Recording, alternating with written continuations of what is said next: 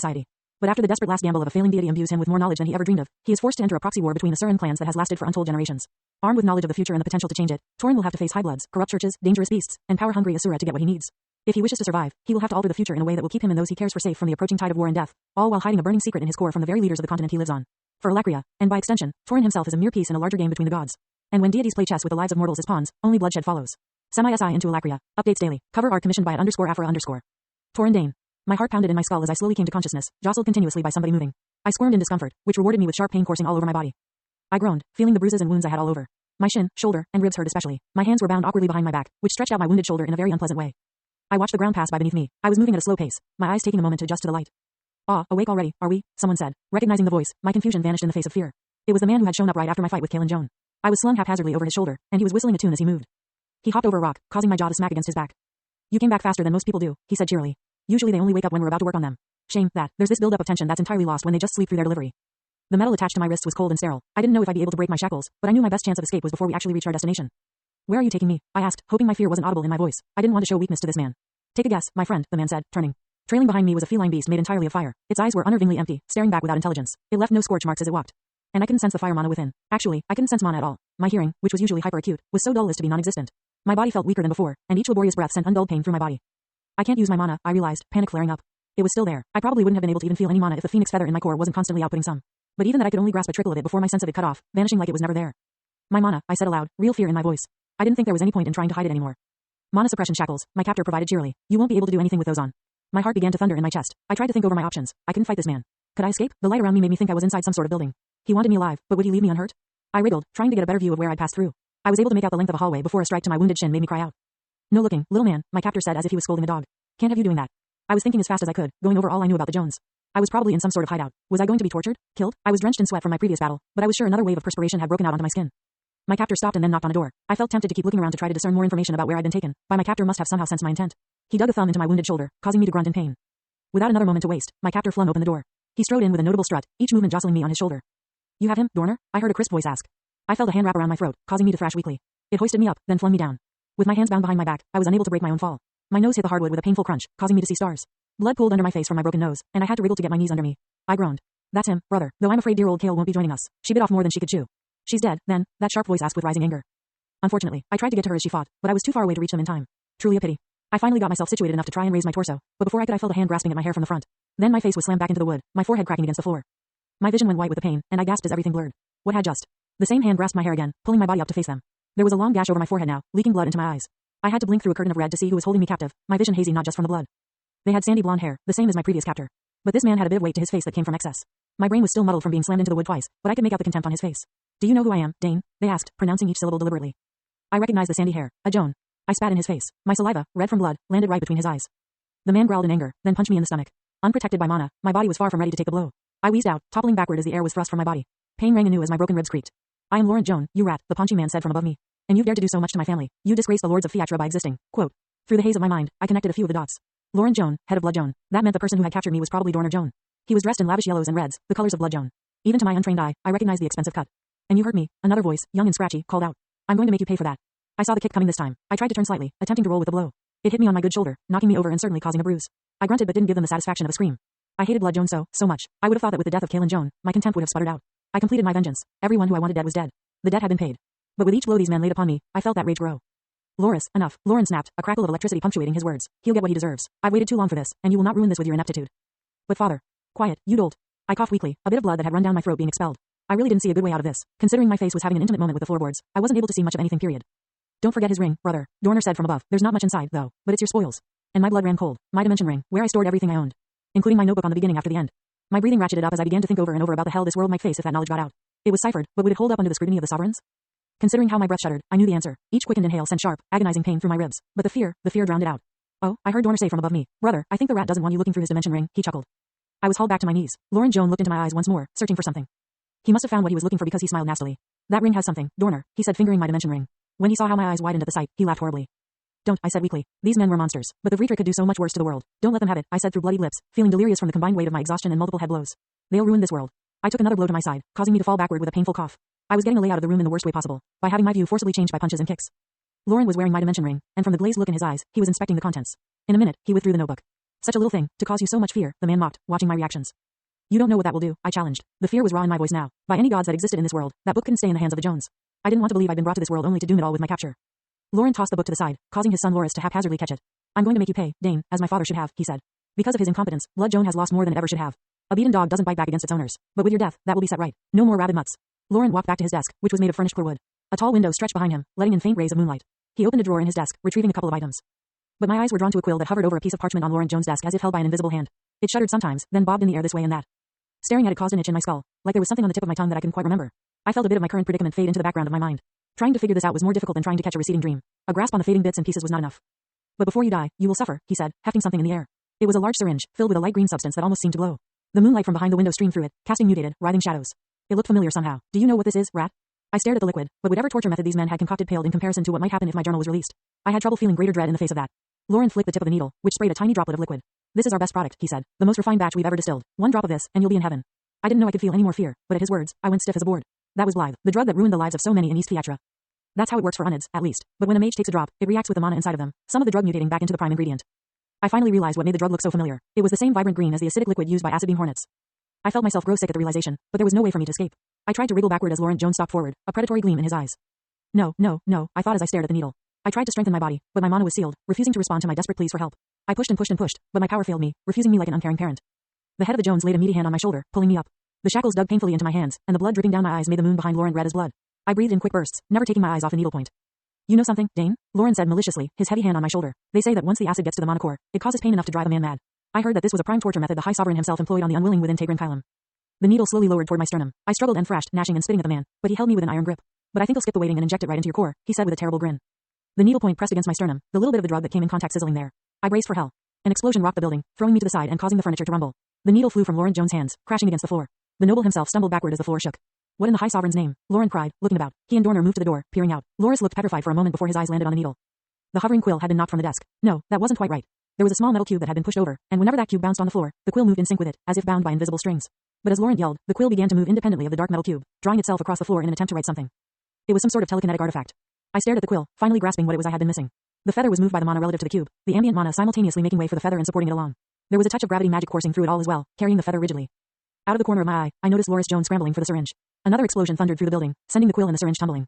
But I understood now. I knew how it was held aloft, finally put together the pieces. It was as if lightning flashed in my mind, each stroke of electricity connecting the dots inside my skull. That feather was held aloft by true telekinesis rather than a constant push or pull. And then I wondered, could I do something like that? I felt the warmth from my lower back pulsing inward, my telekinetic rune pushing mana to my core despite the shackles. It was overwhelming, scouring away remaining impurities and revealing the yellow beneath. The cracks that ran through the length of my light orange core shone, and then the outer shell flaked away like dry skin, the orange dissolving into motes of energy. My crest, now an emblem from greater understanding, was forcefully purifying my core in the process of changing. My dark yellow core pulsed mana outward, the explosion of purification fighting against the suppression from the shackles. Contractor, a voice crashed through my head, powerful and sonorous. Listen to me, you must press outward now, force apart your bindings. Feeling drunk from the flare of power, I failed to recognize the voice. It was an intoxicating sensation, not dissimilar to an adrenaline high. My emblem filtered knowledge into my brain, telling me of its purpose. I could truly grasp things now, holding and shifting them through this world. What greater strength was that? To move the world with your mind? But as soon as the power came, it began to fade, the mana suppression shackles I wore compressing my senses back into myself. The outburst of purified mana was losing, quickly being forced back into confinement. Torrin Dane, the voice called again, pulling at my thoughts with an almost physical force. Act, do not waste this opportunity. That voice in my head not my own, but warm and familiar pulled me back into the present. I felt my urgency renew, the fading motes of energy like salt in an ocean. I grasped mana from my core, using it to strengthen my body. It was purer and denser than it had been just an hour before, the change from orange to yellow both qualitative and quantitative. My body weak and battered from a nighttime of fighting, lit up with superhuman strength once more. I pressed outward with a roar, the metal around my wrists creaking. I thought of my previous life, of Norgan, and of the community I had found in this new world. I would not be held by mere metal. The shackles binding me shattered, exploding in all directions with a spray of steel. Loris, who had been crawling toward my body with the syringe in hand, no doubt planning to jam it into my chest, was hit by one of the stray metal shards in the leg, causing him to scream. Dorner and Laurent whirled on their feet, both preparing spells, but they froze in place as I slowly pulled myself to my feet. My leg hurt like the devil, the place where the fire construct had bitten me earlier making it tender. My body was cut and bruised in a dozen different places and I had more than one broken bone. But as the warm comfort of a second mind enveloped me, I let myself sink deeper into its embrace. I imagined this was what a child felt in the womb, enclosed by utter warmth and surety. I was home. The phoenix will in my core rose up in triumph, fretting itself through my body. I opened my eyes. The moon cast silver light over me through the window, though it was now shattered by the rocking force of the second explosion. The tattoo on my left arm began to glow with a powerful red aura, seeming to float above my skin. There was warmth burning on my cheeks, but it was the caress of a mother's touch. A promise that I was not alone. I felt a single tear streak through the blood that caked my face. You stand unbroken, Lady Dawn said to me in my mind, relief and reassurance flooding over our bond. It was pure emotion, like an untapped mountain spring. Show them who we are, Torrin Dane. And as I stared at the three mages in the room, I knew my power. I saw the fire burning brightly in their chests, thumping erratically. And I knew their fear. Chapter 43, Rescue. Published by Web Novel. Discordant note, TBATE. Torrin Dane was weak, crushed under the oppressive boot of the Vritra's strength-based society. But after the desperate last gamble of a failing deity imbues him with more knowledge than he ever dreamed of, he is forced to enter a proxy war between the Surin clans that has lasted for untold generations. Armed with knowledge of the future and the potential to change it, Torin will have to face high bloods, corrupt churches, dangerous beasts, and power-hungry Asura to get what he needs. If he wishes to survive, he will have to alter the future in a way that will keep him and those he cares for safe from the approaching tide of war and death, all while hiding a burning secret in his core from the very leaders of the continent he lives on. For Alakria, and by extension, Torin himself is a mere piece in a larger game between the gods. And when deities play chess with the lives of mortals as pawns, only bloodshed follows. Semi-SI into Alakria. Updates daily. Cover art commissioned by @_Afra_. Nareni. I watched the Jonah State from the trees, noting how there appeared to be fewer men on patrol than the last time I came here. I was standing outside their perimeter, staring in through their iron gates. The grounds were ominously quiet, not even crickets chirping to alert us of life. Carcian had elected to work with these renegade mages in saving Torin, but our goals were not just one. After all, the distillery wasn't destroyed yet. But there was a spark of hope where before I felt despair. Our number had more than doubled from these new mages. Most of the group was composed of shields, so we would be able to defend from far more than we could put out. Wade stepped up to the fence, a couple of rats crowding around his feet. They had slowly joined him as we ran over here, their little feet keeping up with our group surprisingly well. His light brown hair was a mess from the beating he'd received, and he hadn't managed to find a new pair of glasses. Carcian squinted through the bars, his mask hiding what he thought. Then he turned to our new companions. We've got 2 goals, here. Find Torin, and destroy the Blythe distillery, he said. I heard one of the shields grunt. He had a slight paunch, but I suspected if he ever smiled he would look jolly. But the man had a look on his face as if he was constipated. Didn't sign up to help the Jones make drugs, he said. Dusk's my priority, but I'll help where I can. There were words of agreement from the other mages. I'd learned that they were all part of the Clearwood Forest expedition which Torin saved. Apparently, the realization that the acid beam paper they'd risked their lives to obtain was being used as a pleasure drug did not sit well with them. Additionally, the fact that their benefactor was being held captive by those very employers was enough to make them turn. Do you have a plan to locate either Dusk or the distillery? I'm sure the distillery was moved somewhere beneath the estate from what I heard in my last few days working for the Jones, but I don't know anything specific enough, Aban said, looking at Carcian meaningfully. That's where our sentry comes in, Carcian said, gesturing to Wade. He scouted this place before, so it'll take less time. We'll know everything about it soon. Wade blinked as the attention of everybody turned to him. After a moment, he began to speak, holding his chin upright even though he wasn't facing the audience, off by perhaps 30 degrees. My familiars can report what they see back to me, he said. Even if I can't see very well right now, they can just fine. A hand went up hesitantly, connected to the other sentry. I have a question, he said. Do you get images back from your familiars, or do they communicate in a different way? Images, but they have to return to me first, Wade replied. Then I might have an idea. Wade's rats scampered off in 2s and 3s, bounding across the lawn toward the estate. I watched them go nervously, twirling an ice dagger in my hands. The other sentry was doing something with his mana, peering at the building with squinted eyes. My heart rate was noticeably above the norm, the nerves and tension of preparing for this battle making me think over everything I had done. Was I strong enough to actually attack this place? The last time I was here I was sent running away. It was my first big failure, and looking at the well-cared-for grounds made the familiar shame of being caught rise up again. You're ready for this, Nareni, Hoffel said from beside me. He was staring at the estate as well, his axe resting on his shoulder. You're one of the strongest women I know. You've laid down enough blocks to make a wonderful structure. Now, all you need to do is affix that steeple, he said, referencing one of his old stories. I peered over at him. He constantly radiated this wise old grandpa energy that oftentimes got on my nerves, but this time it served to settle them. How many women do you actually know? I asked in return, raising a brow. The man huffed. Back in my day, he started, but he was cut off by the sentry. Guys, he said, his gaze unfocused as he stared off into nothing. I found Dusk. He's being hauled along by that one psychopath toward Lawrence's study. Which psychopath? One of the shields asked. There's a few in that family. Dorner, he replied absently. One of Wade's rats scampered back, slipping through the bars and scampering up his shoulder. He looked down at it, then toward all of us. We've got a hit, he said. Traces of movement and hasty relocation of furniture on the lower levels of the estate. The rest of my rats have gone down further to confirm. The other sentry broke out of his spell form, blinking his eyes rapidly as if adjusting to a different light. Want to give my idea a shot? He asked. Wade squinted. You can try, but it might not be as simple as you think. Interacting with rat senses is weird. The other sentry shrugged. It's worth a try, he said, and it'll give everyone a good idea of what to expect. After another moment, Carcian and I moved forward, as was discussed earlier. The sentry laid an arm on each of us, then Wade touched his back. Now, you might feel a bit disoriented at first, he said, beginning to activate one of his spell forms. That's normal. Try not to panic when it hits you. I could feel the mana transfer as it moved from Wade, through the sentry's rune, and into me. I had just enough time to think I don't panic before my mind was hit with a jumble of foreign sensations. Small feet, scrabbling over the stones. 50 different scents, all converging at once. Cheese, insect dropping, another rat, ignore, have to find path. Down and down and down, feet carrying. Sniff the air, man walking by, not friendly. Hide in shadows, dark past, aim for stairs. Lots of scuff marks. Death and disease downstairs. Want to stay away, want to leave, have to go, have to find. Master promised cheese. I coughed as the sensation ceased. The experience of living as a rat very different from living as a rat. It was like a dozen foreign understandings were shoved into my head. Vreetra's horns, I cursed, rubbing at my forehead. You could have warned me, Wade. Wade shrugged. I'm pretty sure I did. It takes a while to get used to, but does that mean it worked? It did, Carcian said, far less affected than me. We know the path to take from that rodent's memories. The other sentry removed his hands. Normally I only share my own enhanced senses and vision, but I can share another person's if they touch me willingly. But I have to say, living as a rat is a lot different than what I expected. He shook his head, then peered back at the estate. I felt mana flare as he activated his rune again, trying to scry Torin's location. Knowing the route to the basement did help my confidence. I knew where I had to go and what I had to do. You really do promise your rats cheese, I said to Wade, who blushed in the low light. I said that as a joke. The young librarian shrugged. They actually don't like cheese much. When I really want to motivate them, I give them apples. Adds extra incentive. I chuckled, then leaned toward the young man. Give me an apple after this, and I'll do anything you want, I whispered into his ear. They quickly went red all the way to the tips, making me smirk. Wade coughed, preparing to say something else, but then the sentry's voice cut me off, a note of audible panic suffusing it. You've got to move, he said, his unfocused eyes somehow containing a note of horror. Laurent, that insane bastard. I paused in teasing Wade. What is it? He's got a syringe. He's going to inject Dusk with Blythe. Before the man had finished his sentence, I vaulted over the fence to the estate.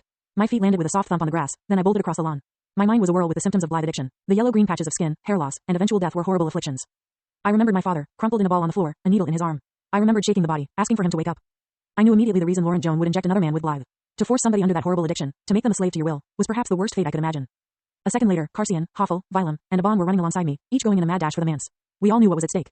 Hoffel, Carcian called as we neared the building. You're with me, we're aiming for the distillery. To destroy it, he slid to the wall. Blythe is extremely flammable, and Torin is going to need every bit of distraction he can get. Hoffel nodded. He laid a hand against the wall, activating his wall spell form. The brick peeled away, allowing us all in. For once, Hoffel's magic didn't have the extra detail and nice carvings etched into it. I wanted to protest immediately. I had waited for so long to destroy the Jones drug factory. It was my purpose, to rid East Fiatra of that hellish substance. But no, my purpose wasn't just to rid the world of the drug. It was to give people another option, hope outside their empty addictions. And right now, Torin needed to be saved from that hell. Carcian looked at me right as we entered. We met eyes beneath our masks, and at that very moment, I realized something. He was giving me the lead on this. He was letting me take the fore. I nodded, feeling the weight of his expectations settle next to the rest of my thoughts. I would not fail Torin, and I would not fail Carcian. We split once we entered. Some alarms were already blaring, our intrusion not the most subtle. I ran with Vylum and Aban, the striker and caster keeping up remarkably well with my speed runes. I entered a hallway with a skid, spying the staircase up to the top floor. It was lit by several lighting artifacts along the wall, highlighting the expensive red wallpaper. The floor was solid wood, which made getting traction for my run easy. I continued my dash toward the stairway, determination clear in my mind. And I barely ducked a strike aimed for my head, the sword seeming to manifest from one of the attaching hallways. I blocked a follow-up with a conjured buckler, but the attack knocked me back down the hall and shattered my icy construct. A man stepped out from a nearby room. He easily had a foot on me in height, and a sword was held leisurely in one hand. Scars ran up his arms, creating a grotesque image. His nose was slightly crooked from being broken one too many times. Well, look at this, he said, his face alight with a hideous smile. I've been waiting for a rematch, the man said, shifting in his stance. He had a grin on his face as he stared me down in the low light, seeming to dismiss Aban and Vylum behind me. And you delivered yourself right outside my door. I knew this man. He was the leader of those who had cornered Hoffel and me in an alleyway what felt like months ago. I looked at his nose again, recognizing the imprint of Hoffel's shield. I'm afraid I don't have time for you, I said, shifting slightly to try and get an opening to dash past him. Torin didn't have much time. Maybe schedule an appointment? The rats are always ready for new customers. I felt myself unconsciously eye the silver necklace around his neck. The man scoffed as more mages crowded in behind him, cutting off my route to the stairs. By the sovereigns, I cursed internally. You won't get us by surprise this time, he sneered, hefting his blade. One of the mages behind the man with scarred arms laughed slightly.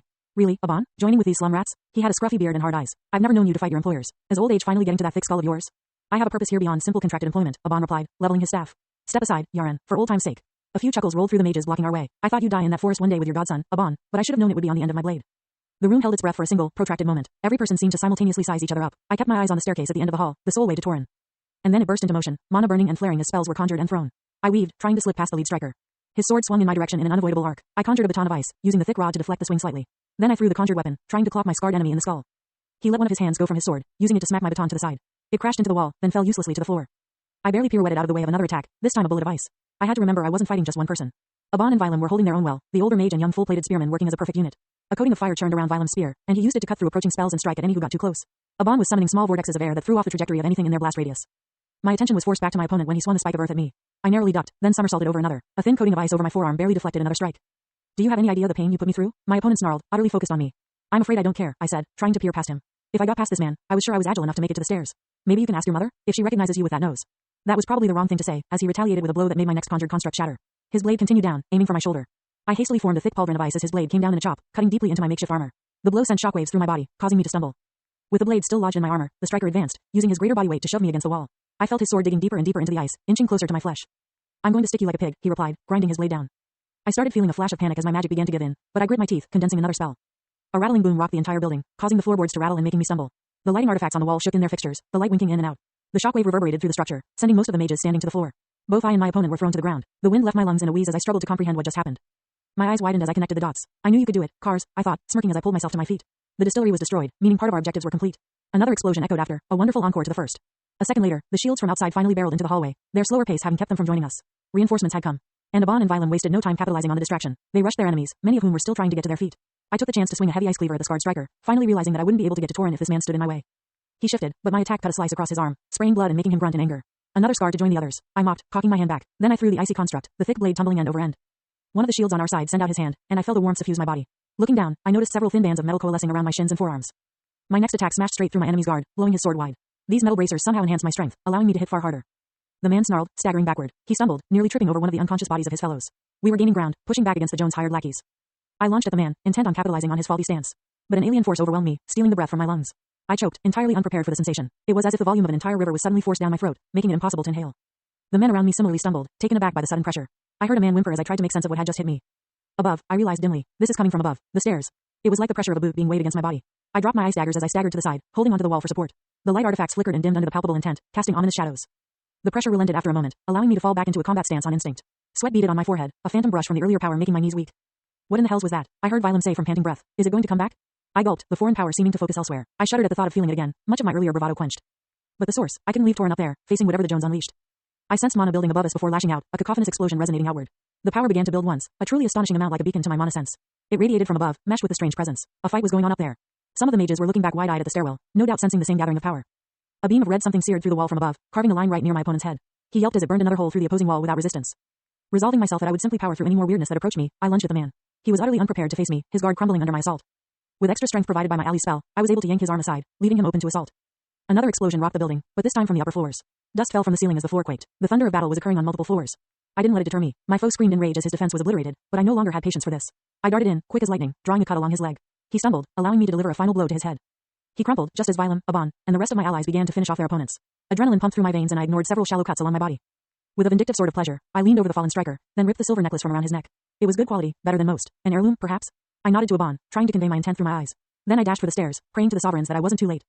Chapter 44, Acquire. Published by Web Novel. Discordant note, TBATE. Torrendane was weak, crushed under the oppressive boot of the Vreetra's strength-based society.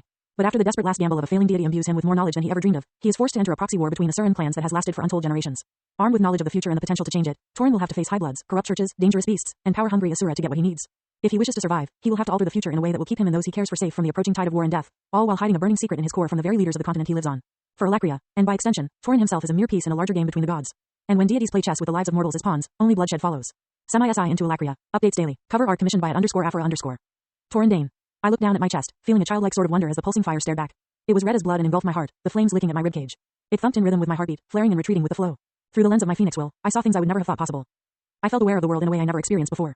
Every sound had so much more to them than just vibrations through the air. They had shape and character, charting paths through the world around them with a story all of their own. Fire wasn't just a chemical reaction, spurred on by heat causing a change. Fire was emotion in its rawest, unfiltered form, without a care for the surroundings or who it might burn. My will whispered all of this through my ear, allowing my mind to expand to new heights.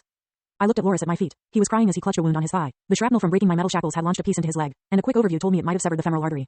It was bleeding extensively, a shimmer of red pooling underneath. I watched with a mix of muted fascination and horror as the red fire over the boy's heart slowly withered, growing smaller and smaller as his blood spilled onto the floor.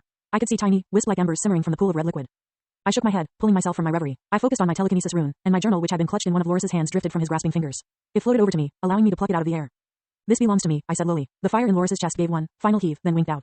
He stilled at the same time, his struggling and whimpering ceasing. The embers in his blood evaporated. I felt a distant sort of pity for the boy. His death was meaningless, accomplishing nothing. For so many years to pass by, only to culminate in such an indignant end. It felt like a waste, even for someone I hated.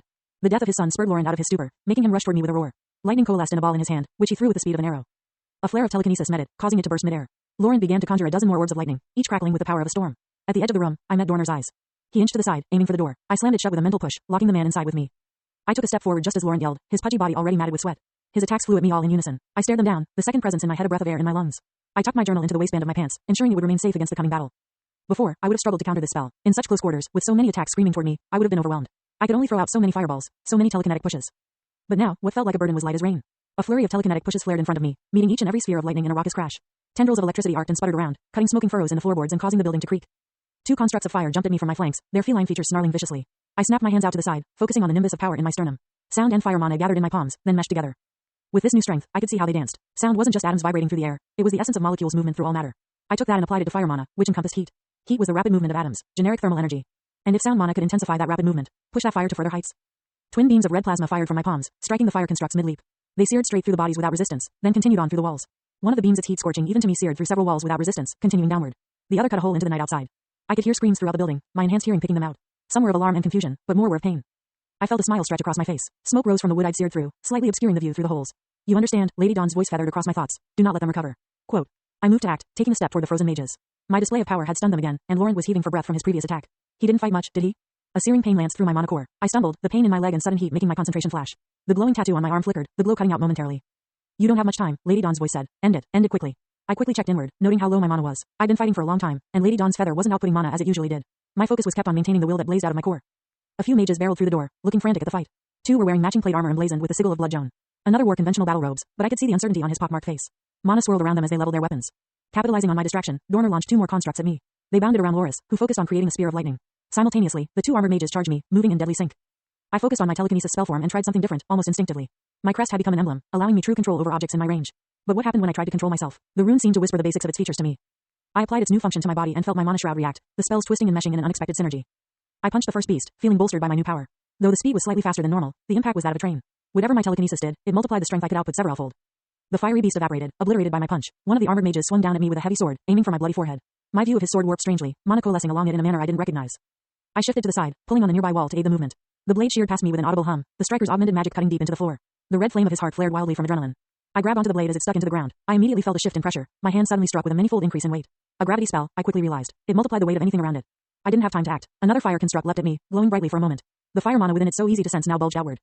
Realizing what it was about to do, I focused on my telekinesis rune. I pushed at the leaping beast, sending it careening to the side. Instead of feeling an equal pushback as expected, the force splashed against my telekinetic shroud. The fiery feline collided with the other striker, who barely raised his blade in time to try and ward off a blow. The summon predictably detonated, blowing the armored mage through a nearby wall with a deafening bang and a nimbus of fire. All of this happened in barely a second. Refocusing on the other striker, I sent targeted blows of telekinesis against his wrists. He screamed as they twisted at unnatural angles, causing him to drop his sword. I didn't have attention to waste, however. A lance of thin stone impacted the side of my chest, sending me tumbling back as it splintered my telekinetic shroud and made me bleed. I felt my time limit as I stabilized myself with telekinesis, looking at the red fire of the caster in battle robes. He was panting after throwing that spell, and a significant portion of his mana expended. I grit my teeth, seeing through the film of red over my vision. Using a flurry of telekinetic punches, I sent blow after blow against the striker's armor. I felt my spells impacting the mana barrier, but with an effort they tunneled through. My target shook and blew back like a ragdoll, a dozen dents in his high-quality steel plate sending him into the wall. Using the new function of my telekinesis rune, I sent my will toward the sword I had wrenched from the striker's hands. It slowly lifted into the air, hovering as if held by a phantom hand. I felt a pinprick of fire in my core as I did so, but ignored it as I lined up my sights. Then I launched it, aiming at Laurent Joan. He had a massive lightning spear manifesting in his hands, drawing an insane amount of mana. If I let that hit me, it didn't matter how strong my telekinetic barrier was. I noted absently that the place it had been dented hadn't mended itself automatically as my mana shroud did. There were white, crystalline cracks shining on my side. The sword flew forward as if possessed by a ghost, a streak of haunting steel. It tracked a beeline to the head of Blood Joan, but I was foiled too soon. Dorner grabbed the caster in battle robes by the hem of his robes, then bodily threw him toward my attack. The man screamed as he was shredded by the steel, tumbling to the floor as he bled out. I snarled, feeling my drop in mana reserves. Laurent Joan was almost done with his spell. I was barely stalled for a few seconds by the fiery beasts and mages. But I wouldn't be deterred. I raised my hand, aiming a finger at the mage. The red fire in his chest was quivering violently, showing me how much his heart rate had spiked. I concentrated fire and sound mana on the tip of my finger, but another searing pain from my mana core made me stumble. A thin beam of red plasma fired in a straight line from my fingertip, but my aim had been disrupted. It pierced through Laurent's shoulder instead of his heart, the beam exiting the other side of his body and dissipating before it could hit the wall. Dorner couldn't save him this time. Laurent Joan reeled backward, screaming as he fell. The wound didn't bleed, having instantly been cauterized by my attack. His lightning spear shot through the ceiling, breaking through panels of wood and stone into the sky and exploding overhead with a boom that must have been heard for miles. Evidently, his expensive clothes didn't protect him any better than normal cloth. I lurched forward, my control and will wavering. The red fire around my heart flickered in and out, my ability to perceive it slipping from my grasp like sand in an hourglass. The chains on my arm began to dim. No, I said, clamping down with force. Not yet. A fire construct tackled me to the floor, then another joined it. They tried to tear at my arms and legs, and with my wavering mana, I felt them crunch into my barrier. The explosions had started again, rocking through the structure with powerful rumbles. More constructs piled onto me, then started increasing their heat. I couldn't see anything but their flaming bodies, and as the temperature around me increased, I realized what they were going to do. If they succeeded, I'd die, will or no will. Looking inward, I focused on the mana I had left. It was less than 10% of my maximum from when I was light orange core. It would have to do. I grit my teeth, sweat coursing down my face. Come on. I lashed outward with the largest telekinetic wave I had yet tried. It took all my concentration, focusing every ounce of my new power into a single push. It rolled out of me like an explosion, launching the fiery felines away. As expected, an equal power pushed back down on me, but my telekinetic barrier reduced some of the impact. The breath was driven from my lungs, though. Not a second later, the fire constructs all self-destructed, blowing away the room in a nimbus of fire. My new telekinetic shroud shuddered from the heat, but I redoubled my effort to endure the attack. Though I felt no burns from the fire, my mana core seared. When the heat cleared, the roof of the building had been blown away. Most of the walls were obliterated by the flame, exposing us to the outside world in the crumbling walls of the estate. My telekinetic shroud was flickering weakly, finally fading away after the abuse I had put it through. It seemed to melt around me, sloughing away in a white sheen. Sparing a glance outside, I recognized my surroundings as the Jones estate. The same long lawn and border of trees surrounded us, keeping me cut off from the outside world. The moon smiled down on me from above, bathing me in its light. What are you? Laurent Joan cried hysterically, a hand clutching at his shoulder. His eyes bulged out of his sockets, staring at me like I had grown horns. His pupils were tiny pinpricks of gray in a sea of bloodshot white. By the Vritra, what are you? Quote. I felt Lady Dawn brush against the edges of my mind, another reassuring wave rolling through me. I slowly pulled myself to my feet, keeping an iron grip on the will. You will never know, I whispered, but the magic suffusing me carried it eerily. You will die here. Dorner rushed me. I turned to him lethargically, my body responding slower. I lashed out with a telekinetic punch, the blow impacting him with a crack. He flew across the room, tumbling toward one of the broken walls. I hoped he was out of the fight. Lauren tried to pull himself up, using what was left of his desk as support. I stepped forward as the man lobbed another bolt of lightning at me. I batted the ball upward, sending it soaring into the open night sky. New waves of pain ran up my arm as my protective shroud had finally dropped, but I ignored it. Using the new feature of my telekinesis rune, I latched onto a nearby shard of wood. It was less than a foot long and very thin. And very, very sharp. It hovered in the air under my control. I felt another searing pain from my mana core as the will began to retreat, but I grit my teeth. Sweat dewed on my forehead, stinging my eyes as it mixed with the crimson blood. I sent the spike forward with force. It struck Laurent in the sternum, burying into his chest. As my mana faltered, I wasn't able to drive it all the way through his body. But it did its job. The splinter of wood dug into Laurent's ribcage, piercing his mana core. The man's legs gave out under him as his lavish red and yellow tunic already coated in dust, torn in multiple places, and sporting a dozen burns began to be coated red. The man rolled over, trying to pull himself to the opening in the wall. Reaching out with my telekinesis, I pulled on his foot. He screamed as he was dragged back to me, kicking and thrashing his pudgy body. Laurent grabbed the syringe of Blythe as he slid past it, holding it like a dagger as he was pulled closer to his doom. No more of that, I whispered. Never that again. The syringe was wrenched from his hands by my telekinesis, hovering midair. I clenched my teeth, and the syringe crumpled in my extended grip. It splashed its nightmarish contents over the floor, spraying glowing green fluid everywhere. I mentally tossed the shattered syringe away. No, the fat man called, blubbering as his last defense was crushed in front of his eyes. No, please. Soon, Laurent Joan was forced before me on his knees. Please, he begged as his struggles finally ceased and he collapsed. Don't kill me, please. I can give you anything you want. I rolled the words around in my mind for a moment. What could you ever give me? I asked, watching him like an Asura watches a man. He looked up at me, perhaps seeing a glimmer of hope. He had so quickly gone from domineering tyrant to whipped dog. Money, he said. Food, glory, anything you could want. I can do it for you. He blubbered, picking up speed.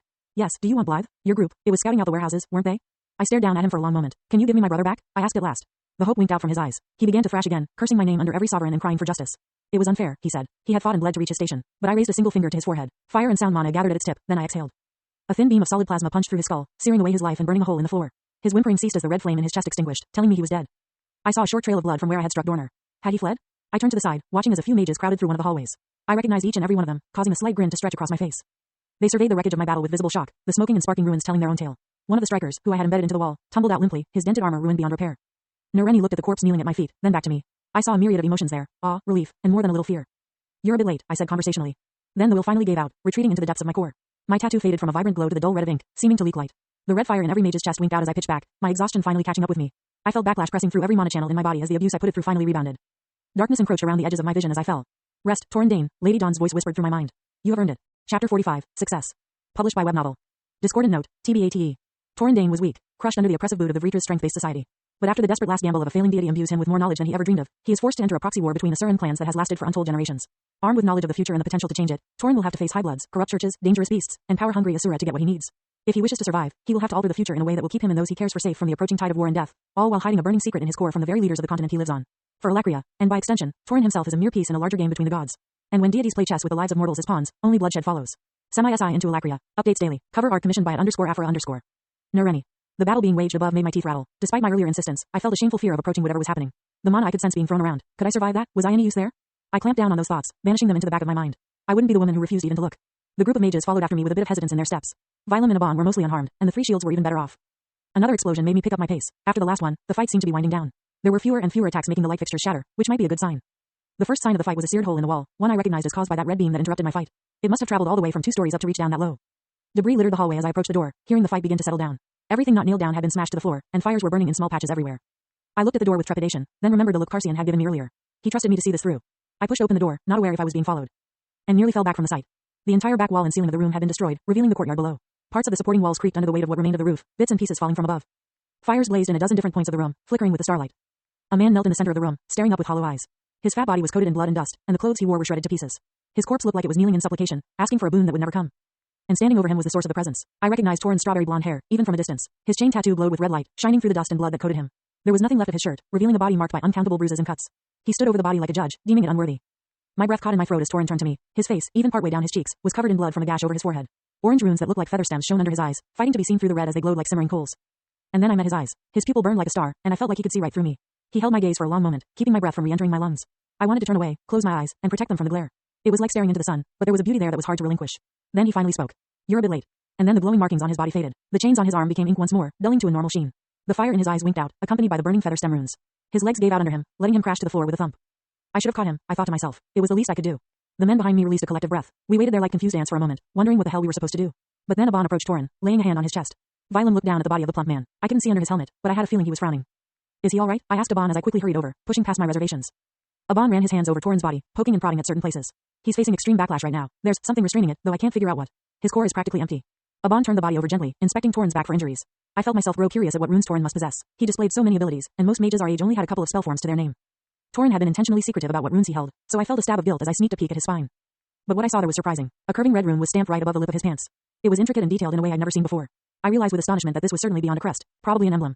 But my surprise quickly turned to confusion. There was only one rune on his back. Where were the others?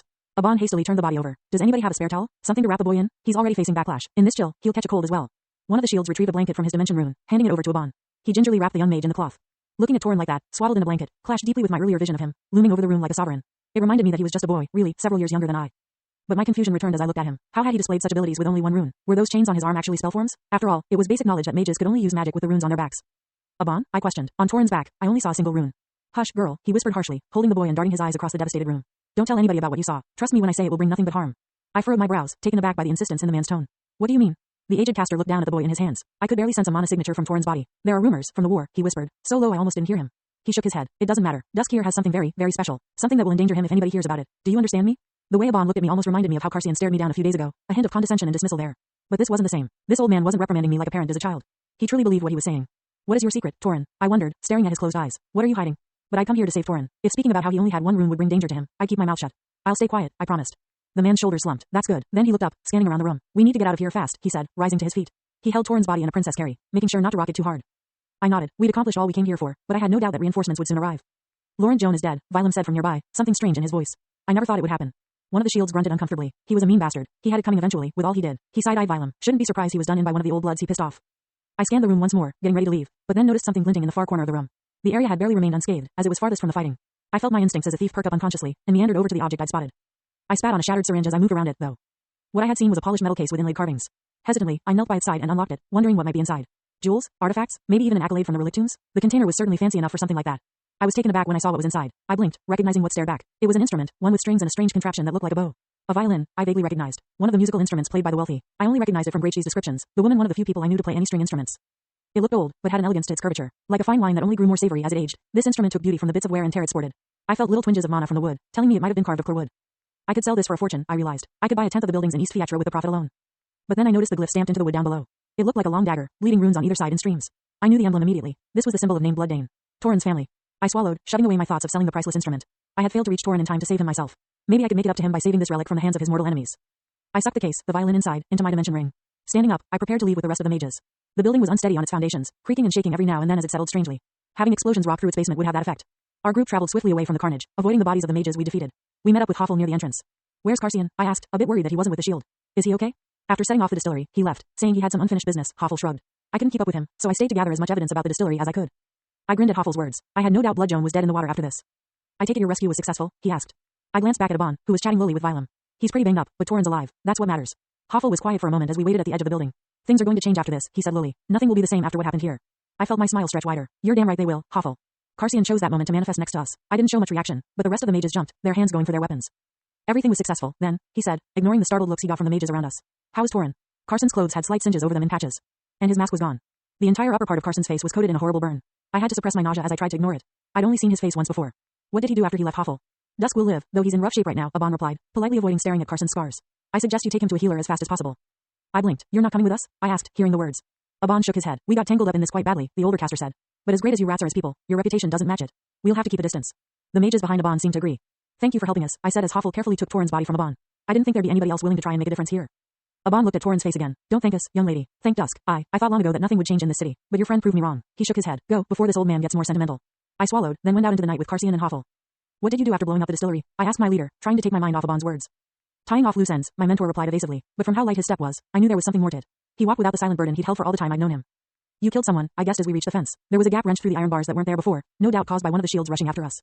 Carcian was silent for a moment. "I repaid a debt," he said. "In other words, he did kill someone." Wade was pacing back and forth outside the fence, a look of agitation on his face. He paused when he heard us approach. "Nereni?" he asked, a bit fearful. "I'm here," I replied, taking his arm. He couldn't see very well without his glasses, and the dark of the forest made it worse. "We succeeded. Torrhen needs a healer, though, and you owe me an apple." Wade coughed, but my attention was drawn to the other sentry on the ground. The other sentry was sitting in the dirt, his eyes staring off into nothing. I opened my mouth to speak, noticing how out of it he seemed. Was he okay?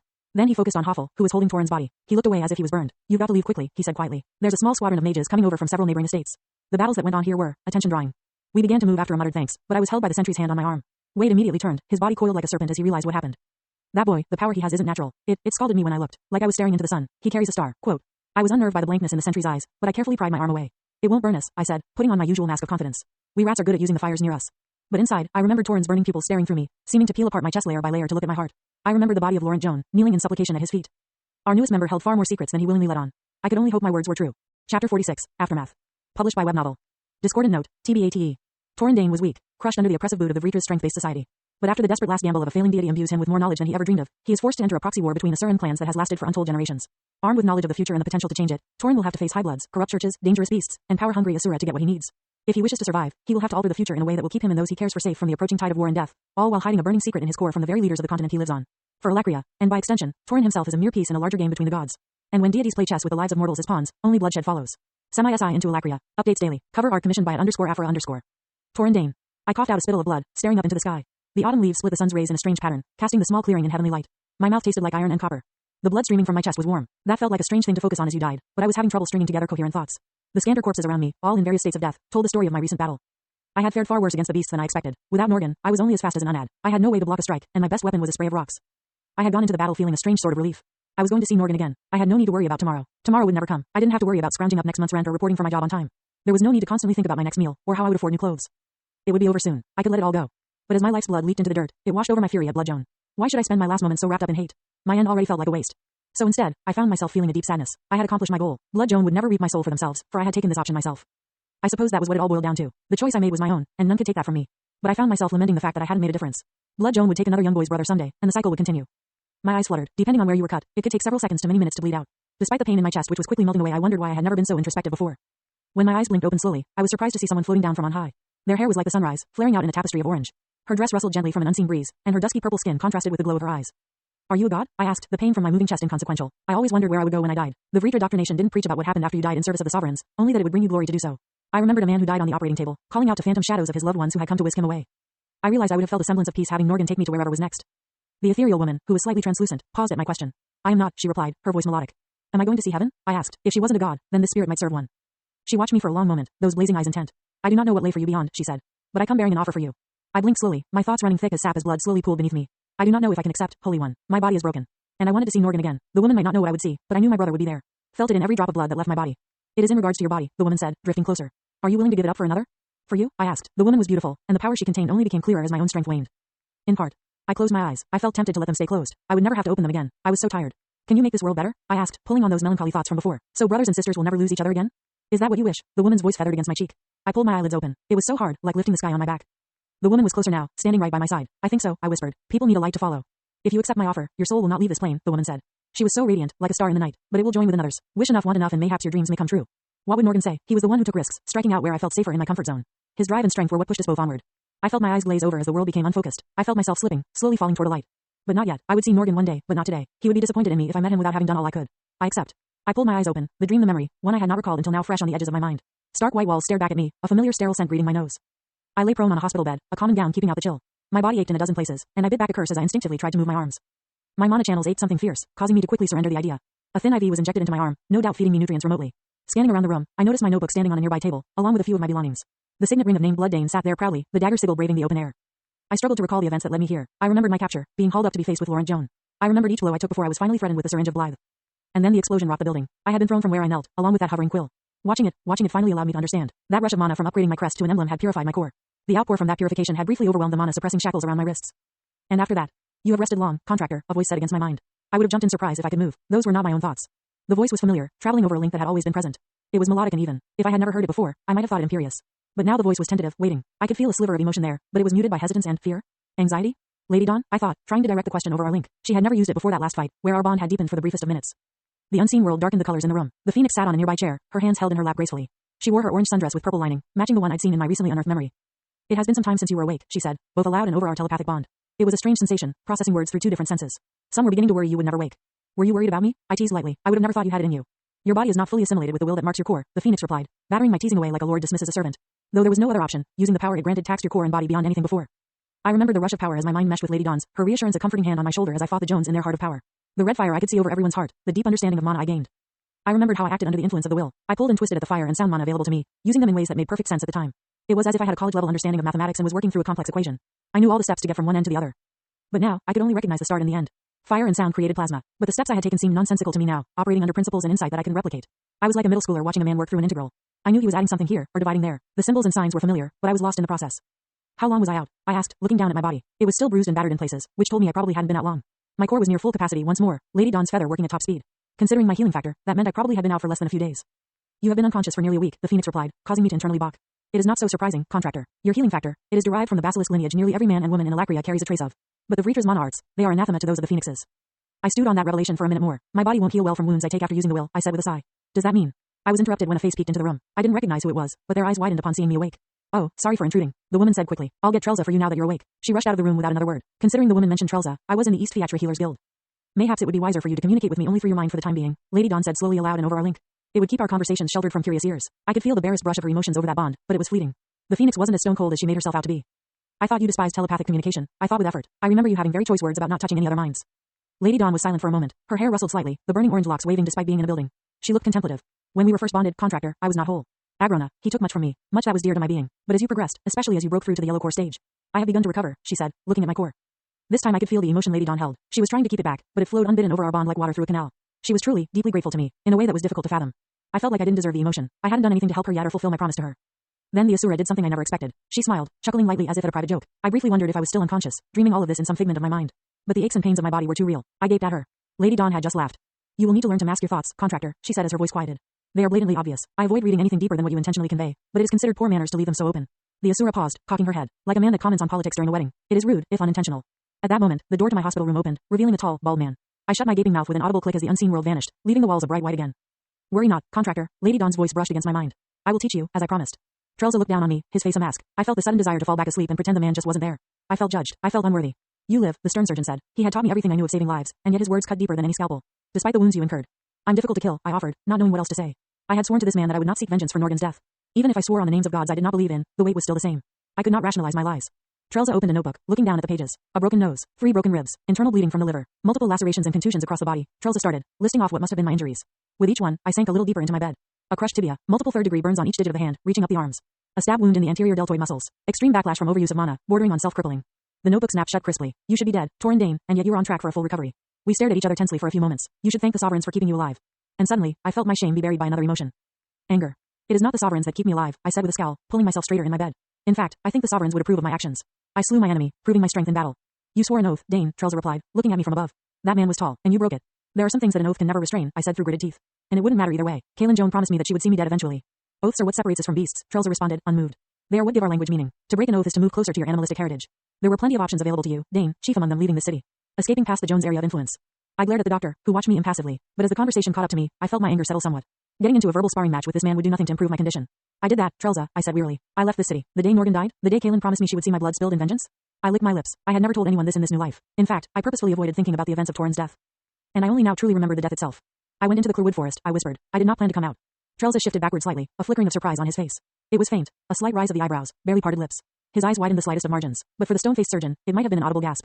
But I came back, Trelza. I left that forest with a purpose, and regardless of what you think of it, regardless of how you view my actions, that purpose has been fulfilled.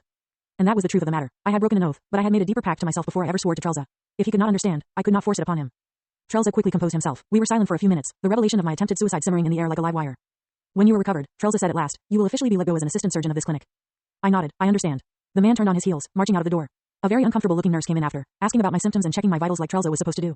I felt my shoulders slump as I rattled off what she needed to know. After all, I'd asked the same questions 100 times myself. That man will break long before he bends, Lady Dawn said over our link. Such inflexibility, it reminds me more of my fellow Asura than a mortal man. My shoulders sagged as I stared up at the ceiling. It makes him an astounding doctor, I replied telepathically, but a difficult person to know.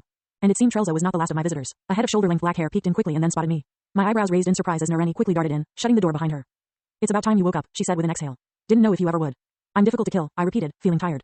The young woman rolled her eyes, but there was a note of something else there. How's the crew doing? I asked, vaguely remembering seeing the Bon, Vilum, and the assorted shields I'd saved in the Clearwood forest before passing out. I take it you're not half dead like I was? Nareni seemed to loosen up, my familiar tone easing some hidden tension in her spine. We're a lot better off than you are, she said. The Jones kept the distillery under their estate, which was really stupid in my opinion. Just asking for somebody to blow it up. I smiled, and for once I thought it might meet my eyes. Absolutely begging, I said. Nareni shook her head. We'll have to catch up with you later. I don't have much time. The head doctor here, he doesn't really like having thieves running about his guild. I raised my brow. How do you figure that out? He glared at me until I left, she said sheepishly. He just never blinked. Yep, that sounded like Trelza. You'll be happy to know that the kill order was rescinded, Nareni said. And without the Jones strong-arming a whole bunch of people, they aren't expending the manpower to look for you. You're safe from them, at least for now. I grinned, but it was a bit empty. Maybe I'd take a walk if I could move my legs. Nareni shook her head. Anyways, she said, refocusing herself. I came to deliver these to you, she said, pulling a few items from her dimension rings. I recognized the books I'd asked Wade to borrow for me. Aldoreth's Encyclopedia of Stars, Catalogue of the Constellations Movement Across Alacria, and Treatise on the 4 Elements of Mana in relation to their natural counterparts. The last item made me pause. It was a familiar metal case. I found it in the aftermath of your fight against Laurent. I thought you might appreciate this. She set the case down on the table near my journal, then nodded. I was a bit late. I hope this makes up for that. Not giving me a chance to reply, the young striker peeked her head out of the doorway, then darted out, leaving like a phantom that was never there. I stared at the metal case, knowing the contents intimately. I reached out with my telekinesis emblem, using the fine control it granted to remotely unflip the latch securing the case. My mana channels ached slightly from the action. Backlash came in stages. Shortly after, trying to use mana at all would be like trying to flex a sprained wrist. You could only damage yourself, and you would never achieve what you were trying to accomplish. Now, I was in the stage where everything simply ached, like a muscle that had gone through a heavy workout. Using my magic wouldn't hurt me unless I overdid it. I reached out with my mind, enveloping the antique violin within the case in my mana. Both it and the bow floated upward, a bright white outline signaling it was under my control. With a bare shift of will, the priceless instrument floated over to me, nestling gently in my lap. I held the violin bow, inspecting the ether beast hairs that made up the strings. The wood was of solid clear wood, and I had known this instrument all my life. I had abandoned it in my old apartment, leaving it like a man discards a used tissue. The moment I had done it, I had almost loathed the violin. Music was freedom, but the shackles I wore would taint any sound I could make.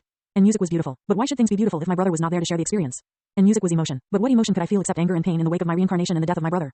I remembered Torrin's dying wish as he sacrificed himself for my rebirth. As he gave up not just his body, but his soul as well to the promises of Lady Dawn. Make the world a better place. Bring people to light. I picked up the instrument, settling the violin between my jaw and collar. I held the bow up, looking at it long and hard. Such a simple thing. It was surprisingly light in my hands, and my hold on it was practiced and firm.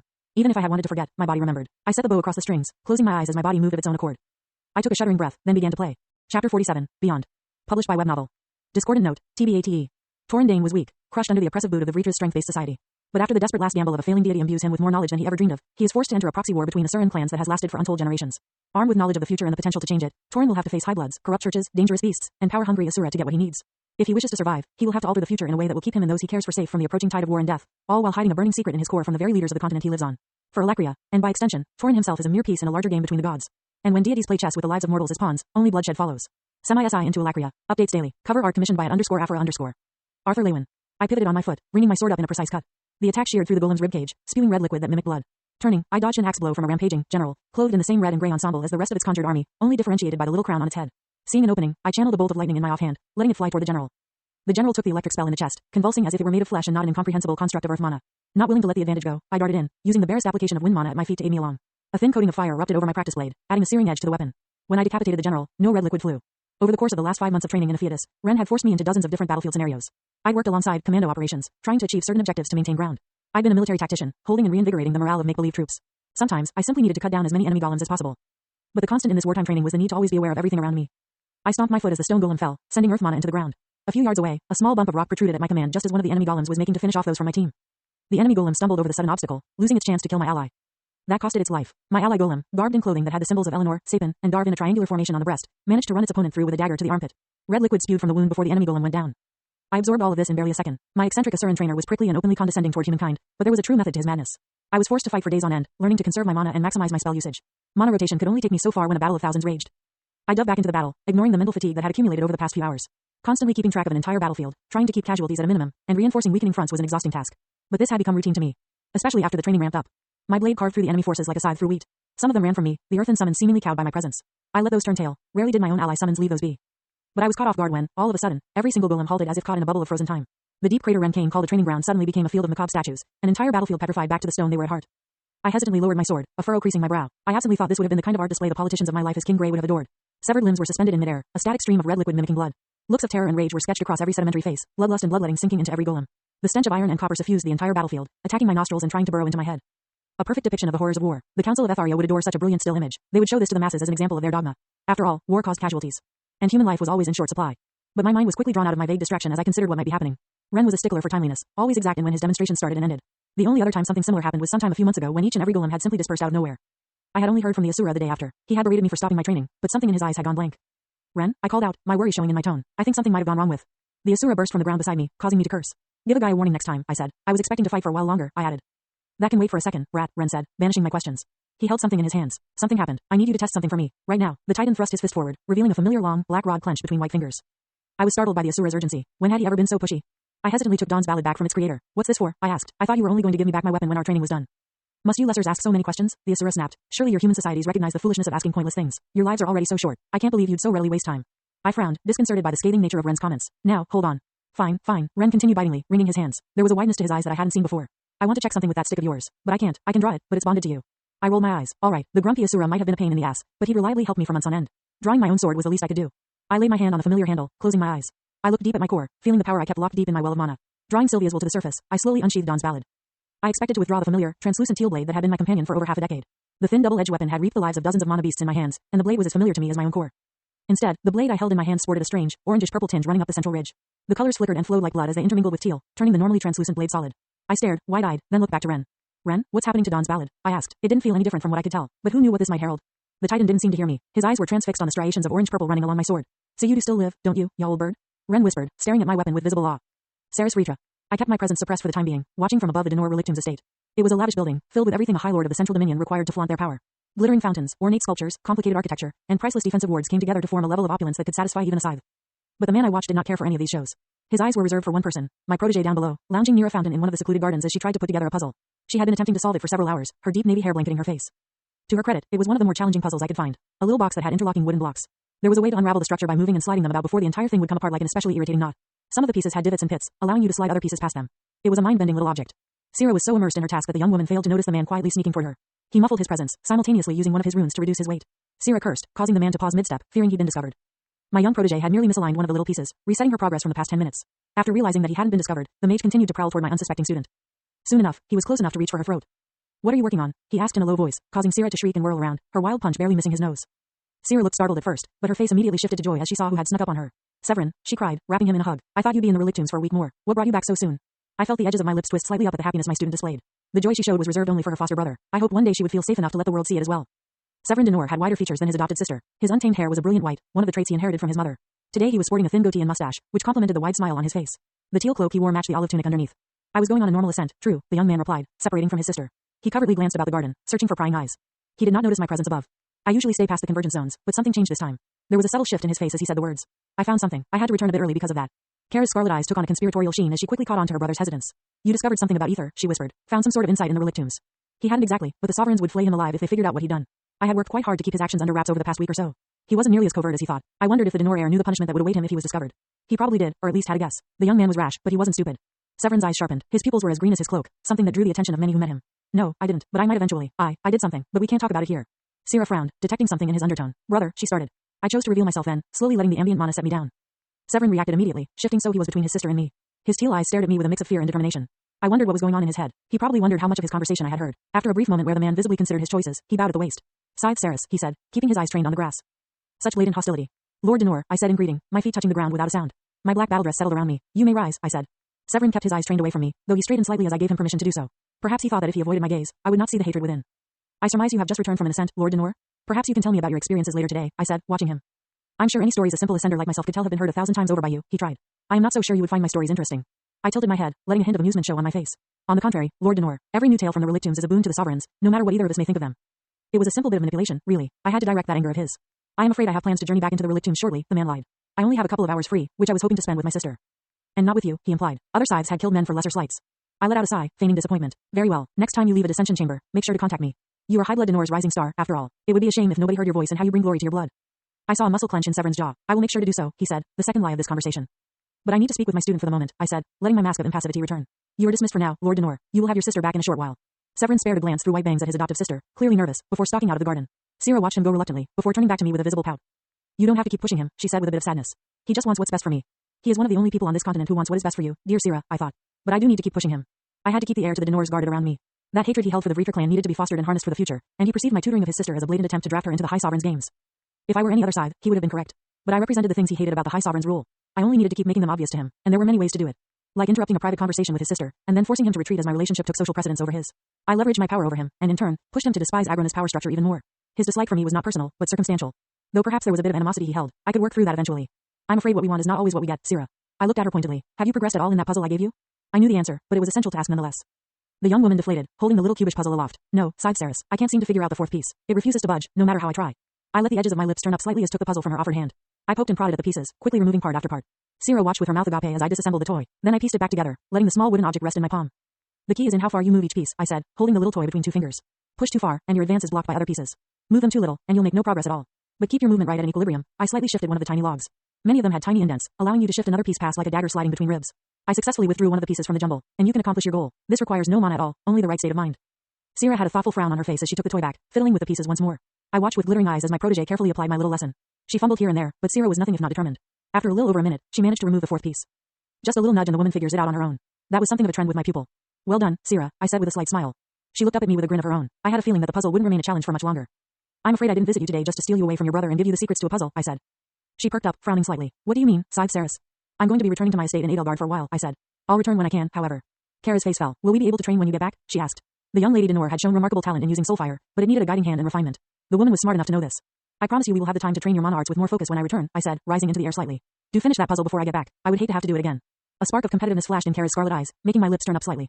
Yes, I suspected she'd be done with that little toy by the end of the day. I watched Severin Denor rush back to his sister. They quickly descended into conversation. He wouldn't tell her of what he'd done in the relic tombs, no matter how much he hinted at it. It was for the same reason I kept my plans hidden from Sierra, regardless of how much I trusted her now. I turned and flew towards the portal to the first layer of the relic tombs. I kept my presence close, not wanting to draw attention to myself. Once I reached the first layer, I navigated to the dissension portals. The guards on staff hastily shuffled to key the portal to Edelgard at my direction. They couldn't afford the slightest slip up in the presence of a scythe. Stepping through the shimmering purple plain, I was greeted by the salty scent of seawater and the kiss of mist on my skin. I floated into the air, observing the Vrietra's moss sea from the sky. The water was vast and endless, and I couldn't see the other side, no matter how much I enhanced my vision with mana. Sometimes, I imagined that this sea was endless, with no opposite shore. There would be an infinite expanse of islands and continents across it, all untouched by man and Asura alike. Pure, untamed nature. It was a wonderful sight. Though the landscape did not have the glittering fountains, ornate sculptures, and complicated architecture of the Denor's relic tombs estate, it was no less beautiful to me. Before I could bank toward my home, however, I sensed a presence approaching rapidly from the direction of my own estate. Silhouette stood ramrod straight as he drifted toward me, his expression pinched. If he flew to meet me, it must be something important, I reasoned. The man was a stickler for protocol, evidenced by how he bowed to me in the air. Sighed Saris, he said. It is good to see you back. At ease, Silhouette, I said, raising a brow. His back straightened. You must have news if you deigned to meet me just as I left the portal. Indeed, my retainer replied. A week or so ago, our scanners picked up an Asuran presence in Fiatra, he said without preamble. You were not present for me to give the information to, so as per your orders, I suppressed any knowledge about it from leaving the city. I nodded but didn't display any of the thoughts on my face. We began to drift back toward my estate, Silhouette slightly behind me. Have you located the source of the presence? I assume it is another sign of latent manifestation. I was personally involved in the creation of the Asura detecting artifacts placed all throughout the continent of Alacria. While I couldn't affect the ones in place, I had a personal design that was more advanced than most were led to believe. It allowed me to shift pieces on the great board before they were even players. One of the things my sensors were programmed to detect was signs of Reefer heritage manifesting. They occurred intermittently in young mages as they trained. The power in their blood would surge now and then, sending out a detectable signal. Pardon me, sighed Ceres, this one is strange. The signal could not have been a true Asura otherwise. I am certain the sovereigns would have intervened personally, but it seems to be something entirely different from what we usually see in basilisk blood manifesting. I hummed aloud, considering his words. Let us see what this development brings, shall we? Lady Dawn. I lingered on the edge of human perception, feeling the emotion that roiled through my contractor as he played each successive chord. It was a solemn song he played, but there was an undercurrent of racing hope within it. I had a sense that there were words that were meant to be sung along with the music, but my contractor was too immersed in his art to open his mouth. The sound weaved through the room, his arm moving in precise movements as the bow slid across the strings. I wondered absently how the men of this world could create something so amazing, so unique. If music was not divine, then I did not know what could be. His emotions thundered across our link. His fear, tied so deeply to his purpose in this world, was prominent in every note he played. But now there was hope, a possibility of a better tomorrow. His confidence had been boosted by his triumph over his enemies, and though he lay battered in a hospital room, forced to remain by the aches and pains of his body, he was freer than he had ever been in this world. I would need to teach him to mask his emotions. I had the distinct sense he was purposefully broadcasting them now, not so much to me directly, but just to express himself. And so I listened, trying to understand this contractor of mine. His knowledge of this world unnerved me, true. There were things no man should know, secrets too personal and close. And yet this boy knew the answers to questions Asura had been asking for centuries. Integration, Agrona and Kezis' true natures, like two sides of the same coin. And the name of my son, nearly lost to me. He adapted to his new life remarkably quickly. That was certainly in part due to his merge with the body's previous soul, given willingly, but it was also from a drive I didn't understand. What pushed him on? What made him care? I wanted to know. I understood his need for vengeance. I knew that as deeply as I knew myself, but the man I'd chosen as contractor was not consumed by his rage. It was a piece of him, but far from the whole. My life of misting shadow and perpetual twilight was a lonely one. The world continued on, unaware of my existence. I watched and contemplated, only visible to one. I wondered if this was the fate of all lost souls, to wander the earth, unable to be seen or heard. My body was dead, after all. For all intents and purposes, I was a spirit. As my contractor's playing picked up, the notes of music pulled old memories to the surface. The tempo rose, the rich tones evoking contrasting emotions. His rhythm spoke of triumph, but just behind was the potential of failure. When the coin flipped, where would the next chord land? A soaring, thrilling success? Or the low, mellow draw of despair? I caught myself as I thought. When had I last felt these emotions? Let them flow? How long had I kept them contained, fearful that any hint of feeling would be ripped away by my captor? I remembered holding a newborn Chul in my arms. Andrafhor stood to the side, his rune-marked purple skin a contrast to my own pale tone. And our son, the first djinn to be born in a century, wailed into the sky as if he could bring it down. His eyes were mismatched, one orange, another blue, proof of his heritage. But there was no longer a black void that took the place of every memory of my son. The wounds in my mind healed as my contractor advanced in power. He did not know it, but he gave a dead woman her life back. It had been so long since I let myself feel. I wondered absently when I had walled myself off. Was it when Agrona began to pick at my mind? Before then? But I felt sorrow as my contractor's instrument coasted through lower notes, producing melancholy rhythms. The coin had landed on tails and the tune dubbed down low in turn. I knew, deep down, that I had stopped myself from feeling long before Agrona kept me in his dungeons. I knew precisely when I'd severed my emotions, but with the ever-present connection to someone who felt so holy, I could not suppress my own feelings any longer. But again, the melody changed, rising up again. Failure was not the end, merely the prelude to victory. Each small block of despair built a magnificent temple to success. As my contractor slowly finished his song, drawing out one long, vibrating note, I felt each emotion as he let them loose. I stared into his eyes, though he could not see me do so. Most call me Lady Dawn, I said to the boy over our bond. But those I hold close know me as Aurora Asclepius. Chapter 48. To move forward. End of book 1. Published by Web Novel. Discordant note. TBATE. Torin Dane was weak, crushed under the oppressive boot of the Vritra's strength-based society. But after the desperate last gamble of a failing deity imbues him with more knowledge than he ever dreamed of, he is forced to enter a proxy war between the Surin clans that has lasted for untold generations. Armed with knowledge of the future and the potential to change it, Torin will have to face high-bloods, corrupt churches, dangerous beasts, and power-hungry Asura to get what he needs. If he wishes to survive, he will have to alter the future in a way that will keep him and those he cares for safe from the approaching tide of war and death, all while hiding a burning secret in his core from the very leaders of the continent he lives on. For Alakria, and by extension, Torin himself is a mere piece in a larger game between the gods. And when deities play chess with the lives of mortals as pawns, only bloodshed follows. Semi-SI into Alakria. Updates daily. Cover art commissioned by @Afra_. Torin Dane. The page of my book turned as I finished reading it. It was outlined in a dull white, seeming to keep it aloft as I scanned the paper. I was still stuck in bed, even after a few days awake. My body was recovering at an increased pace, and I was currently being evaluated to see if I would need to stay any longer. A nurse was currently poking at my ribs with a slightly baffled expression. Considering they'd been shattered over a week ago, it made sense she'd be a little unnerved by the fact that my bones had reknit themselves. I felt a gentle prod over my mental bond with Lady Dawn Aurora as another book floated nearby. With a nudge of my emblem, the page turned on that book as well, allowing the invisible Asura to keep reading. Considering how well you've healed, Lord Dane, the nurse said respectfully, you'll be free to go anytime, she finished. I nodded, smiling in thanks. Thanks for your help these past few days, I said honestly. This woman had seen to my care after Trelsa stopped doing it himself. The nurse nodded. I didn't recognize her from when I'd worked here as a healer's assistant. A few days ago, I'd asked the woman when she'd started. Apparently, she transferred here barely after my own injury. It was my pleasure to help you recover, even if it seems you have it well in hand, she said. The gray-haired woman then frowned. Pardon me for asking, but is it a rune that makes your healing faster? I had made an effort to cover my runes from even the people who attended me. I didn't know who else had seen my singular emblem, but considering I hadn't been hauled off to the sovereigns, I doubted it had caused a fuss. It might be, I said with a bit of a conspiratorial smile. I'm afraid you'll have to keep guessing. The woman shrugged, unfazed by my response. After a couple more questions regarding my health, she excused herself from my stark white room. Your control of your spell form has improved rapidly, Lady Dawn said as the woman left the room. The unseen world washed over my vision, dampening the colors in the room. Since my capture by Laurent Joan, the Phoenix had taken to speaking over our bond as well as out loud. She gave me another subtle prod over our telepathic tether. The sensation was odd. It felt like a string vibrating across my mind. Noting the signal, I used my emblem to turn the page of her book again. The Phoenix appeared to be sitting in a nearby chair, the book hovering in front of her eyes. I've had nothing to do for the past few days but read and test my magic, I replied over our bond. The Asura encouraged me to refine my ability to communicate mentally, even though my first instinct was to respond out loud. If I didn't improve at least a little bit, there would be no point. The changes to my telekinesis as it upgraded from a crest to an emblem were manifold. I could exert many more pushes and pulls at once, the strain on my mind minimal. No longer was I limited to just 3. Furthermore, the force I could exert over a distance increased dramatically. Where before my ability to affect objects decreased exponentially as the distance from my body increased, now that force decreased linearly. It was also far less taxing to maintain a telekinetic effect for a while, though that could still change depending on what I was trying to affect. However, there were still limitations. If I wished to control something, it couldn't be too heavy. The heavier an object was, the greater the drain on my mana and mind it would be. I turned to another page with my mind. I'd been holding up both Lady Dawn's and my own book for an hour or so now. Considering I barely moved them from a stationary position and each book was relatively light, the mana drain was barely worth noticing. Nonetheless, it is worth acknowledging, Lady Dawn said. I felt a bit of mild annoyance from her whenever I thought of her as Lady Dawn instead of Aurora, but I wasn't comfortable calling her by that name yet. I read the last couple of words of my book, Treatise on the 4 Elements of Mana in relation to their natural counterparts. Well, that's one mystery solved, I thought to myself. Which came first, the element or the mana affinity? The answer, at least according to this book, is that there isn't one. Though I was pretty sure it was the element. After all, fire, earth, wind, and water existed in my previous world where there was no such thing as mana. Take that, mana scholars, I thought. I just invalidated your life's work through the power of an outside, unverifiable perspective. I floated the book over to my table, then felt tempted to grab my violin again. I'd gotten back into a rhythm over the last few days as I played music once more, feeling the fulfilling peace of music again. I didn't think I would ever be able to pick up an instrument again, but something changed as I remembered Torrin's last moments. Make the world a better place. And music made things easier, didn't it? Made it possible to push through hell? I pulled myself up from the bed, testing my weight on my legs. I was getting sick of wearing this hospital gown, but I respected the traditions of the Healers Guild. I stretched my arms and legs, working out my aches. I picked up a nearby dimension ring, put it on, and shuffled through its contents. I retrieved a pair of dark slacks and a high-collared bright tunic, delivered to me not long ago. I'd lost my dimension ring in the wreckage of the Joan estate, but Hoffel had passed by a couple of days ago to see how I was recovering. The man had slipped a dimension ring to me with storage a bit larger than my last one, along with a few supplies. I changed quickly, happy to be out of the gown. Thankfully, everything I owned fit inside the ring. Granted, that wasn't much, just the books I borrowed and my violin. You will have to be cautious in displaying your abilities openly, Lady Dawn said suddenly. My shirt was off, and my chain tattoo was on full display. The Phoenix Shade was staring at it intently. I turned to her slightly, opening my mouth to speak. At her unamused expression, I sheepishly closed it, focusing on our telepathic link instead. I haven't been the best about hiding my power, but I don't think anybody's guessed I have an Asura living in my core, I replied. The Phoenix cocked her head, standing from her chair. I have been constantly suppressing the Asuran mark to your mana signature ever since we bonded, the Phoenix said. But when you use the first phase of your beast will, my ability to mask what you truly wield, faltered. My eyes widened as I realized the implications. Arthur covered the mark on his arm that hinted at Sylvie's bond with a dragon feather, masking its signature to the outside world. Apparently, Lady Dawn had been actively doing that for me. I peeked at the red chain tattoo on my left arm that wrapped the limb like a brand. I didn't think there was a dragon feather large enough to cover all of that. Though I do not expect it to happen with regular mana usage, it will become more difficult to suppress as you grow in power. I suggest we find a way to mask it entirely. I'll see what I can find, I replied, already trying to think if I knew of any solutions. But it wasn't an immediate problem as long as I didn't use my beast will. Once I cinched my boots, I stood up and looked at the table. On it was the signet ring of named Blooddane, the etched symbol of a dagger bleeding rivers of runes intimately familiar. I picked it up, feeling its weight. It was made of solid metal and shone with a golden color, but I was sure it wasn't actually forged of gold. It was made of something far more precious. I held it up, thinking about how long this symbol had hidden beneath my shirt, tucked safely against my breast. I slipped it onto my right hand, the band fitting me perfectly. Named Blooddane no longer had a reason to hide. I exited the East Fiatra Healers Guild several minutes later, discharged and with a few instructions on how to care for whatever wounds might relapse. I still ached all over and I had a new scar on my shoulder to show off, but otherwise, I was mostly healed. I took in the fresh air outside, savoring the kiss of winter. It was early December now, and the snow was heavy on the ground. I spied a few men working to clear it manually from the streets. I pulled on mana from my core, the act of distributing mana across my body occurring far faster now that my core was a dark yellow. The suffusion helped ward off the chill in the air, but the light cloak I wore did the rest. My breath misted in the air as I stepped out with trepidation. I began my walk with slow steps, picking up speed as I went. I didn't need to fear showing my face anymore. I didn't need to fear being a Dane. I followed familiar streets through East Fiatra as I slowly meandered toward my destination. I was taking the long way, I knew. Was it because I was afraid of the destination, or because I simply enjoyed being out? I watched a boat as it drifted down one of East Fiakra's few canals, its drab colors matching the atmosphere about. The ferryman kept on no matter the day, no matter the occurrence. I finally reached the gates of my destination. They were run down, as was much of the surrounding area. Rust coated the entrance sign, which caused my heart to lurch. A thin wire fence ran far in either direction, cordoning off a specific section of this place. And so here we are, I said, staring at the entrance sign as if it were the hand of death. The end of the road. I stared at those words for far too long, shifting in place. The letters of Alacria were so close to those of my past life to be unnerving. But I couldn't stall forever. I gathered my wits, stuffing my reservations into a little box. I pushed open the doors, entering the East Fiatra cemetery with muffled steps. A layer of white snow covered everything in a pearlescent sheen, small copse of trees and overgrown patches of plant life slowly taking this land back to nature.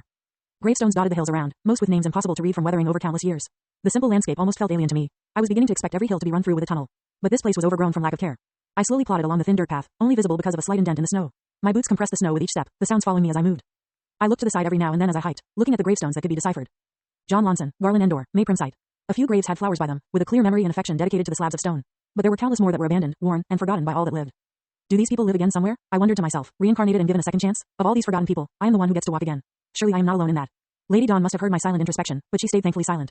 Torrin would have fallen into obscurity if he had stayed dead in that forest. Nobody would lay roses at his grave if there was ever a stone carved for him. He would have become less than a footnote in history. What set me apart from John Lonson, or Garland Endor, or May Primsight? I continued for a while, finally cutting off as I neared a copse of trees. The path diverged, leading me to the newer stones. These had polish and respect still dedicated to them. I saw flags here and there, one I recognized from the history books on the wars between Vichor and Sesklar. Veterans, the soldiers buried with the common man. I slowed to a stop as I reached the final gravestone. It was small and simple, only a bare slab of gray rock. Except for the words carved on the face. Norgan Dane. December 10, 1720 to October 4, 1736. I stared down at my brother's grave, trying to put together some sort of message to him. What did I say to him? Now that I was here, all my carefully planned words seemed to slip from my mind, vanishing into the cold winter air. He would have turned 16 in a few days if he was still alive. Hey, Norgan, I said with some difficulty. I'm sorry it took so long for me to get to you. I was a bit preoccupied. I rolled my next words around in my mind for a minute. I remember you telling me ages ago that you'd like your body to be left in the relictombs if you died there, even if most Sesklarrians look down on that kind of thing. I'm sorry that you didn't get that, but the woman who killed you, she's dead. I slit her throat myself. Killing Kaelin Joan had been cathartic. It proved to me I had power, that I wasn't some helpless fool dragged around by the winds of fate. I could fight back against those who hurt me. But in the end, it didn't change anything. My brother was still dead. I was still wanted by an entire blood, a kill order sent out by those at the top. It was truly ironic that the only way for me to be truly safe was to end every last one of the Jones, just as they had the Danes so long ago. When I thought of it that way, it felt a lot less like justice, no matter the truth.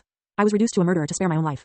That's a pretty shitty birthday present, I mused, staring off into the clouded sky. I remember you wanted to fight with gauntlets. There was something about a brawl that you excelled in, a thrill I never quite got. I shuffled, fighting back choked emotion. In my previous world, they had a whole bunch of stories about this kind of thing. Reincarnated into a whole new world, given a second chance to do right by yourself. But now that I'm here, living it, I can't imagine enjoying anything like that again. I clenched my fist, inspecting the snow beneath me. It was so pure and white, untouched by the blackness of the earth. Eventually, however, it would melt. Truth is, I'm not sure if you would call me your brother as I am right now. I'm not entirely sure how much of me is Torin, and how much of me is me. Would you actually see your brother if you looked at me right now? Or some imposter that ate his soul? I would never be able to answer that question, but that didn't stop it from gnawing at me. Torin had willingly given his whole being to me, body and soul, as he lay dying. And I thought the boy buried at my feet was my brother. I could see him as nothing but would the feeling have been mutual? I paused, feeling my eyes growing a bit wet. I closed them, releasing a shuddering breath. I've got another goal now, I said, pushing away unanswerable questions. And I need to grow strong for that. Norgan, I'm going to be an ascender. Fulfill our dream. Maybe bring accolades and glory to name Blooddane along the way. It didn't have the same charm as going in together. We were going to be a dynamic duo, an unstoppable force. Nobody would stand in the way of the brothers Dane. I'll bring back stories, at least, I said. I'll tell you all about the wonders I see, the adventures I'll have. It won't be the same as seeing it yourself, I know. But even more than that, I opened my eyes, staring at the bold letters declaring my brother's name. I want to make this world a bit better. I've seen some things since you left, Norgan, and I think I can, maybe. I'll be somebody you could be proud of, I said, making a silent vow to the stone. And I hope that one day, you'll get your own second life. I wiped at my face, then turned away from the stone. The sun was setting, and it was time to leave. End of Book 1, Candle Flame. Chapter 49, Package, Start of Book 2. Published by Web Novel. Discordant note, TBATE. Torin Dane was weak, crushed under the oppressive boot of the Vreetra's strength-based society. But after the desperate last gamble of a failing deity imbues him with more knowledge than he ever dreamed of, he is forced to enter a proxy war between the Surin clans that has lasted for untold generations. Armed with knowledge of the future and the potential to change it, Torin will have to face high bloods, corrupt churches, dangerous beasts, and power-hungry Asura to get what he needs. If he wishes to survive, he will have to alter the future in a way that will keep him and those he cares for safe from the approaching tide of war and death, all while hiding a burning secret in his core from the very leaders of the continent he lives on. For Alakria, and by extension, Torin himself is a mere piece in a larger game between the gods. And when deities play chess with the lives of mortals as pawns, only bloodshed follows. Semi-SI into Alakria. Updates daily. Cover art commissioned by @_Afra_. Torin Dane. I dropped down the shaft of the cistern, landing without a sound. Standing up, I dusted off my cloak, peering around the familiar setting. It was a bit colder here than in the open air, but another pull on my monocore managed to warm me up. I considered what I was going to say when I met the rest of the rats. When I first joined the crew a few weeks ago, I had joined partially for companionship. But as part of my deal with Carcian, once the Jones were dealt with, I was free to leave. I didn't want to cut ties with them. They were good people, not just for me, but for the entire city. I'd be going into the relic tombs regularly, true, but I did need a home base outside the Jinn's death trap. And I planned to keep helping East Fiatra in the future. Even if I didn't take part in thieving missions on the regular, I'd be more than willing to supply these people financially. My plans were thoroughly derailed when I entered the main room of the cistern. Each and every one of the rats were surrounding the planning table. Hoffel and Carcian looked distinctly worried, the former tapping his foot with a frown on his face as he stared at something I couldn't quite make out. Wade sat back in a chair, a strange mashup of awe and concern fighting for dominance on his face. Narani's eyes glittered even from here. She alone seemed to have uncomplicated feelings about whatever had happened. Am I interrupting something? I asked, walking in slowly. Narani shook her head, but Wade nodded. Huh. Then I looked at what he was holding in his arms. It was a dark brown creature, covered in light scales and with a rodent's nose. A ring of whitish fur rimmed its eyes. It was a baby scanter. It looked at me, tilting its head inquisitively from the nestle of Wade's arms. And it was panting, like a dog. Abso-fucking-lutely not. What the hell is that thing doing here? I said, pointing at the little scanter, remembering how one of them had shredded my arms. It's a wild mana beast. It is not, Narani cried indignantly, standing between my accusing finger and the clearly savage beast. It was a gift, and his name is Apple. I was going to pick, Wade started saying from behind the girl. His name, Narani reiterated, not looking back at Wade, is Apple. Wade furrowed his brow, then his eyes widened as he flushed crimson. Apple it is, he said, some sort of private joke landing. It's a scanter, I said, trying to get my point across. The little beast looked at me with wide, endearing eyes, making a little skittering cough. I wouldn't be fooled.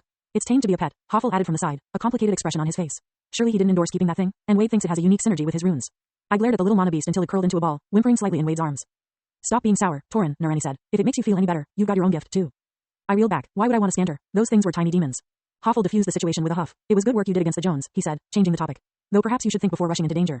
I winced internally, remembering how I'd left the shield behind. That might not have been the smartest move. The shield speaks wisdom, contractor. You would do well to listen, Lady Dawn added over our bond. Thanks for telling me to stay healthy, disembodied voice in my head, I replied. I learned my lesson doing that, I said, averting my gaze. Nearly got blown to smithereens from that cabin bomb. Wade groaned. The man who carted you off and knocked me out, he started. Remember him? Dorner Joan? I added, suddenly remembering that I hadn't seen his body. Sweat beaded on my forehead as I realized I would probably have to track him down. But without Blood Joan's resources and reputation, he'd be far less of a threat. That man, Wade affirmed. Though Hoffel called him Flint, I noticed Hoffel flinch at the name. Carson's eyes simply hardened. Why? He was the one who represented Blood Joan at the meetings I listened in on. Considering how fast he went for me, I think he figured out my rune. Or at least that the meetings were being watched. I don't see how else they'd figure out to move their distillery right after we figure out where it is. I frowned, running that over in my head. Thank you, though, Narani piped up. She was sitting on the armrest of Wade's chair, and as she spoke she wrapped an arm around his neck like she owned the place. The little scanter nipped lightly at her hands. That explosion would have killed me for sure. Even if you tripped the trap, you were likely the only one who could have survived. Hoffel grunted in affirmation and a bit of guilt. I should have kept trying to follow you, Torin. I shook my head. No, I went ahead deliberately. You can't fault yourself for not being able to keep up in speed. That didn't seem to help, though. Carcian was uncharacteristically quiet, something that drew my attention more than anything else. He is ruminating on something, Lady Dawn offered, considering what to say, or if he should speak at all. There have been complications regarding the destruction of the Jones, Carcian said, his words cutting across the conversation like a blade. Regarding the aftermath. I zeroed in on him. Had Dorner Joan managed to do something? I should have killed the psychopathic bastard. Another party claimed credit for the destruction of Blood Joan a few days ago, Carcian said, leaning over the planning table. And they have been successful in convincing most that they were involved. I started. That was not what I was expecting. My mind started to pick up speed as I tried to work through the implications. Was this good for us? Bad? How did they manage that? I asked, needing more information. I thought it would be pretty obvious the rats were the ones who decimated their blood supply. It was obvious, Carcian continued. Our plan was everything it needed to be. Loud, flashy, destructive, but it was originally never supposed to involve the estate of a well-regarded blood. Wade spoke up, seeming to connect a few dots in his head. We should all be being hounded like dogs, he said, a mix of emotions in his voice. It's one thing to destroy an already illegal operation that our side has expressed dislike for. It's another to blow up their home. One makes us heroes, the other terrorists. Lady Dawn supplied more conjecture, helping my thoughts keep up. So, why are the rats not desperately hiding? What is missing here, contractor? Somebody stepped in, I realized. Somebody powerful enough to shelter the rats, intentionally or not. This other party managed to convince people that the rats weren't alone in this, I said. What did they do? Bloodstone Elixirs, Carcian said. A multi-dominion merchant conglomerate that supplies ascenders, hospitals, and even the research academies with potions. They're extremely powerful, and they released a public statement denouncing Blood Joan and their blind production. I don't see how that indicates they were involved with us, I said skeptically. What aren't you telling me? Carcian looked at me long and hard from under his mask. His bandana was up today, covering his lower face. I knew he was not smiling. They recruited each and every mage that helped you escape the Jones into their security forces, minus our own band. My blood went cold. I remembered seeing Aban and Vilem right before I passed out. They had come to save me, and now it sounded like they'd been pressured into joining this company. They are clever, Lady Dawn acknowledged over our bond. The others that assisted you all worked for Blood Joan before their rescue attempt. With this, it appears they were spies planted all along, primed to turn on their false masters and raise their home to the ground in one fell swoop. I swallowed heavily. Are they hostile? I asked. Considering you all aren't being searched for like I was, I doubt there's some sort of kill order on your heads put out by these folks. We never stole from them, Nareni said helpfully, so they shouldn't have a reason to attack us. Well, considering a band of thieves just wiped out an entire production operation, I'd be worried if I were an elixir conglomerate. Then Hoffel dropped the bomb. There were gifts for each of the rats left in the cistern for us to discover, he said, his foot starting to tap again. The sender was labeled as Bloodstone Elixirs. I paled. Oh shit. Yeah, that was my reaction, Wade said, sinking into his chair. He hefted the little scanter into the air. It made puppy eyes at me as it drooled on the floor, but I wouldn't be fooled. This was what I was given. I just got a nice set of rings, Nareni piped up. She hadn't removed her arm from around Wade's shoulder. I am going to make a killing selling them. Hoffel held up what looked like a small ball of clay. I watched as he imbued it with mana, my jaw dropping as it morphed into impossibly detailed shapes. This is called tomb crust. There are places in the relic tombs where this substance can be harvested. It responds amazingly well to intent and earth mana, meaning it's exceptionally easy to shape. The little blob of earth proceeded to mimic some arches, a detailed window pane, and then a front cutout of a temple. It's also worth its weight in gold. The man looked almost shell-shocked from his gift. I turned to Carcian, but he wasn't forthcoming about whatever gift he got. Are these bribes? Threats? I asked, genuinely confused. For those to show up in the middle of the cistern implied the place was compromised by outside forces. It made a powerful statement.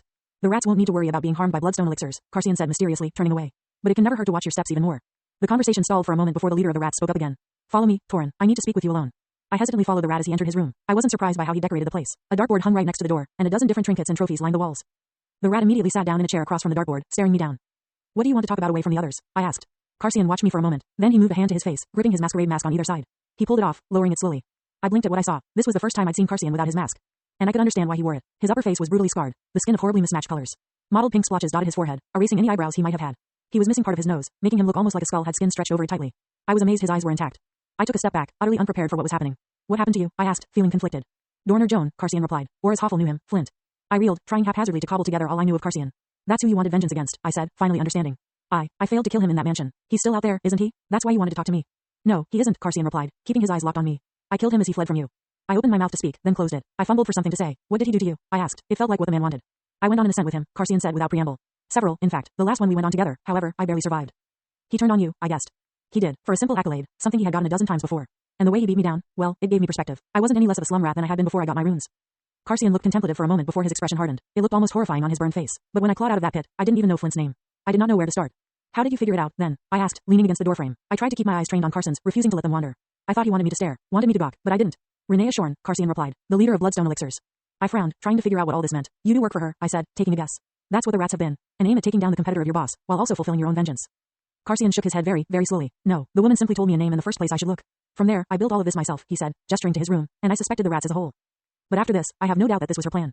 He paused, piercing me with the little dots of his eyes. I'm clever, Torin Dane. I can see a dozen ways to manipulate you right now, not including your strange lack of runes. I tensed at his words, but Carcian ignored my sudden nervousness, instead continuing his story. But this woman only needed to plant one seed to topple a rival, then swoop in afterward and claim the glory. I don't see how this is relevant to me, I said lowly, narrowing my eyes at Carson's earlier implied threat. He said it as if it was nothing. It is, Torin, because you didn't just get a gift from Bloodstone Elixirs. You got a note. I exhaled, and somehow this woman is going to manipulate me, too, I said, realizing that I wasn't in immediate danger from the man. It doesn't seem like you're upset with how things turned out. It isn't simply that I got what I want, Carcian said. It is that she so smoothly achieved both of our desires. Do you understand the difficulty of that, Torin? It would have been far easier to simply raise the Jones to the ground with her own resources. But now my crew and I are in her debt, and if she asks something of me, I would not be able to refuse. You're still at the whims of greater powers, I said after a moment, understanding. Your situation hasn't changed at all, even if everybody else thinks it has. You're an unwitting pawn on a board, even if you didn't know it. Carcian stared at me for a long, long time. I restrained the urge to break away, his scars searing themselves into my memory.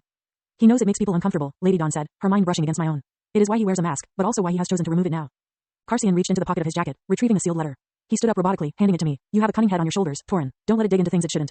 I nodded in reply, looking at the writing on the front of the envelope. To Torin Dane, it read in swirling gold letters. The similarity to another letter I'd received made it feel instantly ominous, like the contents would shatter my soul. I'm afraid the only reason I joined your crew was because I have a tendency to be impulsive, I said, looking up from the paper. Carcian cracked a grin. This one a lot more familiar. I suppose that's true. Your gift was planted in your room, by the way. It seems Renea Shorn knows where you sleep. Renea Shorn didn't know where I slept. A relatively long box wrapped in deep red cloth awaited me, sitting comfortably on my bed. I approached it warily, wondering if I should be worried if it was a bomb. But first, I looked at the letter in my hands. The seal was a simple round bottom beaker with little ornamentation. It hadn't been opened. I broke the seal, not knowing what to expect from the paper inside. A threat? An offer of some sort? Maybe blackmail regarding my secrets? My previous conversation with Carcian jumped into my mind again. What did this woman know about me? What did she think she knew? I slowly pulled the paper from the envelope, unsheathing it like a weapon. The paper was written in a similar handwriting as the cover, the swooping letters containing an elegance I had rarely seen in my previous life. The letters weren't golden, however, but regular black ink. Congratulations on completing your vengeance, Torin Dane. The Jones have long been a thorn in the side of Bloodstone Elixirs. Though it was not your intention, you have done our company a great favor with your actions. Thus, we send you this gift. Take it in the spirit it was given and use it well. Signed, Renee Ashorn, head of Bloodstone Elixirs. I thought, that wasn't nearly as bad a letter as I expected. I turned my attention to the actual gift. The wrapping was quite ostentatious. It was simple cloth, but I immediately knew Nareni would salivate at the potential earnings she could make selling it off. My mana sense didn't pick anything especially extraordinary about the box, so I slowly lifted the top half. Inside, a set of beautiful sheathed weapons sat inlaid into the box. One was a single-edged saber with a long, slightly curved blade. The metal had a wavy pattern that looked similar to Damascus steel, but there were lines of dark red material snaking through the folds. Runes I didn't recognize were etched along the thicker part of the steel, giving it a sense of mystique. The point and edge were wicked sharp, and I felt my own eyes might bleed just from looking at the tip. The handle was wrapped in dark leather, while the swept hilt guard shone silver. The sheath had intricate, waving lines etched into the leather, and from the sheen of the material I knew it was brand new. The other weapon was a dagger, clearly of a set with the saber. It was a bit shorter than my previous weapon, and this one was slightly curved with a single edge. It had the same striations of red along the waving pattern in the steel with matching runes. The handguard was shorter than I was used to, but I looked at both weapons with a childlike sort of wonder. On the pommel of each weapon, the sigil of named Blood Dane stared back. I reached my hands out to the weapons, grasping their hilts and holding them up.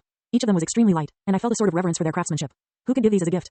Contractor, Lady Dawn said over my bond, breaking through my reverie. There is something wrong with these weapons. Something overlays them. I frowned, then gingerly set them down. I couldn't sense anything, but I'd learned to trust my bond on things like this. What do you mean? I cannot tell just yet. Sit for a moment, meditate, and I shall see. With worry growing, I sat down cross-legged on my bed, closing my eyes and focusing inward as I did whenever I assimilated my beast will. I held the weapons in my lap, trying to direct my focus toward them. I felt Lady Dawn begin to concentrate with me, her own mind feathering across my senses. A spell is laid over these, Lady Dawn said after a moment. I recognize this particular spell. A sympathetic link is formed between these objects and another, allowing them to be traced wherever they are. I started, but wasn't really surprised, just disappointed. They were really nice weapons, and I wanted to keep them. But if they allowed someone to track me, I'd have to dispose of them somewhere or sell them for cash. I needed to watch out for Bloodstone Elixirs. Their intentions were predictably not as pure as their letter implied. That sucks, I said, deflating. They had the stamp of named Blood Dane and everything. No, I was not sulking. All is not lost, contractor, Lady Dawn chided, stern as if I was a child pouting about not getting dessert. You may yet sever this sympathetic link, disallowing these weapons from being traced. I felt myself grin, my mood slowly reversing. Then what are we waiting for? Chapter 50, Checking Up. Published by Web Novel. Discordant note, TBATE. Torin Dane was weak, crushed under the oppressive boot of the Vreetra's strength-based society. But after the desperate last gamble of a failing deity imbues him with more knowledge than he ever dreamed of, he is forced to enter a proxy war between Asuran clans that has lasted for untold generations. Armed with knowledge of the future and the potential to change it, Torin will have to face high bloods, corrupt churches, dangerous beasts, and power-hungry Asura to get what he needs. If he wishes to survive, he will have to alter the future in a way that will keep him and those he cares for safe from the approaching tide of war and death, all while hiding a burning secret in his core from the very leaders of the continent he lives on. For Alakria, and by extension, Torin himself is a mere piece in a larger game between the gods. And when deities play chess with the lives of mortals as pawns, only bloodshed follows. Semi-SI into Alakria. Updates daily. Cover art commissioned by @Afra_. Torin Dane. All things considered, it was quite easy to snap the spell embedded in the weapons. With the guidance of an Asura and severe focus, I could locate the effect of mana contained within the steel, then carefully sever and squash it with my own focus power. If I didn't have an Asura slowly prodding at my mana control and funneling me toward what I wanted to discover, I doubted I would have found the spell anytime soon. It was layered deep, and entrenched with obfuscation methods that boggled the mind. But once I did latch onto it, there was no contest removing it. It had to do with how willpower was leveraged over mana. I probably would not have been able to break the Artificer's connection over a spell they were actively controlling so easily, but that was not the case here. The embedded spell was latent and passive, meant to send a signal out intermittently in small pulses that the other end could track. After fixing that problem, I insisted on looking at each of the rat's gifts, using the excuse that I was interested in them as a cover for scanning them for similar spells.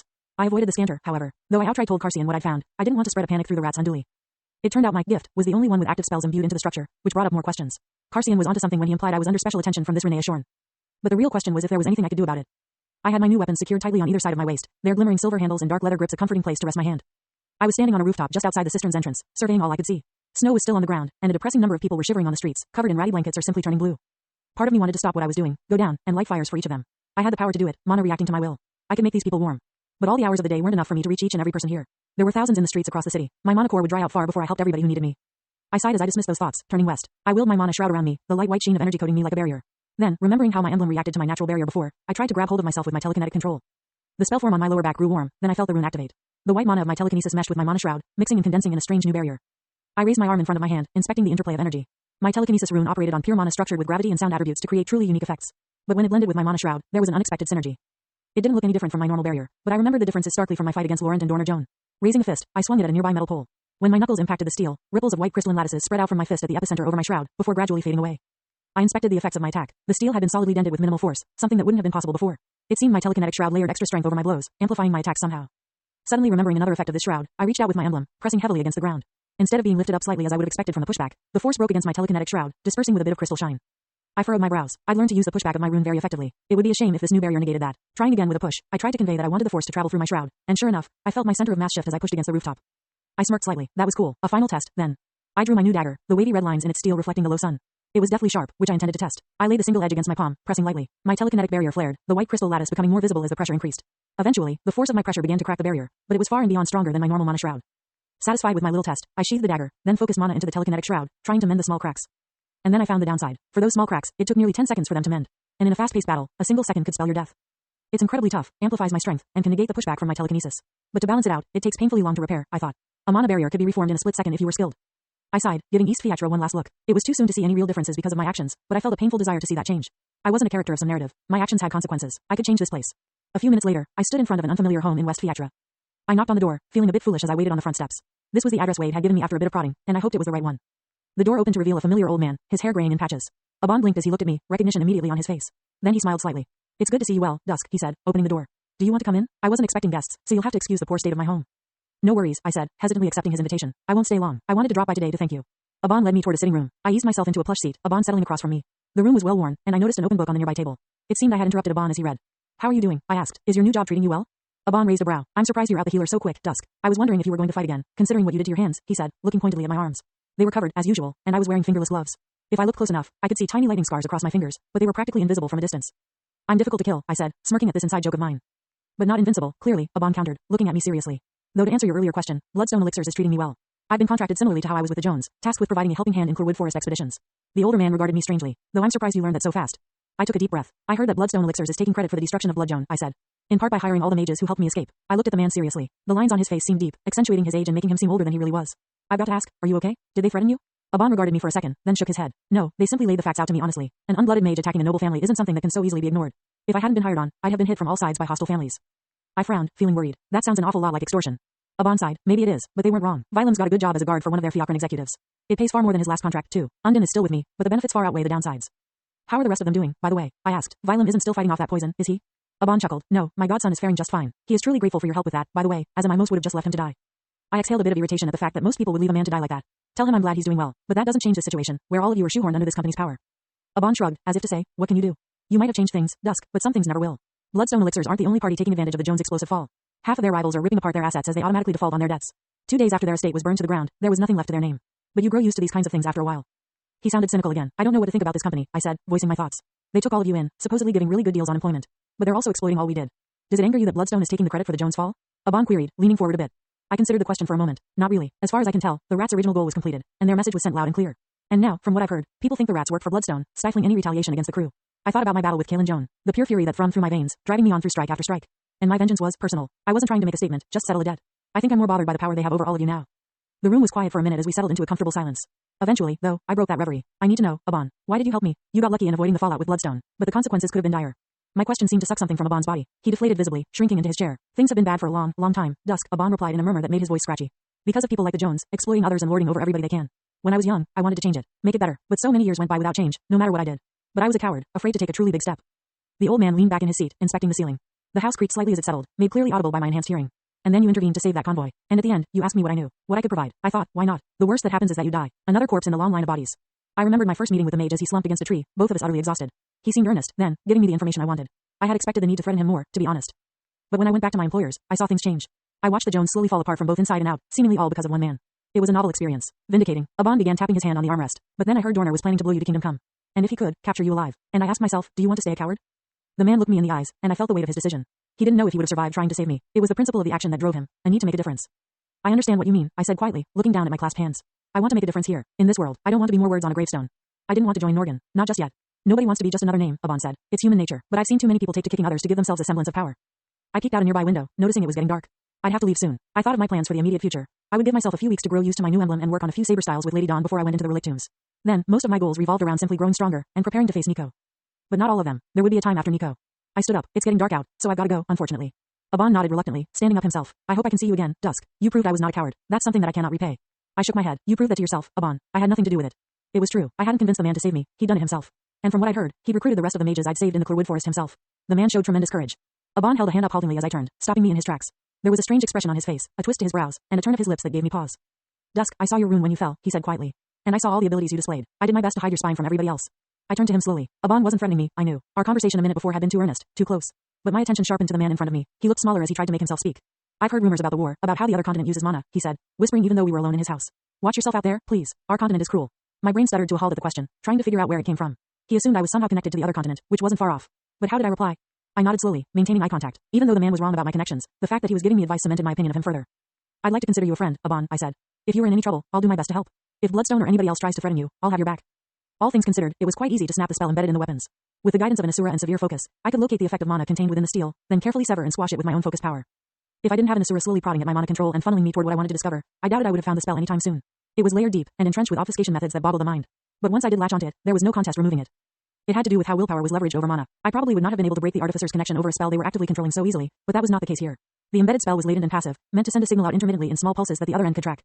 After fixing that problem, I insisted on looking at each of the rat's gifts, using the excuse that I was interested in them as a cover for scanning them for similar spells. I avoided the scanner, however, though I outright told Carcian what I'd found. I didn't want to spread a panic through the rats unduly.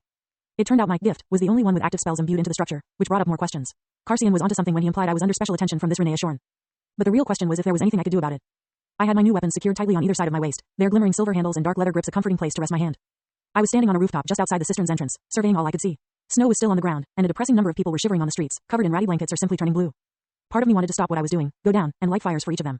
I had the power to do it, mana reacting to my will. I could make these people warm. But all the hours of the day weren't enough for me to reach each and every person here. There were thousands in the streets across the city. My mana core would dry out far before I helped everybody who needed me. I sighed as I dismissed those thoughts, turning west. I willed my mana shroud around me, the light white sheen of energy coating me like a barrier. Then, remembering how my emblem reacted to my natural barrier before, I tried to grab hold of myself with my telekinetic control. The spell form on my lower back grew warm, then I felt the rune activate. The white mana of my telekinesis meshed with my mana shroud, mixing and condensing in a strange new barrier. I raised my arm in front of my hand, inspecting the interplay of energy. My telekinesis rune operated on pure mana structured with gravity and sound attributes to create truly unique effects. But when it blended with my mana shroud, there was an unexpected synergy. It didn't look any different from my normal barrier, but I remembered the differences starkly from my fight against Laurent and Dorner Joan. Raising a fist, I swung it at a nearby metal pole. When my knuckles impacted the steel, ripples of white crystalline lattices spread out from my fist at the epicenter over my shroud, before gradually fading away.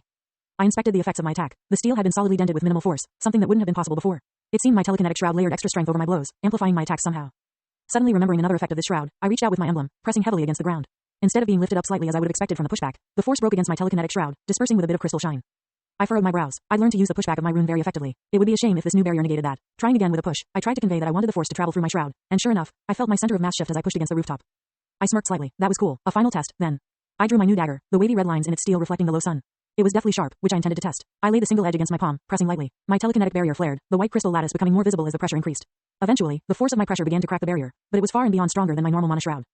Satisfied with my little test, I sheathed the dagger, then focused mana into the telekinetic shroud, trying to mend the small cracks. And then I found the downside. For those small cracks, it took nearly 10 seconds for them to mend. And in a fast-paced battle, a single second could spell your death. It's incredibly tough, amplifies my strength, and can negate the pushback from my telekinesis. But to balance it out, it takes painfully long to repair, I thought. A mana barrier could be reformed in a split second if you were skilled. I sighed, giving East Fiatra one last look. It was too soon to see any real differences because of my actions, but I felt a painful desire to see that change. I wasn't a character of some narrative. My actions had consequences. I could change this place. A few minutes later, I stood in front of an unfamiliar home in West Fiatra. I knocked on the door, feeling a bit foolish as I waited on the front steps. This was the address Wade had given me after a bit of prodding, and I hoped it was the right one. The door opened to reveal a familiar old man, his hair graying in patches. Aban blinked as he looked at me, recognition immediately on his face. Then he smiled slightly. It's good to see you well, Dusk, he said, opening the door. Do you want to come in? I wasn't expecting guests, so you'll have to excuse the poor state of my home.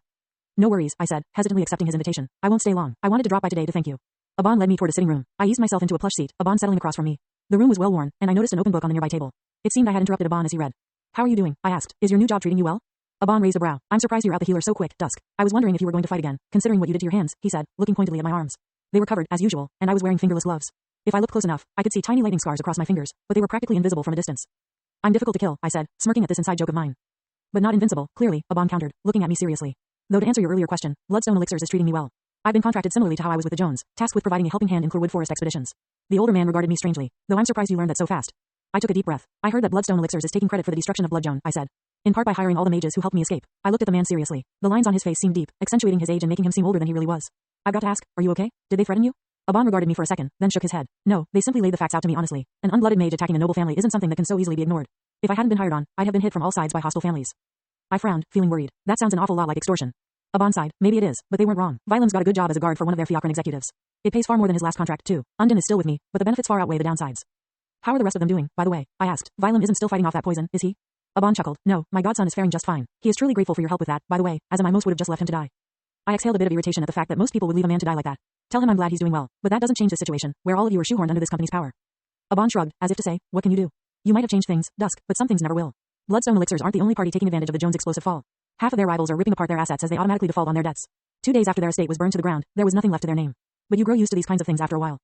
He sounded cynical again. I don't know what to think about this company, I said, voicing my thoughts. They took all of you in, supposedly giving really good deals on employment. But they're also exploiting all we did. Does it anger you that Bloodstone is taking the credit for the Jones fall? Aban queried, leaning forward a bit. I considered the question for a moment. Not really. As far as I can tell, the Rat's original goal was completed, and their message was sent loud and clear. And now, from what I've heard, people think the rats worked for Bloodstone, stifling any retaliation against the crew. I thought about my battle with Kale and Joan, the pure fury that thrummed through my veins, driving me on through strike after strike. And my vengeance was personal. I wasn't trying to make a statement, just settle a debt. I think I'm more bothered by the power they have over all of you now. The room was quiet for a minute as we settled into a comfortable silence. Eventually, though, I broke that reverie. I need to know, Aban, why did you help me? You got lucky in avoiding the fallout with Bloodstone, but the consequences could have been dire. My question seemed to suck something from Aban's body. He deflated visibly, shrinking into his chair. Things have been bad for a long, long time. Dusk, Aban replied in a murmur that made his voice scratchy. Because of people like the Jones, exploiting others and lording over everybody they can. When I was young, I wanted to change it, make it better, but so many years went by without change, no matter what I did. But I was a coward, afraid to take a truly big step. The old man leaned back in his seat, inspecting the ceiling. The house creaked slightly as it settled, made clearly audible by my enhanced hearing. And then you intervened to save that convoy. And at the end, you asked me what I knew, what I could provide. I thought, why not? The worst that happens is that you die. Another corpse in the long line of bodies. I remembered my first meeting with the mage as he slumped against a tree, both of us utterly exhausted. He seemed earnest, then, giving me the information I wanted. I had expected the need to threaten him more, to be honest. But when I went back to my employers, I saw things change. I watched the Jones slowly fall apart from both inside and out, seemingly all because of one man. It was a novel experience. Vindicating. Aban began tapping his hand on the armrest, but then I heard Dorner was planning to blow you to Kingdom Come. And if he could, capture you alive. And I asked myself, do you want to stay a coward? The man looked me in the eyes, and I felt the weight of his decision. He didn't know if he would have survived trying to save me. It was the principle of the action that drove him, a need to make a difference. I understand what you mean, I said quietly, looking down at my clasped hands. I want to make a difference here, in this world. I don't want to be more words on a gravestone. I didn't want to join Norgan, not just yet. Nobody wants to be just another name, Aban said. It's human nature, but I've seen too many people take to kicking others to give themselves a semblance of power. I peeked out a nearby window, noticing it was getting dark. I'd have to leave soon. I thought of my plans for the immediate future. I would give myself a few weeks to grow used to my new emblem and work on a few saber styles with Lady Dawn before I went into the relic tombs. Then, most of my goals revolved around simply growing stronger and preparing to face Nico. But not all of them. There would be a time after Nico. I stood up. It's getting dark out, so I've got to go, unfortunately. Aban nodded reluctantly, standing up himself. I hope I can see you again, Dusk. You proved I was not a coward. That's something that I cannot repay. I shook my head. You proved that to yourself, Aban. I had nothing to do with it. It was true. I hadn't convinced the man to save me. He'd done it himself. And from what I'd heard, he'd recruited the rest of the mages I'd saved in the Clearwood Forest himself. The man showed tremendous courage. Aban held a hand up haltingly as I turned, stopping me in his tracks. There was a strange expression on his face, a twist to his brows, and a turn of his lips that gave me pause. Dusk, I saw your wound when you fell, he said quietly. And I saw all the abilities you displayed. I did my best to hide your spine from everybody else. I turned to him slowly. Aban wasn't threatening me, I knew. Our conversation a minute before had been too earnest, too close. But my attention sharpened to the man in front of me. He looked smaller as he tried to make himself speak. I've heard rumors about the war, about how the other continent uses mana, he said, whispering even though we were alone in his house. Watch yourself out there, please. Our continent is cruel. My brain stuttered to a halt at the question, trying to figure out where it came from. He assumed I was somehow connected to the other continent, which wasn't far off. But how did I reply? I nodded slowly, maintaining eye contact. Even though the man was wrong about my connections, the fact that he was giving me advice cemented my opinion of him further. I'd like to consider you a friend, Aban, I said. If you are in any trouble, I'll do my best to help. If Bloodstone or anybody else tries to threaten you, I'll have your back. Chapter 51, Tales and Tales. Published by Web Novel. Discordant note, TBATE. Torrin Dane was weak, crushed under the oppressive boot of the Vreetra's strength-based society. But after the desperate last gamble of a failing deity imbues him with more knowledge than he ever dreamed of, he is forced to enter a proxy war between Asuran clans that has lasted for untold generations. Armed with knowledge of the future and the potential to change it, Torrin will have to face high bloods, corrupt churches, dangerous beasts, and power-hungry Asura to get what he needs. If he wishes to survive, he will have to alter the future in a way that will keep him and those he cares for safe from the approaching tide of war and death, all while hiding a burning secret in his core from the very leaders of the continent he lives on. For Alakria, and by extension, Torrin himself is a mere piece in a larger game between the gods. And when deities play chess with the lives of mortals as pawns, only bloodshed follows. Semi-SI into Alakria. Updates daily. Cover art commissioned by @Afra_. Torrin Dane. I mentally turned the page of my book, nearing the end. It hung in the air in front of me, a white outline holding it aloft. Nearby, another book floated in front of an invisible reader, drawing an odd stare from the random people who walked by. I was in the West Fiatra Library, reading up everything I could find on the relic tombs. I discovered a lot of useful information over the past few weeks. The average placement of exit portals and convergence zones, signs a zone might contain a relic, and protocol for certain scenarios. This last book, however, had been filled with nothing but conjecture. Maybe the relic tombs could create relics on the fly. Maybe the zones used to house intelligent life. Maybe the ancient mages were still operating the relic tombs from the shadows. Granted, it was a book on theory, not proven fact. I was running out of resources here. Nearby, Lady Dawn's shade read through another text about the cosmos. She didn't seek out many different tomes as I browsed the library, even though she was spoiled for choice. I turned a page of her book with my telekinetic rune, having long ago gotten an intrinsic sense for when it was needed. I sighed, floating my book down to the table in front of me. The hardwood was covered in pages of scrawled notes, a litany of information I thought important to write down. This was what I did most of the morning each day. In the afternoons and evenings, I ventured into the Clearwood Forest to adapt to my new abilities and weapons. And it was almost time to actually apply for an Ascender's badge. As I read in my books, the test I would take would differ depending on whether I registered as a caster or striker. That was something I was still debating. My spell form was that of a caster, but my abilities revolved around fighting in the close and medium range. I could be either or, but I was leaning toward striker. What makes you so intent on these relic tombs? Lady Dawn asked from over her book, meeting my eyes. She remained quiet most of the time, but I guess my single-track focus of the past few weeks was bound to raise curiosity in even the most patient of Asura. I need power if I am to fight the Anchor, I replied over our link, organizing my notes with the assistance of my telekinesis emblem. I'd gotten far better telepathic communication, masking my emotions and conveying exactly what I wanted. And even if I wasn't aiming to fight such a powerful foe, I need a safer place to practice my abilities. The relic tombs provides the best place for that. Lady Dawn tilted her head. I fail to see how this warrants such intense research, the Phoenix replied, her eyes roving over the papers I was trying and failing to make into a manageable stack. I paused, wondering how I could best explain. I'd given her a basic rundown. The tombs were a multitude of interlinked pocket dimensions that were designed to test prospective mages. They react differently to some individuals, I answered internally, finally managing to pull together all my notes. I shouldn't expect them to treat me any differently than your random Alacrian, but I don't know. I know they can detect those of Jinni descent, so I should be safe. I ran a hand through my hair, which was starting to get a bit long. This is just really stressful, so I've been over-preparing. The Phoenix stilled, her eyes narrowing. These tombs react to those with the blood of the Jinn? She asked, a strange note to her voice. I looked up. Yeah, they're semi-conscious, or something close to that. It's not really clear, but they're searching for a descendant to pass down their knowledge to. I stored the papers in my dimension ring, scanning over the table to make sure I hadn't missed anything. So it really should ignore me, but I'm a bit paranoid. The relic tunes were weird. The beginning after the end didn't do their quirks justice. Lady Dawn slowly stood from her chair. To me, the movement looked like a bent bar of metal slowly returning to its normal shape. She didn't push off the chair, just unnaturally unfolded. Her body phased through the book that hovered in front of her, the bound tome ignoring her ethereal form as if it were a mirage. You were wise to research, the Phoenix said, looking past me. I felt a hint of hesitance over our bond, making me feel confused. Did she want me to know she felt this emotion, or did it genuinely leak through? These tunes may indeed react to your presence. I furrowed my brow. I thought you said I didn't have any jinni ancestry. My healing factor is from very, very diluted Reaper heritage. You do not have the blood of the jinn, the Asura said, lifting her hands to me. She indicated her arms. I followed the movement, trying to understand her implications. I stared for an uncomfortably long time. I don't see how your arms connect to this, I said questioningly, looking back to the Asura. She seemed unamused. Not my arms, contractor, she replied in a suffering tone. How do they appear to you? What is unnatural about them? Oh, I realized, my frown deepening. She wasn't referencing her arms. It was her skin. Lady Dawn's skin was a deep, dusky purple, something that was unnatural and ephemeral on her body. The color seemed to drink in the light, only making her flaming hair glow in contrast. But what did that mean? What was she implying? You're part jinn, I said, my jaw dropping in astonishment. But I thought you were a full-blooded phoenix. I only realized a second later that I had actually said that out loud. I hastily shut my mouth. I am a true blood phoenix of the Asclepius clan, Lady Dawn countered, slowly lowering her arm. Her burning eyes lingered on her pristine skin. But we phoenixes, our vessels are not so linear and static as those of other Asuras. As our flame flickers out, we rebuild our bodies, taking elements gifted to us and molding our new forms like clay in an artist's waiting hands. We create a masterpiece better than the last. The phoenix was quiet for a long, long time. These aspects of my body were given as a gift. I swallowed, feeling as Lady Dawn's emotions retreated with each word. Speaking about this was like a sharp sting to her, each syllable a forced admission that resonated with carefully concealed pain. She didn't feel like what she had was a gift. Somehow, it was a loss. I opened my mouth, trying to think of words of comfort, to do something to assuage her pent-up emotion, but Lady Dawn cut me off by continuing her speech. And so, any preparation you may make will need to compensate for the eventuality that you were tested in my place. I closed my mouth, looking into Lady Dawn's burning eyes. I saw it there, with that strange ability of mine to read her non-existent cues. Oftentimes I asked myself how I could understand those pits of fire. Was I comprehending the flow of turbulent plasma, somehow? Did each pulse and lick of flame inside correlate to a feeling I somehow deciphered? They looked old. She didn't want to talk about her strange past, and I couldn't force her. Well, that cements my preparations, at least, I thought. I put the book I was reading back onto its shelf, then began walking toward a set of stairs toward the lower level of the library. I passed a few students huddled around tables, getting some lingering stares. Most weren't hostile, just curious. That was something I'd had to get used to over the past few weeks. As the effects of the Jones collapse spread out like a shockwave, my identity had become an open secret among noble circles. Blooddane had taken its revenge against their enemies, fulfilling a blood debt. Considering the Jones were almost universally despised in Theatra, I was lucky to avoid vengeful allies trying to take a bite out of my hide. Instead, I was granted a strange sort of respect because of my revenge. More than a few people had tried to approach me, asking thinly veiled questions about my future plans and what I hoped to do next. And maybe I could work for them. After all, they had amazing resources to provide. I had been honest. I was going to be an ascender, gaining accolades and prestige for my blood in the old way. Blooddane would return to its roots. No, I wasn't looking for work. No, I wasn't going to help your enemies. No, you don't need to worry about me trying to attack anybody else.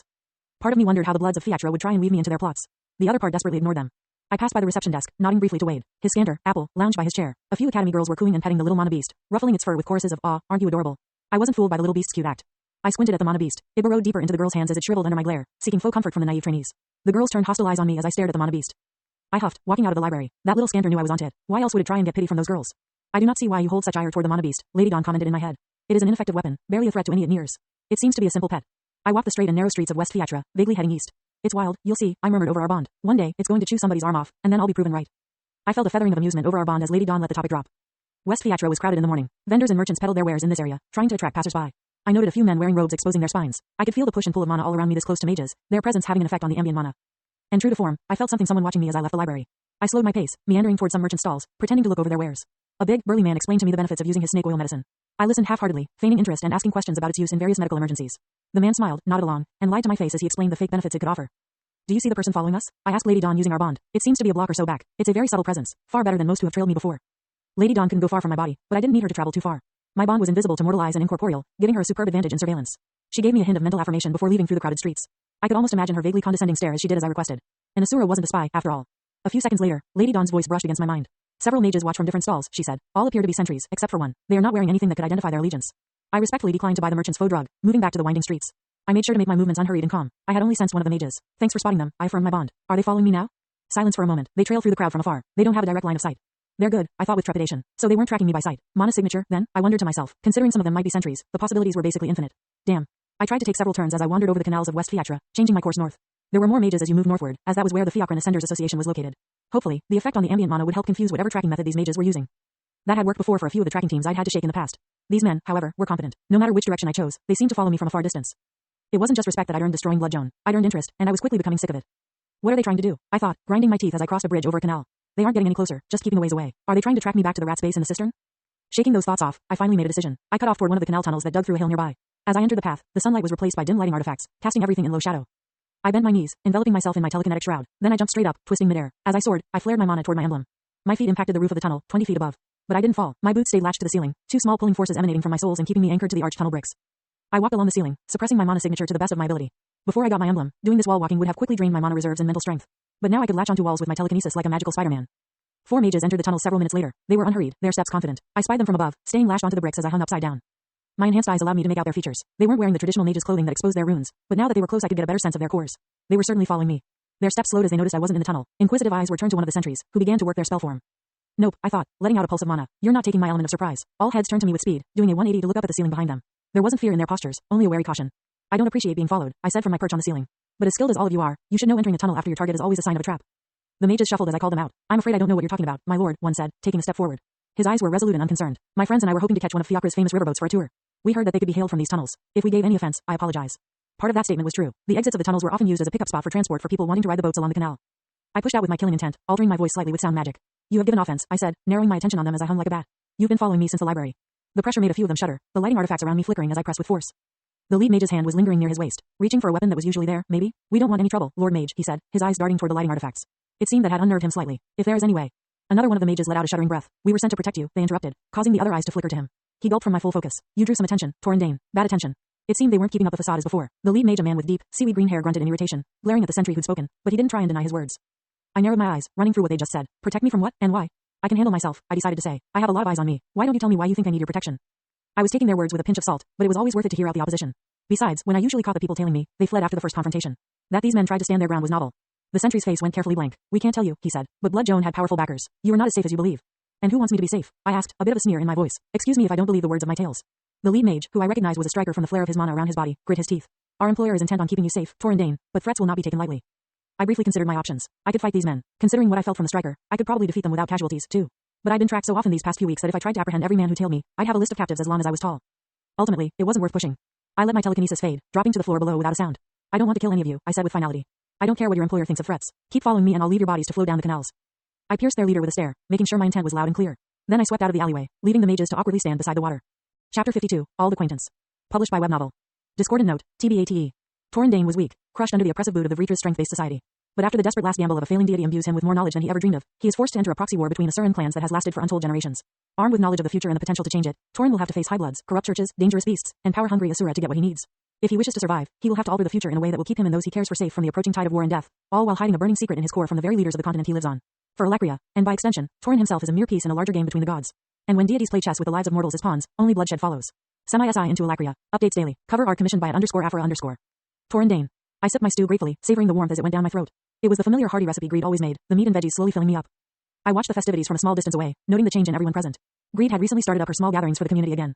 A large bonfire roared near the canal, spreading heat to all who needed it. Snow coated the ground all over East Fiatra, but in this little section, there was none to be found. It had been a month since the collapse of the Jones. The people here didn't magically get better now that the supply of blood was removed, but I thought I could see an unusual cheer in the eyes of the people as they conversed and celebrated. It would have been around Christmas time in my previous world, a time for companionship, family, and brotherhood. Alakria didn't have Christmas, but they did have a New Year's festival. A man bumped past me as he meandered toward the fire, turning to me with surprise. Sorry about that, I said, waving. I'd been slowly getting lost in my own thoughts, not looking where I was going.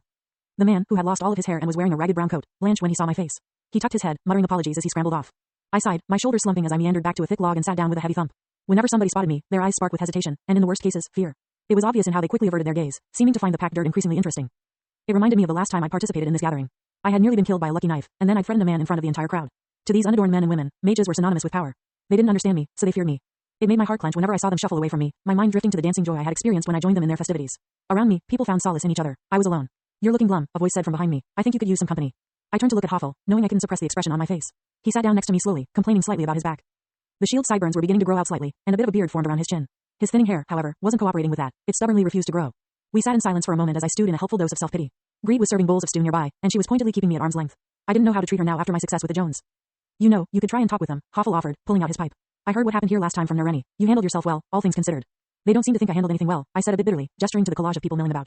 A young boy almost tripped as he ran after another, kicking up dirt onto the legs of an older woman. She didn't even seem to notice, considering every time I approach, it's all, Lord Mage this, and Lord Mage that. Hoffel took a puff of his tobacco. They're unadorned, Torrin. Their entire lives, they've been told the reason they are condemned to this slum is because the Vreetra spurned them.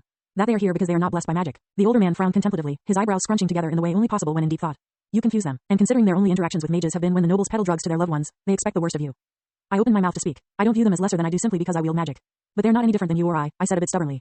Maybe I can throw things with my mind, but my mind isn't any different from theirs. These people don't know that, Hoffel said patiently. They're used to having everything taken from them. Chances are you're here to take from them, too, and they have so little left to give. I spotted the young boy who I'd saved from the Blythe Addict a month or so ago. He was missing his pinky and ring fingers on his right hand from frostbite, according to Nareni. The boy spotted me and gave me a gap-toothed smile, waving excitedly. I smiled back, waving lightly before he was hauled off by his friends. The children don't fear me like the adults do, I saw. I realized the problem, then. It wasn't just that all of these people's experiences hardened them against mages. I was operating under a fundamentally different mindset than most of Alacria, where might made right. In a way, my thoughts were like those of these children, where curiosity often won out over caution and common sense. It will just take time, I suppose, I said with a hint of resignation. A man nearby retched into the canal, heaving his stomach out. I turned concerned eyes to his form, his mottled greenish-yellow patches of skin marking him as a blithe addict in withdrawal. He couldn't keep down the stew for long. It will get worse before it gets better, Hoffel said, following my gaze. But the worst of the effects have passed now. Greed wouldn't have been able to host this if things hadn't started to turn for the better. That pulled my mood back a bit. Thanks, Hoffel, I said, looking at the stars in the sky. I could pinpoint a few constellations now, courtesy of peeping on Lady Dawn's reading. There was the basilisk's tail. Beneath it was the struggling ascender, struggling endlessly to grasp the tail. To the right, a nimbus of glimmering suns light years away made the lightning spell. I wondered what their names were on Decathlon. How much did these cultures diverge? You're going to need to be in your right mind tomorrow, the old shield said, patting me on the shoulder. I can't afford to let you stay down. I smiled slightly. Hoffel was a retired ascender himself, giving him the right to sponsor me for the ascender's assessment. Tomorrow, I'd be venturing with him to the Fiacran Ascenders Association to finally progress. After my prelim, I'd return to Fiatra for the bestowment ceremony, which happened every new year. This year would be my last chance to get another rune before my adolescence barred me from legally getting another. Greed finished handing out stew for a short moment, shifting the duty to a younger girl. The mousy-haired woman slowly hobbled over to me, looking at me with conflicted eyes.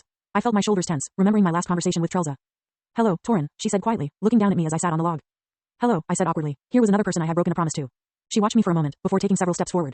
I tensed for what was to come, maybe a slap, maybe a pointed finger in my face, admonishing me for my recklessness. I was entirely taken aback when she wrapped me in an embrace, holding my head to her chest. A shudder went through me at the contact, the unexpected action causing my thoughts to stutter. I felt like I had been pierced deeper than any blade. When was the last time I had been held? I'm sorry I didn't see it, Greed said as my breathing picked up. Trelza told me what you said to him about the forest, and about your plans for it. I shouldn't have let you leave that day. I'm so sorry. My breath caught as I hesitantly returned the hug. I wanted to say it didn't matter, that I was past it. I had friends, a purpose, and a plan. But that would be a lie. Torin had never felt so alone that day in the East Fiatra Healers Guild. He needed somebody to hold him, to let him know that the world was not yet over. He had lost his soul rock in a world of crashing waves. And instead of an understanding shoulder to lean on, Trelza presented him with a letter. He treated Torin as he did his patients, not like the apprentice he had trained for years. And so Torin took the only action he felt he could. That capability for despair was still there in me somewhere, buried deep within. It wasn't something that just went away. I felt my eyes burn with warm tears, but I closed my eyes, pushing them away. I didn't want to feel sad anymore. I couldn't afford to. This world would face a proxy war between deities soon. What use was weeping about it? I am not alone anymore, I thought, remembering Lady Dawn's words in the Vritra Doctrination's temple. I am not alone. Maybe I would believe it one day, too. Slowly, I released my grip on the mousy older woman. She looked down at my face, the lines of her brow seeming to deepen in the low light. If you ever feel that way again, please tell me. I'm sorry I wasn't there for you. I forced a watery smile. Things are changing, Greed. I've got a purpose now. You don't need to worry. The woman searched for something in my eyes before she shuffled away. She was so kind, going out of her way to create this avenue for community in a place that had given up hope. Part of me wondered how such a good woman could be in such a broken place. It is my job to worry, the older woman countered, a slight upturn to the edges of her lips. Your life is precious, Torin. Norgan would want you to live. I knew her words were true. My reassurances hadn't seemed to have worked, the woman nervously grasping for a way to lift my spirits. He would, I replied, thinking of the grave in East Fiatra. His body wouldn't have been buried if we were in any other dominion. Says Clar alone practiced burial for those who died in battle. The only alternatives were cremation and leaving the corpse where it passed. Is that what would have happened to my body? I absently wondered, gazing into the distance. It would have simply been eaten by mana beasts, and the other dominions would find that an honorable end, rather than have a grave marker to grieve at. I know something that might cheer you up, the woman said, moving away for a moment. I waited curiously until the receptionist came back a minute later with a familiar case. Her lute. I looked at it, remembering the last time the woman had offered me her lute to play. Greed offered me the instrument as a mother might proffer her child to be held by another. No, I heard myself say distantly. Greed looked a bit startled, pulling the instrument back slowly. Hoffel turned confused eyes to me. I stood up, reaching into my dimension ring with my mana. My pristine metal case appeared in my waiting hands, shimmering against the stars. Greed let me walk past her as I approached the fire, where people were laughing and dancing to a tune I couldn't recognize. Despite their tattered clothing and dirty faces, their smiles seemed to reflect the non-existent sun. As I approached, however, the chatter and merriment began to simmer away. The men parted as I drew close, my metal case heavy in my hands. Women clutched their children close, shifting closer to their husbands. All eyes turned to fear and distrust, some shuffling to leave. The only sound became the crackling of the tall flame. I turned as I reached the tall fire, the heat kissing my back with a tender touch.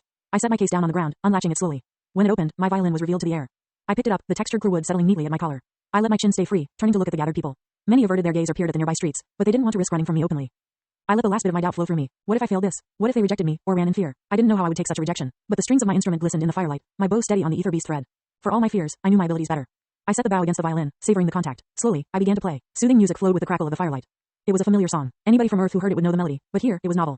The notes flowed with practiced efficiency, echoing out into the stillness. I closed my eyes, feeling the music. The slow rhythm contained all I felt at the moment, and I absently felt my mana respond. I opened my mouth, singing lowly to the watching stars. Should all acquaintance be forgot? And never brought to mind? Should all acquaintance be forgot? And days of auld lang syne? I felt my emotions flow as the rhythm took me in its current. It was slow and warm and gentle. It didn't care if I was from another world. The music simply was, following my direction and pulling me where it desired all at once. The music knew my desire to be understood. It sympathized in its unique language of sound. For auld lang syne, my dear. For auld lang syne. We'll take a cup of kindness yet. For days of auld lang syne. My emotions pressed into the air, my intent morphing on the chill winter breeze. As I yearned to show my true self to the world, my mana flared in tandem. We have traveled round the slopes and picked the daisies fine. We've wandered many weary foot since days of auld lang syne. For auld lang syne, my dear. For auld lang syne. We'll take a cup of kindness yet. For days of auld lang syne. My playing slowed as I opened my eyes and the stanza of the song finished. The fire crackled behind me reassuringly, outlining me in its warmth. When I peered at the crowd now, their eyes didn't shy away. They met mine with unfettered wonder, their curiosity warring with their fear. I had done something with my music and magic just now that I didn't understand, that I didn't have time to contemplate. The ambient mana had thrummed with intention, vibrating like the strings of my violin. For the briefest of moments, there had been no separation between mind and mana. I couldn't let this moment escape. It was a fleeting breath of understanding between me and these people. I knew their thoughts and fears, deep as the ocean, and they knew mine. I laid my bow on the strings once more, drawing it across in measured notes. And when I sang again, another voice joined the chorus. Greed, I recognized through the haze of music. Hoffel joined in next, his scratchy voice terribly off-key, but they started to wave as the mood grew infectious. I locked eyes with the mother of the boy I had saved as she sang hoarsely, her vocal cords stripped from a lifetime of pain. But to me, it was one of the most beautiful things I had ever heard. More and more joined in slowly, calls for auld acquaintance rising into the night sky. I spoke with a language universal across every world, music. Chapter 53, Fiacre Ascenders Association. Published by Web Novel. Discordant note, TBATE. Torin Dane was weak, crushed under the oppressive boot of the Vritra's strength-based society. But after the desperate last gamble of a failing deity imbues him with more knowledge than he ever dreamed of, he is forced to enter a proxy war between the Surin clans that has lasted for untold generations. Armed with knowledge of the future and the potential to change it, Torin will have to face high bloods, corrupt churches, dangerous beasts, and power-hungry Asura to get what he needs. If he wishes to survive, he will have to alter the future in a way that will keep him and those he cares for safe from the approaching tide of war and death, all while hiding a burning secret in his core from the very leaders of the continent he lives on. For Alakria, and by extension, Torin himself is a mere piece in a larger game between the gods. And when deities play chess with the lives of mortals as pawns, only bloodshed follows. Semi-SI into Alakria. Updates daily. Cover art commissioned by @Afra_. Torin Dane. The Fiacre Ascenders Association was almost overwhelming. It towered over the nearby buildings, casting them in its vast shadow. Motifs of basilisks coiled around supporting columns, judging any would-be ascenders who walked the single paved path to the building. On the side, a slim canal wove through the structure, allowing a steady flow of goods and people. Basilisk statues watch from here like gargoyles, too, keeping a watchful eye on their domain. Hoffel walked down the path lined with statues of mages without a hint of hesitation. I hurried to catch up, trying not to look like a wogart with how much I stared. I was dressed in my best clothes. I wore a bright waistcoat with light embroidery over a plain white button-up shirt with loose, breathable sleeves. I wore my fingerless leather gloves, covering my red chain tattoo. Dark trousers and tall boots adorned my lower half, while a solid buckled belt held my saber and dagger. I'd taken to calling my saber, Oath, and the dagger, Promise. They were fitting names for weapons as refined as the deserved titles. I fell in lockstep with Hoffel as he went through the gates. The sound inside hit me like a wave, but I'd been expecting it. The ceiling was tall, with a dozen platforms for tempest warps and portals around the main hall. As Hoffel and I walked further on, I appreciated the various services this single place offered. It was like the Walmart of Ascensions. Everything you needed, from training services to blacksmiths to healing rooms, could be found here. Hoffel led me to the area for Ascender candidates, which was notably filled with people. I stood nearby as Hoffel quickly signed me up for a striker's practical skill assessment. The receptionist's eyes lingered on my signet ring when I handed her my metal identification card. I'd gotten that in the interim of training for this assessment. It displayed my name, birth date, and miscellaneous information such as my home city. Stamped next to my name was the sigil of named Blood Dane as well. Once I was signed up, I moved toward the waiting area, receiving a few stares from the waiting candidates. They visibly sized me up, some of the boys tipping their chins up as they met my stare. I raised a brow at one, wondering what he thought he was doing. Eventually, he began to flush, his posturing breaking under my visible skepticism. With a roll of my eyes, I sat down in a nearby seat. Hoffel gingerly let himself into the chair next to me. The posturing they do is absurd, I thought to myself. It feels pointless. Granted, I was a 20-something man in a 17-year-old's body. That young academy graduate sneering down on me looked too much like a high schooler trying to seem bigger than he really was. It is the way of this continent, Lady Dawn supplied. They prance and puff out their chests like roosters, desiring their high sovereign's praise above all. I don't think using a bird analogy works when you say it, I thought to Lady Dawn absently. Considering you technically are one. It is foolish to call the phoenix race birds. Lady Dawn almost squawked, sounding notably indignant. It is birds that wish to mimic us, in the same way the basilisks attempt with their paltry wings. Fair enough, I replied, though the resemblance is uncanny. I teased, earning a huff of irritation from the bird in my head. I was drawn out of my internal thoughts as I noticed a trio of mages walking with upturned noses and blank expressions on their faces. I might have called their expressions regal, except they fell closer to disdain. They all wore long, flowing robes of black with red lining, clearly uniformed. Thick chains were around their necks, a stylized black horn pendant sitting prominently on their chests. Vicars of the Vritra doctrination, I knew. They were the priests who preached the basilisk's doctrine of might and strength. Arthur was lucky to avoid these lunatics because he quickly became involved with noble circles. The vicars worked among the common person, acting as both walking spouts of propaganda and agents who reported to the high vicar. If the scythes kept the nobility in line, then the vicars watched the peasants. One of them turned his head slightly, his attention narrowing quickly to my little spot in the waiting area. His eyes held utter disregard for me, which wasn't surprising. Many of these pseudo-priests were the self-righteous sort, and just from eye contact, I knew I didn't want anything to do with him. When his eyes slid to Hoffel, however, they hardened into something malicious. Feeling a nervous premonition, I patted my retired ascender friend on the shoulder. Hoffel, I whispered, we've got some vicars coming our way, I said hurriedly as they began to stride toward us in what seemed like choreographed unison. Hoffel's eyes took on a pained look as he stood, waiting for the vicars to approach. The mages around us stopped trying to posture and instead seemed to find their own conversations extremely interesting. Nobody wanted to get on the wrong side of the doctrination. The lead vicar stopped in front of Hoffel, looking him up and down with a sneer. It seems you still haven't found your place amidst the gravestones, Hoffel the Unblooded. His voice was grating, making me feel dirty as it entered my ears. The blatant hostility still took me aback. Zenith, Hoffel said stiffly, your robes are as clean as ever, he said, clenching his fists behind his back to hide them. You've cleaned up after your dirty work well. Zenith's eyes flashed. Do you insult your betters, Unblooded? We do not grovel in the dirt as those we teach. Our clothes should bear no stain to signify the purity of our purpose. He licked his lips. And yet your clothes are dusty and worn. What does this say about your own will? I have worked for what I own and have, Zenith, unlike your brotherhood, Hoffel said through clenched teeth. It occurred to me that I had never seen the man angry before this. Brotherhood? Zenith said, testing the word on his tongue. We are the arms of the sovereigns themselves. You still reject the truth? Hoffel looked past the vicar, keeping his gaze steadily on the wall behind the vicars. I reject no truth. What you were doing wasn't a pathway to truth in the slightest. So you admit your apostasy? The vicar said, his voice scratching at my eardrums. I have orders to take you in for questioning, but I should slap you in irons now and haul you to our dungeons instead. So many have told the truth there that I know you will, too. We knew the truth long ago, the vicar on Zenith's right said quietly. Need only confirm it, yes. I wonder how your screams will sound, the one on the left said with a manic glint in their eyes, the only emotion on their face. They asked the question as if they truly wished to know. That was too much for me to listen to. I stepped between the two mages as their mana began to flare, cutting their conversation short. Excuse me, vicar, I said, my tone clipped. But Hoffel here will soon be witnessing my Ascender's examination. You can chat later if you wish, but the Ascender's Association is neutral ground. Quote.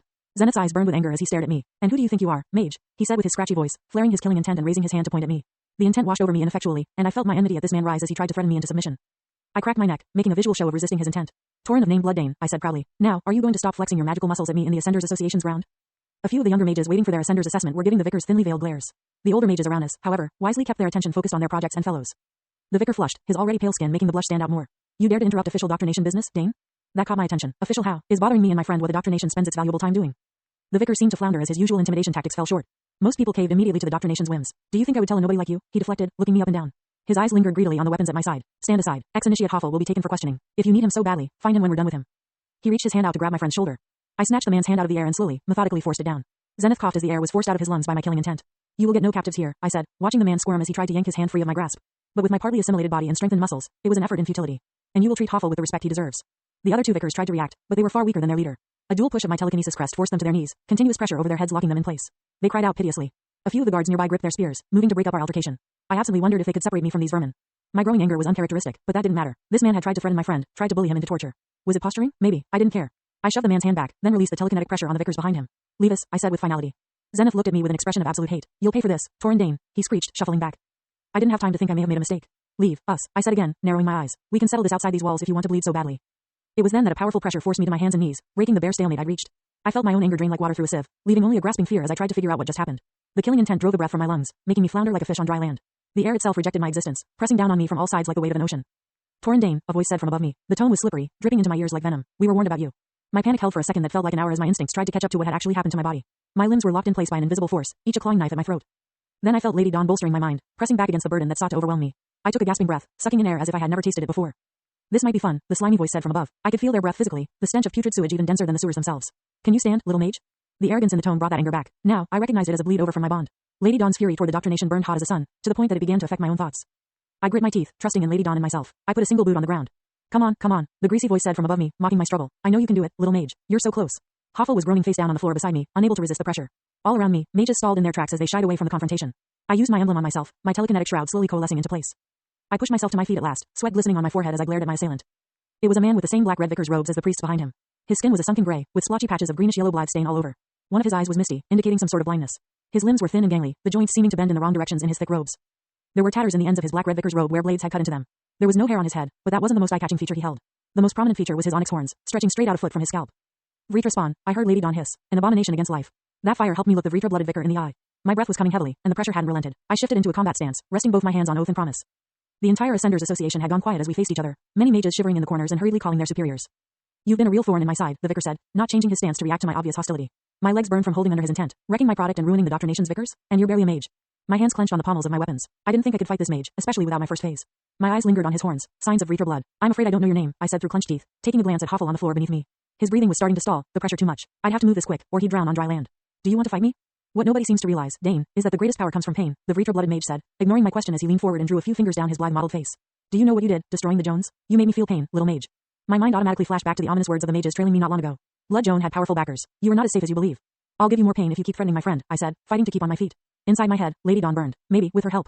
The Vritra-blooded mage's eyes snapped to the ailing Hoffel. Oh, that thing? How much air do you think he has left? The average mage can survive without their breath for a minute straight. The vicar licked his lips almost sensuously. I know this well. I drew my weapon slowly, my monocoating them in power. My enemy's eyes trailed over the red-layered steel, standing straight as I leveled them in his direction. He looked surprised to see it. Not afraid, exactly, just taken aback. He seemed to reach some sort of conclusion as he drew his eyes over the weapons. The mage turned around, his horns glinting in the light. My name is Mardith, little mage. Keep that in mind. The three vicars hastily fell in behind Mardith as he strolled out, shooting venomous glares back at me. Where the other priests had seemed to float over the ground, Mardith lurched unnaturally with each step, his twisted limbs making his walk ungainly. The pressure relented over me as the mage left. I sheathed my weapons, kneeling down to check on Hoffel. He was barely conscious. I shook him gently as nervous murmuring grew around us, people finally able to breathe. Lady Dawn snarled as the mage left. I could now tell that much of the anger I'd felt toward the vicars was drawn from the phoenix. Not all of it, of course, but it spurned my actions forward in a way I didn't expect. She hated them deeply. Personally. But there wasn't time to worry about that. Hoffel groggily came to, his bushy eyebrows squinting in confusion. You almost passed out from the pressure, I said. He's gone for now, though. Come on, can you stand? Hoffel gingerly let me help him to his feet. He probably weighed twice as much as I did, but he felt limp in my arms as I hefted him up. Who were those vicars? I asked, feeling drained from the encounter. Hoffel slumped into his chair. Both he and I were on the receiving end of a dozen stares from around the room. The boy who had tried to posture to me earlier nodded in respect as we met eyes. I used to be an initiate in the Doctor Nation, Hoffel said, staring at the ceiling. He looked empty, his usual reaffirming air drained away. But those vicars shouldn't be in Sesklar. They're based out of Ytrel. I thought they wouldn't find me here. He trailed off. I registered what my shield friend said, but I remembered how that mage Mardith said I caused him pain by destroying the Jones. And his black scarred face. I'm sorry, Hoff, I said, grasping for something to say. Do you need to cancel this? If you need time to recover, I can wait a few days to take the assessment. No, I'm good, the big shield said. He pawed at his jacket, retrieving his pipe. I don't think the Ascenders Association allows smoking indoors, I said with a bit of humor. They don't, Hoffel agreed, but right now, I don't care. Mardith had only backed off from our confrontation when he saw my blades. I didn't have the feeling he was afraid of them, not in the slightest. It was more like they were an unexpected variable in dealing with me. I would have to send a thank you note to Renee Ashorn, even if Oath and Promise had tracking spells in them initially. I had a feeling our fight with those who peddled Blythe was far from over. Are you okay? I asked Lady Dawn. Her anger had simmered off like vapor leaving boiling water, but it still clung to her thoughts. I am well, contractor, Lady Dawn lied. I will not let my emotions influence you again. That was unacceptable of me. It was an uncomfortable sensation, but I wasn't outright angry at the Phoenix. You weren't trying to do it on purpose, I acknowledged, looking at the ceiling. There was a mosaic of an ascension portal on it, a dozen familiar runes matching those on Blood Dane's sigils. That does not excuse my error, Lady Dawn replied. I wronged you, contractor. I huffed. Then you'll have to go light on me in training next time to make up for it, I said, hoping to reach a compromise. The Phoenix really hated influencing minds. I felt a note of hesitation over our bond. I'm joking with you, I said to the Asura, feeling tired. I hadn't even taken my assessment yet. I'm not hurt by what you did. It's not permanent, and I'll learn from it. The Phoenix didn't seem to be convinced, but before I could pester her more, I heard a voice over the loudspeaker. Torin Dane, Ascender's candidate. Report to Booth 3. Chapter 54, The Relic Tombs. Published by Web Novel. Discordant note, TBATE. Torin Dane was weak, crushed under the oppressive boot of the Vreetra's strength-based society. But after the desperate last gamble of a failing deity imbues him with more knowledge than he ever dreamed of, he is forced to enter a proxy war between the Surin clans that has lasted for untold generations. Armed with knowledge of the future and the potential to change it, Torin will have to face high bloods, corrupt churches, dangerous beasts, and power-hungry Asura to get what he needs. If he wishes to survive, he will have to alter the future in a way that will keep him and those he cares for safe from the approaching tide of war and death, all while hiding a burning secret in his core from the very leaders of the continent he lives on. For Alakria, and by extension, Torin himself is a mere piece in a larger game between the gods. And when deities play chess with the lives of mortals as pawns, only bloodshed follows. Semi-SI into Alakria. Updates daily. Cover art commissioned by @_Afra_. Torin Dane. Striker candidate Torin Dane, said a tall woman with a face that looked like it hadn't seen enough coffee. Flexibility of offensive magic, above average. Manipulation of mana, average. Athleticism, exceptional. Mental acuity, above average. Survivability rate, high. One of the greatest injustices in this world was that there was no coffee in it. I saw it in the eyes of practically every receptionist I'd met on this continent. She held her notepad to the side. You've passed your Ascender's assessment, Lord Dane. Congratulations are in order. I smiled tiredly. The assessment differed very little from what was displayed in the beginning after the end and in my own research. The only notable change was the mana beasts I was tasked with fighting. Instead of giant arachnoids, I faced the small shadow cats I'd fought in the Clearwood Forest. Regis's assumption that he and Arthur faced normal mana beasts from the surface was correct. A small man clothed in the same white mage's robe and red armband spoke up next. Since you displayed moderate caster abilities, we recommend partying with a shield and sentry as your primary focus, though a capable caster should be on your radar. I nodded, shaking each of their hands. I hadn't displayed many ranged abilities such as my fireballs, sound grenades, or the techniques I had trained in the Clearwood Forest these past few weeks. Instead, I used generic fire, sound, and telekinetic shrouds along with oath and promise to deal with the obstacles I faced. Hoffel watched from the sidelines, too worn and shaken from today's earlier events to comment. He nodded as I stepped in next to him, and both of us silently escorted back to the Fiocran Ascenders Association. You did very well for a non-academy mage, Hoffel said from the side. That's something to be proud of, Torin, he said. I shrugged. I had a great teacher, I replied. Now, I've got to prepare for my first ascent. My dimension ring was filled and double filled with rations and water. I wasn't taking the possibility of the Relic Tombs reacting to Lady Dawn lightly. Hoffel looked at me. You're not going into the Relic Tombs without me, Torin, he said, patting the axe on his belt. I'm going to join you. I turned to face him, surprised by his assertion. Why, I thought you were retired from ascending. I did retire, Torin, he said, his gruff voice seeming older. But I'm not going to sign you up to be an ascender just to leave you to take your prelim with strangers. My thoughts jumped back to Lady Dawn's warning. I couldn't predict how the Relic Tombs would react to me. If I let Hoffel come with me on my ascent, I would be responsible for anything that happened to him as a result. I pulled Hoffel off to the side, getting a perturbed look from the man, the act emphasizing his bushy brows. I lowered my voice as I spoke. Look, Hoffel, I can't predict how the Relic Tombs will react to my presence. It could be a lot more dangerous than you're used to. Hoffel scrutinized my face. Then that's all the more reason for me to go with you, he said. I don't know what you're fighting, Torin, but you don't need to do it alone. I swallowed at his words, looking away. I thought of his helpful advice last night and how I finally began to meld into the community again. I was alone in this. No, I said again, shaking my head. I won't be responsible for what might happen to you. If you want to, you can wait near the descension portal for me. Hoffel and I stared each other down for a minute before he reluctantly sighed. I wasn't going to budge on this, no matter what. I'll admit I am too old to be a strong ascender any longer. I would only slow you down, I think, but at least allow me to find you a competent ascender to take you on your prelim. I've got some old connections I can pull on, he said, almost pleading. You do remember what I said to you about being reckless? That interaction with the Vickers shook him far more than I thought, I realized as I considered. He's worried for me, far more than before. Okay, I said, moving back to the path toward the Relic Tombs portal. Hoffel followed slightly behind me, a contrast to his confidence from when we first arrived. His worry makes sense, Lady Dawn interjected. The Doctrination are cruel and incompetent. They are not so fragile as the Jones, she said. That gave me pause. What do you know about them that I don't? I asked. Lady Dawn didn't respond. My feet had begun to take me toward the portal to the Relic Tombs a ways away. It stood tall and proud, glowing a shimmering purple as it rose over the long line in front of it. I could trace the runes on the edge from memory, each glyph matching the sign on my signet ring. I held my hand up, my perspective from so far off making it look like I held the portal in my grasp. I compared the runes on my ring to the ones shining a brilliant violet on the portal rim contemplatively. I got into line behind a couple of mages who were bent over an artifact, discussing something in hushed whispers. It didn't take long for the line to diminish. Hoffel and I entered the pearlescent portals, the transfer seamless as I appeared on the first layer of the Relic Tombs.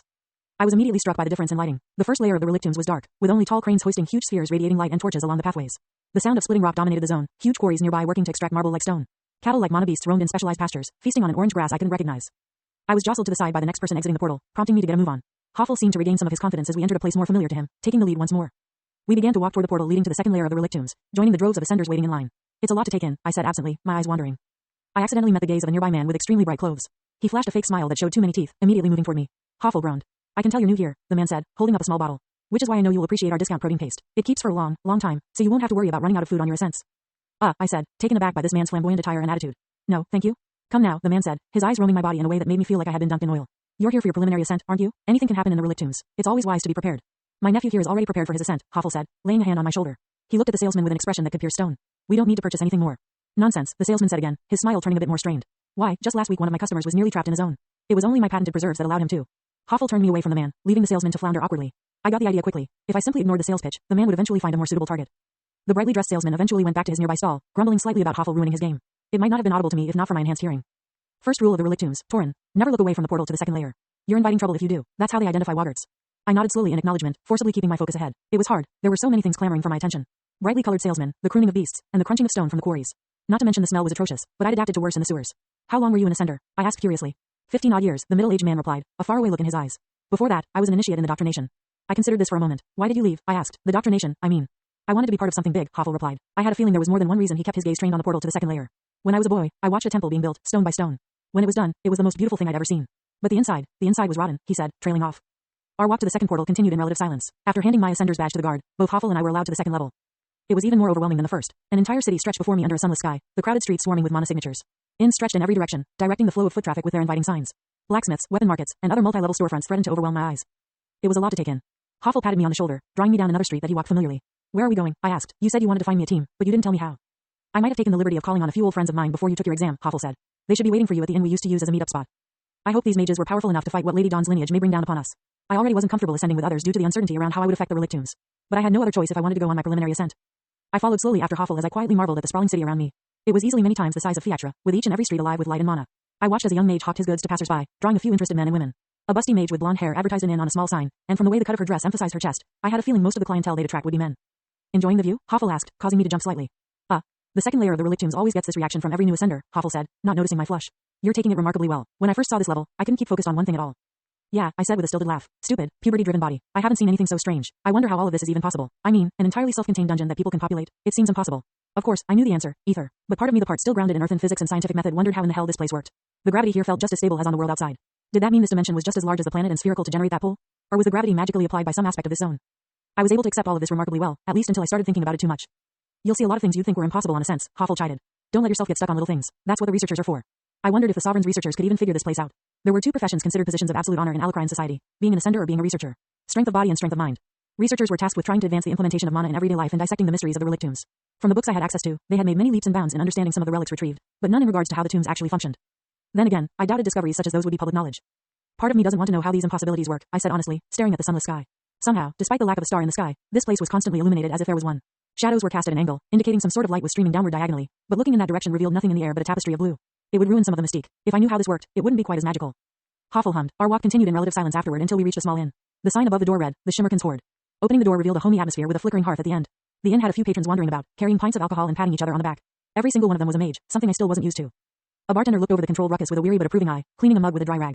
In the corner, a man was playing the lute, adding a lilting ambiance to the already hearty feeling in the air. Hoffel entered the inn with a spring in his steps, leading me toward a specific table in the back. It was large and round, occupied by a diverse array of characters. As Hoffel approached the table, a tall man stood, sensing our approach. He had blonde hair and piercing green eyes. When he spotted my friend, he flashed a playful smile. Hoffel, he said, patting the axe wielder on the back with a heavy thump. It's been too long. Have you been retired for a year already? Nearly 2, Hoffel acknowledged. I hope my request didn't take you away from anything important. The blonde man dismissed Hoffel's concern with a wave. Don't worry about it, old friend. You've helped me out of too many scraps for this to inconvenience me.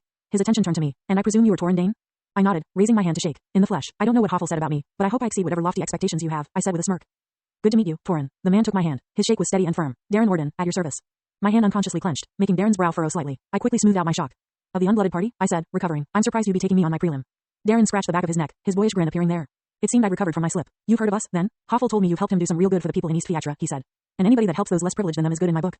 Hoffel spoke up next. Darren's a good man, Torin. I'm half convinced if he visited Fiatra before our work, he'd try and take down the Jones himself. There's nobody I'd trust more to take you into the relic tombs. I kept my face carefully calm as I went over all I knew about Darren Orden. He had helped Arthur when he was on trial by the Granbells, citing a desire to help those who didn't have a name or high blood backing. But in the books, Darren was retired, living his days semi-peacefully in his estate in rural Sesclar. You give me too much credit, Hoffel. I've got a habit of helping up-and-coming ascenders without backing get through academies, and on the rare instance, their prelims. A woman behind Darren stood up, brushing off her red-lined battle robes. He has a habit of taking in strays, she said with a good-natured smile. Her auburn hair trailed down to her back, bringing out the freckles on her cheeks. His bleeding heart is a bit too big for his chest. Darren rolled his eyes while the woman introduced herself. I'm Alandra. Darren's our resident striker, while I support him as a sentry. I shook her hand. Our caster is currently being a bit flighty, so we'll have to make it through a zone without their assistance. At the mention of other party members, I looked behind them. There was another man conked out on the table. He had a longer beard that was currently soaking up some spilled drink on the table. That's Jared, Alandra said with an irritated huff, kicking the man hard in the leg. He bolted awake, knocking over the mug that was emptied in front of him. He pretends to be a shield. The man blinked owlishly, trying to adjust to the light. He only had one eye, the other covered by an eye patch. The eye he had left wandered around with the confusion only somebody who has just been roused from a deep sleep possesses. What's up? Are we leaving already? Darren chuckled. You know, Jared, while you were sleeping we found your replacement. He slapped me on the back. He's got all the qualifications to be an amazing shield, like staying awake during meetings. Jared glared at Darren. It's not my fault your long speeches are boring and the ale is good. He looked at me with his single eye. Hey, kid, try and stay alive. The pay's not great and all your teammates will try and ruin your beauty sleep, but hey. Alandra had pulled the elastic band of Jared's eye patch, then let it snap back into place. I winced at the sound. That was sure to sting. You horrid woman, he cried, trying to ward her off with his hand. That'll keep you awake, you miser. We're taking Torin here on his prelim. Jared pulled himself out of his chair with a grumbled. Nobody appreciates me around here, but it was a good-natured kind of mumbling. Darren shook his head at their antics, turning back to me. So Torin, are you ready to be an ascender? Chapter 55, First Ascent. Published by web novel. Discordant note, TBATE. Torin Dane was weak, crushed under the oppressive boot of the Vritra's strength-based society. But after the desperate last gamble of a failing deity imbues him with more knowledge than he ever dreamed of, he is forced to enter a proxy war between the Surin clans that has lasted for untold generations. Armed with knowledge of the future and the potential to change it, Torin will have to face high bloods, corrupt churches, dangerous beasts, and power-hungry Asura to get what he needs. If he wishes to survive, he will have to alter the future in a way that will keep him and those he cares for safe from the approaching tide of war and death, all while hiding a burning secret in his core from the very leaders of the continent he lives on. For Alakria, and by extension, Torin himself is a mere piece in a larger game between the gods. And when deities play chess with the lives of mortals as pawns, only bloodshed follows. Semi-SI into Alakria. Updates daily. Cover art commissioned by @_Afra_. Torin Dane. So Torin, Alandra asked, what academy are you an alumnus of? I haven't had academy training, I admitted sheepishly, though I don't think I'll do any worse than someone who has. I got a pretty good score on my Ascender's assessment. Alandra raised a brow, and I'm guessing you want me to ask what that score is. I got above average on flexibility of offensive magic and mental acuity. I scored average on manipulation of mana, but got exceptional on athleticism. Darren whistled in appreciation. It's difficult to get exceptional in anything. You scored a lot better than many academy graduates. I smiled slightly, feeling a bit of pride in my abilities. Though Torin had trained for many years to hone his magic, I'd only had Lady Dawn's tutoring for a little under 3 months. My progression of power had been exponential since she began to guide me. We were nearing the large ascension portal, having just verified our identities with a nearby attendant. I stared up at the glimmering arch, thinking once more about the possible consequences of bringing people with me. I had a simulant in my dimension ring that matched the rest of the unblooded party. Hoffel was waiting at the inn for us to return. Lady Dawn, I send out. I don't know if you have a way to bind yourself closer to me, but I recommend you do it. These portals don't like Asura very much. You will not lose me, the Phoenix replied. I am nestled in your core as we speak. You have no need to worry. At least that was reassuring. It's the first day of the rest of your life, Darren said as I stared, clapping me on the back.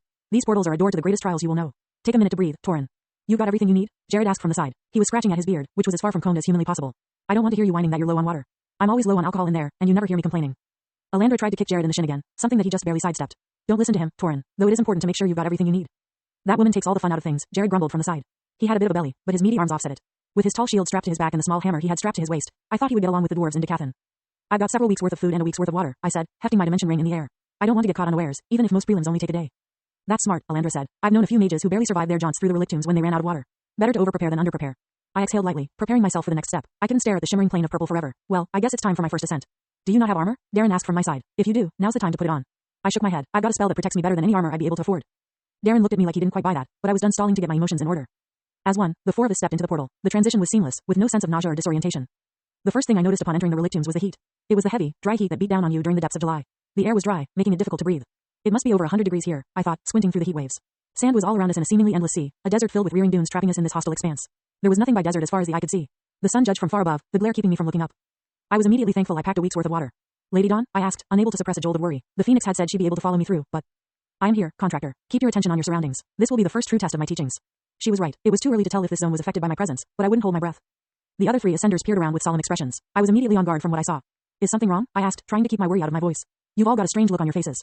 Darren shook his head. There were already beads of sweat forming on his skin from the feverish atmosphere. We just hate zones like this, he said with a sigh. It adds a level of discomfort that never goes away. I've already got sand in my pants, Jared grumbled with a sorrowful tone. How? Alandra asked. You haven't even moved from where you entered. Don't underestimate sand, woman, Jared snapped. You'll never get it out of those pretty robes of yours. You'll see. Alandra squawked indignantly, but Darren was busy surveying our surroundings. Jared, can you make us a canopy to travel under? He said, not looking at the mage. We need to conserve water the best we can. A bit of shade will help with that. Jared complained, but he went ahead anyway. Give me a second to modify my spell. After a few seconds, a thin metal sheet was conjured from thin air. Jared moved his hands, directing the plate over our heads. I immediately noticed a difference as the sun cut out. It was still sweltering, but now I was sure that once my body melted, my remains wouldn't catch fire. I wiped the sweat from my brow. That's useful, I said. I wonder how hot that metal is going to get. You don't want to know, kid, Jared said. His one eye squinted past our makeshift cover. Think you can figure out where we need to go, squinty woman? Don't call me squinty woman, Alandra snapped back. And yes, if you'll let me concentrate I can get a spell off. Alandra closed her eyes. I felt fire mana swirl around her, slowly coalescing into a stylized rod in her hands. I stared at it curiously, wondering what it did. Alandra turned in place. The little rod of fire in her hands morphed as she turned, an arrow growing out of one end as it pointed behind us. The exit portal is likely that way, Alandra said, closing her fist and dismissing the spell. Seeing my confusion, she clarified. One of my spells can detect dense clusters of mana from a long radius away. Portals usually have a specific organization of mana that I've got an adept at sensing. Huh, that was interesting. I wondered if that was how most people got through zones. Well, we won't get anywhere standing by. We've got to get moving now, while the sun is still high. Why is it so important for us to move now? I asked, not disagreeing but wanting to understand Darren's experience. Darren's piercing green eyes hardened as he looked in the direction Alandra's compass spell had pointed. One thing you learn quickly, Torin, is that there are rarely times to rest in the relictombs. The night will be just as dangerous as the day, just in a different way. With that, we began to move. Several hours later, I was utterly miserable. I'd gone through half a day's worth of water already. My boots squelched with each step, the sweat soaking my socks making itself known. My clothes were sticky with sweat, and I'd somehow gotten sand in my pants. How'd I have sand in my trousers? I lamented aloud. I haven't even touched the ground with anything but my boots. I told you, kid, Jared said commiseratingly. Don't underestimate sand. You'll never get it out of that nice little waistcoat you're wearing. Everything itches, especially my backs. Do you have an estimate of how close we are? Darren interrupted Jared, focusing on the sentry. There was, in fact, sand ground into her robes. Alandra recast her one spell, judging the fire rod. Probably another day or two of walking, she said, brushing a soaked lock of auburn hair out of her face. Hold on, let me check to see if there are any other sources of mana nearby. There might be secondary objectives, or maybe some accolades nearby. She focused on her rune, conjuring a different matrix of fire. Small wisps of fire danced in a unique rendition of a map. She frowned, stepping out from under the protective shade of Jared's metal cover.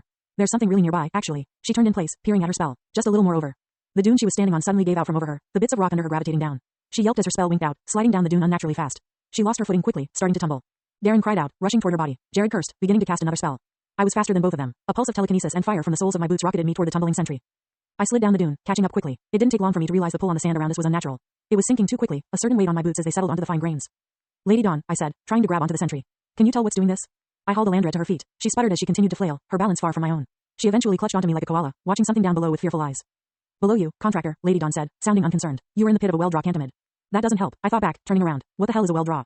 I saw it there, in the center of a tall funnel of sand, a chitinous beast weighted with quivering mandibles as long as my body. It pulled on the sand around us with some sort of gravity spell, drawing us deeper. I could only see its head, but it must have been even bigger underneath the sand. If those jaws got me, they'd be able to snap me in half. I shivered. The cantamid larva lures its prey into a gravity-locked trap of sand, trying to pull its kill into its venomous jaws. You would do well to avoid that fate. Oh, shit, Lady Dawn was using her training voice. I wasn't going to get much help from her. I'm going to throw you, I said to Alandra. I couldn't fight effectively trying to protect her. Brace yourself. What? The auburn-haired sentry cried, unable to hear me over the sound of churning sand. I held her aloft, making her squeal, before hurling her toward Jared above us. The shield had begun to circle the cone, knowing that his speed wasn't enough to try and enter the trap. He was trying to find a better place to approach, but Alandra's screams drew his attention. She soared through the air, yelling to the high heavens. Jared caught her with a grunt, toppling into the desert. I supposed it was inevitable that his ass would eventually touch the sand. I was less than 30 feet from the bottom of the pit now. I spied Darren Orden trying to reach me, skating down the sand on shoes of wind. Any advice, Lady Dawn? I asked. The beast is slow to move and has a surprisingly soft cranium, the Asura replied. Your speed is your advantage. I drew oath and promise, feeling the gravity magic's effect on me. I could escape this trap easily enough, but I came into this hellish dungeon to test my abilities and hone my combat skills. And not a moment too soon, the cantamid looked at me with beady eyes, anger in them at having one of its prey escape. The ether beast dug its orangish mandibles into the sand in front of it, then snapped its head up, kicking up sand toward me. A wave of sand defied gravity, racing toward me with speed. The churning mass got larger as it approached, intent on swallowing me whole. I could see the beast's tactic now. Like an antlion on steroids, it would draw unsuspecting prey into its hole, then disorient them and drag them to their doom. I grit my teeth, pressing into the ground with a burst of telekinesis. I flipped sideways, avoiding the sand with room to spare. I tossed Promise upward, the dagger soaring before it was abruptly caught with my telekinesis. I mentally directed the weapon down, the flash of reddened steel a deadly arrow. My dagger scored a cut across the creature's mandibles, making it screech in pain and interrupting another attempt to throw a wave of sand at me. At that moment, Darren skated to my side. He was wearing a set of heavy gauntlets, which matched his looser clothing. Hoffel mentioned you had a tendency to rush into danger, he said breathily, still feeling the effects of the heat above us. I should have expected you to rush in like that. We were still slowly drifting down toward the cantamid, the sand falling unnaturally. I'm predictable like that, I said conversationally, my dagger flying back to my hand. It was none the worse for wear. I'm going to kill this thing, I said, glaring down at the antlion wannabe. I'd be happy for any help you can lend. I hate insects, Darren said, making me immediately like the man more. I'll help you kill it. Darren thrust his fists forward, a burst of wind materializing 10 feet away. The wind punch intercepted another wave of sand sent by the ether beast, the two canceling each other out. If an insect could look pissed, I'm sure the cantamid at the bottom of the pit would be the perfect example. Do you have any ranged spells you can use? Darren asked. If you don't, I'll have to get closer to that beast if I want my wind punch to damage it. I've got something that could work, I said. Can you cover me? Darren nodded, using his wind punch to break another one of the beast's sand waves. Do what you need to, Torin. Feeling reassured, I sheathed oath, then used a burst of telekinesis to push off the sand. I vaulted into the air, soaring over the cantamid. It was digging its mandibles into the sand again, trying to fling the granular material at Darren. He'd succeeded at identifying himself as a threat. I concentrated on one of the template spells I designed during my last 3 weeks of training. I had taken inspiration from the fire constructs that Dorner Joan used. One of my tried and true methods of using my telekinesis rune was throwing rocks like a shotgun, but that method became less and less effective at damaging enemies as time went on. After all, I was using normal stones. I had to find a solution that played to my strengths, and so, a dozen beads of solid fire coalesced in my hands. Using a mix of pure mana, I was able to make my fire spells far more solid than in nature. I cocked my hand back, twisting midair so I was upside down. With a cry, I threw my fire marbles with telekinesis, the tiny glowing spheres becoming streaks of orange light as they shot off at absurd speeds. My spell peppered the ground like a cluster bomb, sending tiny explosions of flame as my fire beads dug into the ground in a dozen different places. One seared a hole straight through a thick mandible, spraying greenish goop over the sand. Another few impacted the beast's head, punching holes in the thick chitin. I landed solidly on the other side of the inverted cone of sand, exhaling at the maneuver. The most difficult part of using solid fire was that it had a horrible tendency to burst apart when I used my forceful telekinesis on it. But I only needed it to stay intact for a second. It screeched piteously, leaking goo as it tried to flick more sand. The unnatural pull on the sand ceased as the beast slowly stopped struggling. I cautiously walked down the sand, Promise held tightly in my left hand. When I was close, I got a chance to inspect the creature's remains. It was certainly insectoid in nature. The mandibles were covered in thin spines, which dripped with a greenish venom. The chitin blended in with the sand remarkably well. I barely had time to react as the beast's head suddenly whipped to the side, the jaw set to spear me through the chest. I brought Promise up to defend, but time seemed to slow. Would I actually block this? Would my telekinetic shroud be enough to keep me alive? I didn't have to answer any of those questions. A burst of compressed wind exploded underneath the cantamid's head, blowing a hole straight through the chitin. A spray of goop splattered against the sand, and the cantamid finally went still. I turned my head to the side, seeing Darren. His gauntleted hand was still in the ending movements of an uppercut. Thanks, I said a bit shakily. I wasn't sure if my barrier would have blocked that. Something to keep in mind, Torin, Darren said, dismissing my gratitude sternly. Always confirm your kill if you're going to approach. These beasts aren't like those on the surface. Darren pushed aside the head. From how the sand began to shift, I got a peek at the body underneath the sand. The cantamid was easily over 20 feet long. I gulped. They fight to kill, not to survive. On the surface, mana beasts will retreat when they know they're outmatched. Not here, remember that. I nodded. I will. Chapter 56, The Night. Published by Web Novel. Discordant note, TBATE. Torin Dane was weak, crushed under the oppressive boot of the Vreetra's strength-based society. But after the desperate last gamble of a failing deity imbues him with more knowledge than he ever dreamed of, he is forced to enter a proxy war between the Surin clans that has lasted for untold generations. Armed with knowledge of the future and the potential to change it, Torin will have to face high bloods, corrupt churches, dangerous beasts, and power-hungry Asura to get what he needs. If he wishes to survive, he will have to alter the future in a way that will keep him and those he cares for safe from the approaching tide of war and death, all while hiding a burning secret in his core from the very leaders of the continent he lives on. For Alakria, and by extension, Torin himself is a mere piece in a larger game between the gods. And when deities play chess with the lives of mortals as pawns, only bloodshed follows. Semi-SI into Alakria. Updates daily. Cover art commissioned by @_Afra_. Torin Dane. Alandra was right, even if she nearly tumbled into the well-draw cantamid's trap. Underneath the corpse were tarnished remains of an old culture. I recognized the bones of a few ascenders and what was left of their gear, some unfortunate souls lost to the ages under the sandy body of this insectoid monster. Anything with more than 4 legs really did deserve to die. Accolades were split evenly among us according to battle contribution, but both Darren and I cut our portions in half so it was an even divide between the four of us. After all, Alandra was the one who found the cantamid, even if by accident. And Jared was the one who caught the sentry after I rather unceremoniously tossed her to him. It wasn't much loot, but it was a worthy prize for the effort of the battle according to Darren. Our party had decided to camp on the outskirts of the cantamid trap as the sun began to slowly dip under the horizon. Darren had a few tarp tents set up for us all. As the sun lowered, the temperature dropped exponentially. Even though dusk hadn't fully wrapped the world in its grip, it was already pleasantly cool. The sands didn't provide stable foundations for our tents, but the unblooded party weathered through with clear experience. Jared conjured long, thin poles of metal, using them to anchor our tents deep down. Alandra used what little fire manipulation she could to fuse the sand together around the metal poles, further solidifying them in place. Even though the two constantly bickered as they did it, they worked flawlessly as a team. We'll have to put out the fire once night comes, Darren was saying. I don't know what sort of beasts hunt in the night of this zone, but you can be sure they'll see our light as a beacon to swarm us. I don't know about you, but I don't want to be overrun in the desert. How are we going to set up night watch? Jared asked, already looking like he was ready to fall asleep. He was still caked in sand from the tumble he and Alandra had taken, and despite his best efforts, he hadn't managed to get a single grain out of his beard. I was wondering at what point he would have to cut his losses and simply shave it off. When I asked, he'd simply looked at me like I was insane. I'll take the last watch, Darren offered, since I know neither of you two will want it, he said with good humor. In the end, it turned out that I would take the first watch. Apparently, the other three agreed that it was the easiest watch for a beginner. This was because I essentially only had to stay 2 hours up past my normal bedtime instead of waking up in the middle of my sleep and being forced to stay attentive. That was nice of them. I sat on a small metal cube Jared had conjured for the watch to sit in. Our tents were arranged in a circular formation around the box, and the tents were close enough to the ground that I could see over them with ease. Alandra and Jared had already settled into their tents, and I could swear I already heard the one-eyed shield snoring. I could definitely hear Alandra complaining about said snoring in low mutters, audible to my enhanced ears. If you spot anything you don't feel sure about, don't hesitate to wake us up, Darren said, taking one last look around the sands. The light was low now, and the temperature was actually somewhat pleasant. I expect these sands will be a lot more active at night. Keep your eyes peeled. I nodded wordlessly. Darren shuffled back to his tent, getting into the small cloth bundle with ease. And so I settled in to wait. The only sound was the brush of wind as it raced through the air. As was my habit since training in the Clearwood Forest, I looked to the sky. I felt a shock run through me as I realized there were no stars in the sky. I didn't know why I expected to see them in this pocket dimension. For all the power of the Jinn, they could never create the far-off galaxies, light years away. Even if it was fake, maybe I wanted to see a tapestry of lights flickering across the sky. There was no basilisk's tail, no struggling ascender, the lightning spell was nowhere to be seen, the galactic pocket non-existent in this other realm. Looking up at this starless expanse, I was forcibly reminded of my previous life. Pollution blocked out the night sky, the fires of industry taking the constellations as fuel for rampant progress. The unseen world washed over my vision. Lady Dawn was peering at the sky herself, a strange longing in her burning eyes. As part of our routine, Lady Dawn would help me assimilate, and then I'd withdraw one of her books on the distant suns from my dimension ring for her to read. Why do you love the stars so much? I found myself blurting out. I don't know much about your life, Lady Dawn, but I see how you watch the sky every night. The phoenix didn't look at me. The absence of the stars seemed to strike her even deeper than it did me, hints of repressed emotion bleeding over our bond. I suddenly felt guilty for asking. It seemed to be a far more personal question than I had expected, like tearing at a scab before it had fully healed. Lady Dawn and I, while I like to think we were allies, still kept a certain distance. And my question bridged that gap. I opened my mouth to retract my question. Asura live a long, long time, Lady Dawn said, her voice softer than I was used to. We don't even know how long our natural lifespans are, especially phoenixes.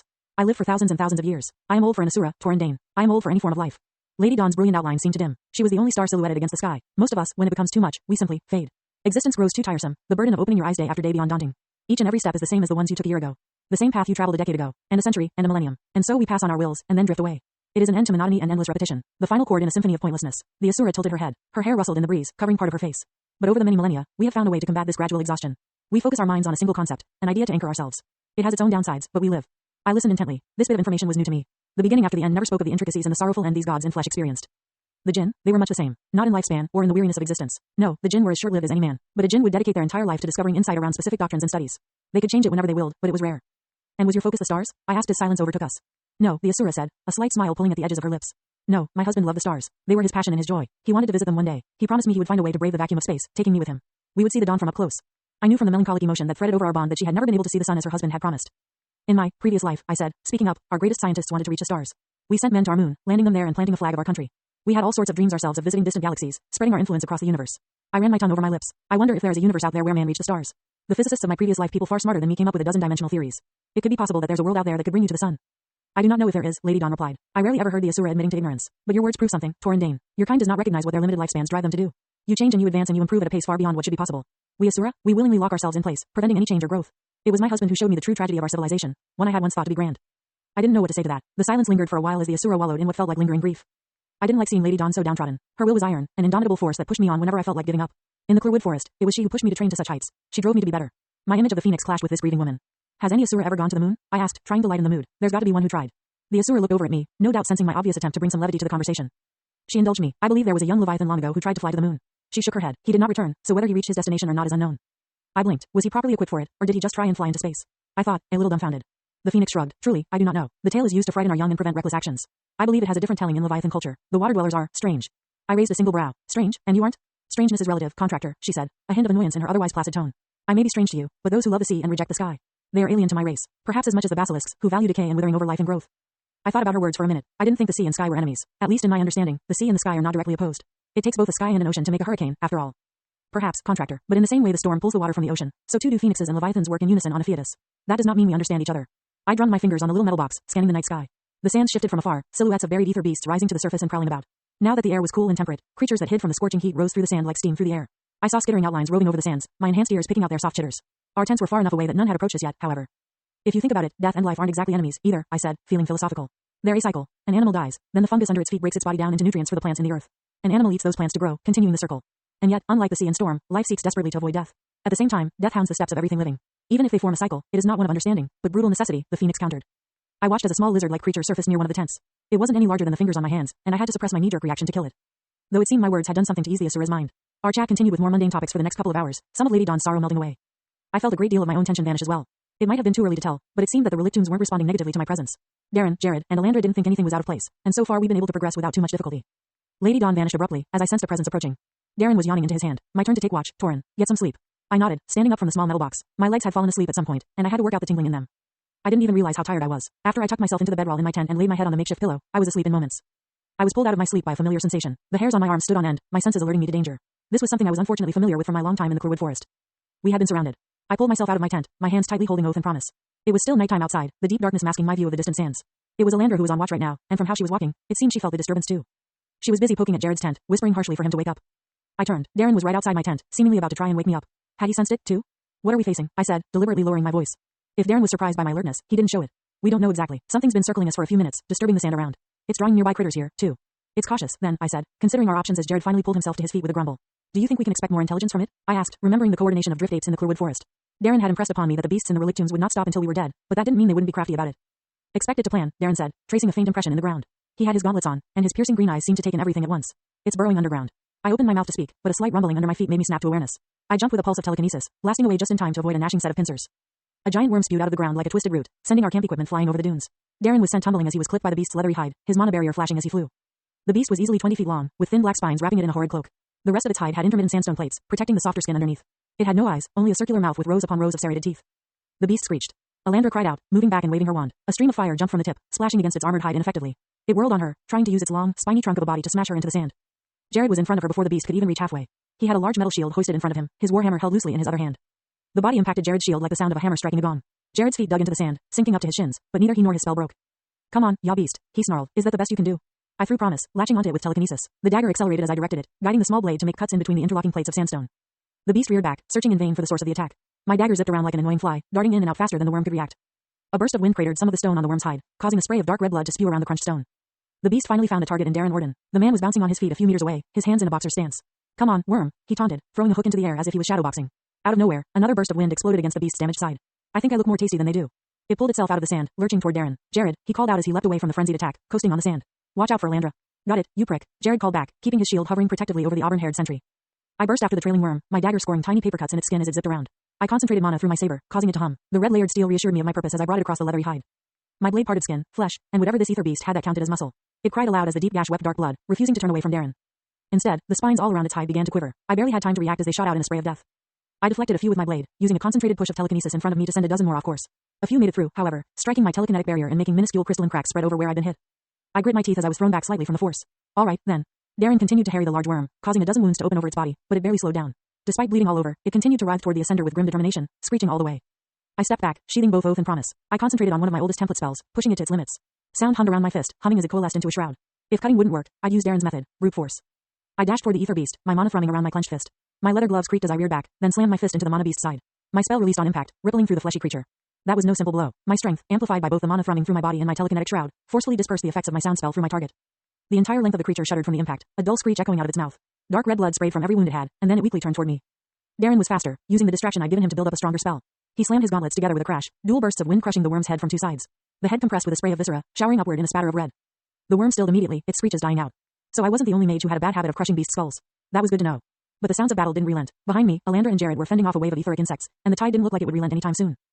Chapter 57, Sifting Sands. Published by Web Novel. Discordant note, TBATE. Torin Dane was weak, crushed under the oppressive boot of the Vreetra's strength-based society. But after the desperate last gamble of a failing deity imbues him with more knowledge than he ever dreamed of, he is forced to enter a proxy war between the Surin clans that has lasted for untold generations. Armed with knowledge of the future and the potential to change it, Torin will have to face high bloods, corrupt churches, dangerous beasts, and power-hungry Asura to get what he needs. If he wishes to survive, he will have to alter the future in a way that will keep him and those he cares for safe from the approaching tide of war and death, all while hiding a burning secret in his core from the very leaders of the continent he lives on. For Elecria, and by extension, Torin himself is a mere piece in a larger game between the gods. And when deities play chess with the lives of mortals as pawns, only bloodshed follows. Semi-SI into Alacria. Updates daily. Cover art commissioned by @_Afra_. Torin Dane. Darren and I rushed back to our party, our steps only a few amidst the endless stamps of the ether beasts. I withdrew oath and promise once again, then threw my dagger with all my might at one of the chittering creatures. The dagger cut a flying scarab beetle in half, then lurched midair to sever another insect's wings. A small swarm of scarab beetles, each at least 2 feet long, buzzed around Jared's shield. Every now and then, a stream of fire exited the cover, burning several scarabs and dropping them. They fell, their exoskeletons smoking. I was reminded of a chittering dome of legs and wings and carapace, making me stutter in my step. Darren wasn't so daunted, running forward and throwing punches so fast I nearly couldn't see them. Bursts of wind erupted from every direction, taking the scarab with every strike. I'm not as weak as I was then, I chided myself, drawing my fingers over oath. The edge turned a light red, my fire spell making the edge sear. Then I rushed forward with a cry, hurling a fireball as an opening salvo. It scorched a few of the rampant insects, diverting their focus from solely Alandra and Jared. I met them with my blade, using it as an extension of my arm. Oath reaped vengeance on every insectoid body it neared, cutting through their carapace without resistance and leaving behind 2 smoking halves. I sidestepped a lunging bite from one of the bugs, bringing my saber down as I moved. The bug was bisected neatly, immediately cutting out its skittering calls. Another scarab beetle tried to latch onto me from behind, but Promise was still zipping about in the air. My dagger whizzed past my ear, severing the beetle's wings before it could reach me. It tumbled into the sand, all 6 legs kicking. I brought my boot down on its shell, the squelch of flesh grounding me. With more targets to focus on, the small swarm became less concentrated, allowing Jared to act from behind his shield. His warhammer was the judge, jury, and executioner of any ether beast that got too close, swatting anything within 3 feet of him out of the sky. Alandra periodically sent out streams of flame, scorching any beasts that got past the shield's defenses. A few mandibles latched onto my arms, sending me slightly off balance. The simple break they caused in my rhythm allowed me to be swarmed, scarabs latching on and slowing me down. Their bites made my telekinetic shroud creak, so many at once quickly siphoning my mana. Gritting my teeth, I pushed out with an unfocused wave of force. My telekinetic shroud dampened the pushback, allowing me to breathe. The beasts were flung off of me, and the zipping form of Promise returned to cut their lives short. I grabbed an ether beast as it tried to rush Darren's unprotected back, my fingers crunching into its carapace. I cut it in half with oath, then threw the top half to the ground. The sand had quickly become soaked with bug innards, tainting the grains and nauseating yellow-green. The swarm was quickly being worn down by our joint efforts, our blades, hammers, and spells extracting a deadly toll. When the battle finally ended, I was sweating heavily. The sun was just starting to peek over the horizon, and the heat was beginning to burn. We'd fought for nearly an hour straight, slowly whittling down every ether beast that came our way. Darren had a few cuts on his arms that barely leaked blood, but he was the worst off of us all. While most of us were feeling exhausted, there weren't any major injuries. Jared spat on the corpse of one of the scarabs he'd squashed with his hammer. Stupid buggers, he said, resting his weapon on his shoulder. Anyone badly hurt? Darren called out. He was stomping on any scarabs that were still moving, finishing them off before they had a chance to bite us in the ass.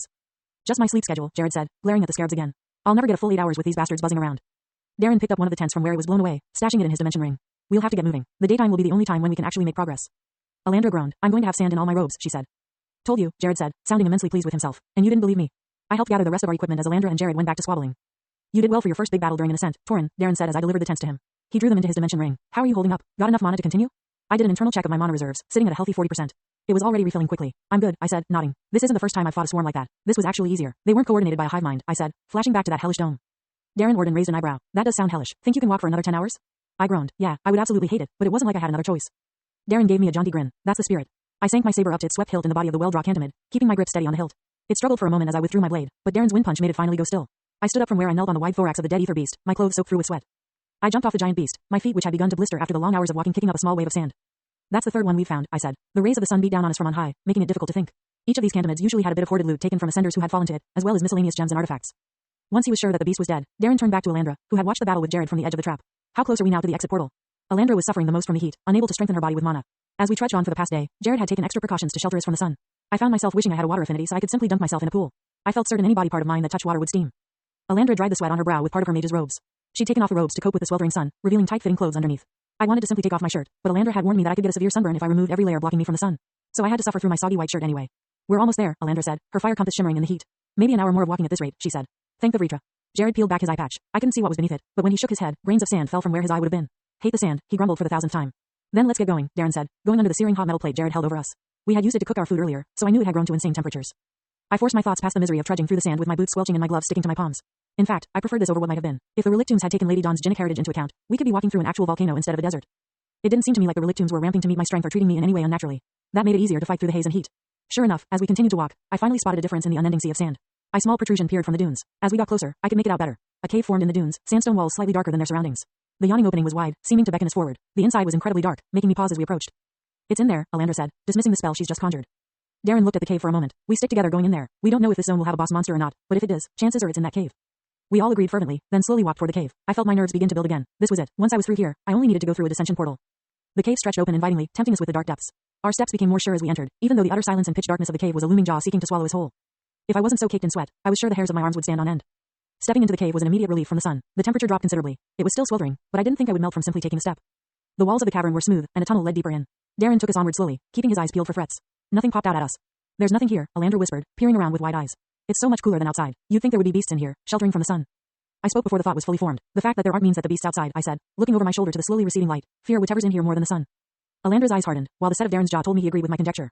Something was in this cave. The cavern of sandstone continued on a general downward slope for a few minutes. I actively suppressed the echo of our boots on stone, earning a curious look from the unblooded party. I shrugged at Darren's raised brow. Finally, the slope evened out. I could see a faint purple glow streaming through the opening, making me pick up my pace. The tunnel opened into a wide cavern, the ceiling several stories above us. The walls were of jagged stone, the divots casting purple shadows from the light of the portal. The portal was at the far end of the cavern, the runic arch so close yet so far. Jared took the lead, keeping his shield in front of us. My eyes darted over the cavern, searching for movement. I strained my ears, listening for the slightest hint of movement. And I heard it, the subtle clicking of carapace on stone, the whoosh of wind as something big moved. Above us, I yelled, drawing oath and promise quickly. Just in time, Jared pivoted his spell above us as something large and dark whipped toward us. It slammed into his shield, punching a hole straight through the thick metal. The attack barely missed Jared's head, something glistening on the end. A stinger, I realized as I conjured a spell. The only light available was from the portal, leaving us in mostly darkness. I tossed my hand up, a dozen will-o-wisps of fire flying into the air, casting warm light all over the cavern. I got a look at what tried to attack us in an instant. A huge, armored tank of a scorpion watched us with beady eyes, its deathly sharp stinger embedded in Jared's shield spell and barely missing his head. Thin spikes of dark chitin sprouted from its joints, but they weren't nearly as sharp as the spears the scorpion had for legs. They stamped on the ground incessantly, the armor shimmering with a light purple glow. But where were the claws? Sensing something approaching from the side, I whirled at speed, bringing my dual blades in front of me in a cross pattern. The scorpion's pincer slammed into my steel with a screech of metal.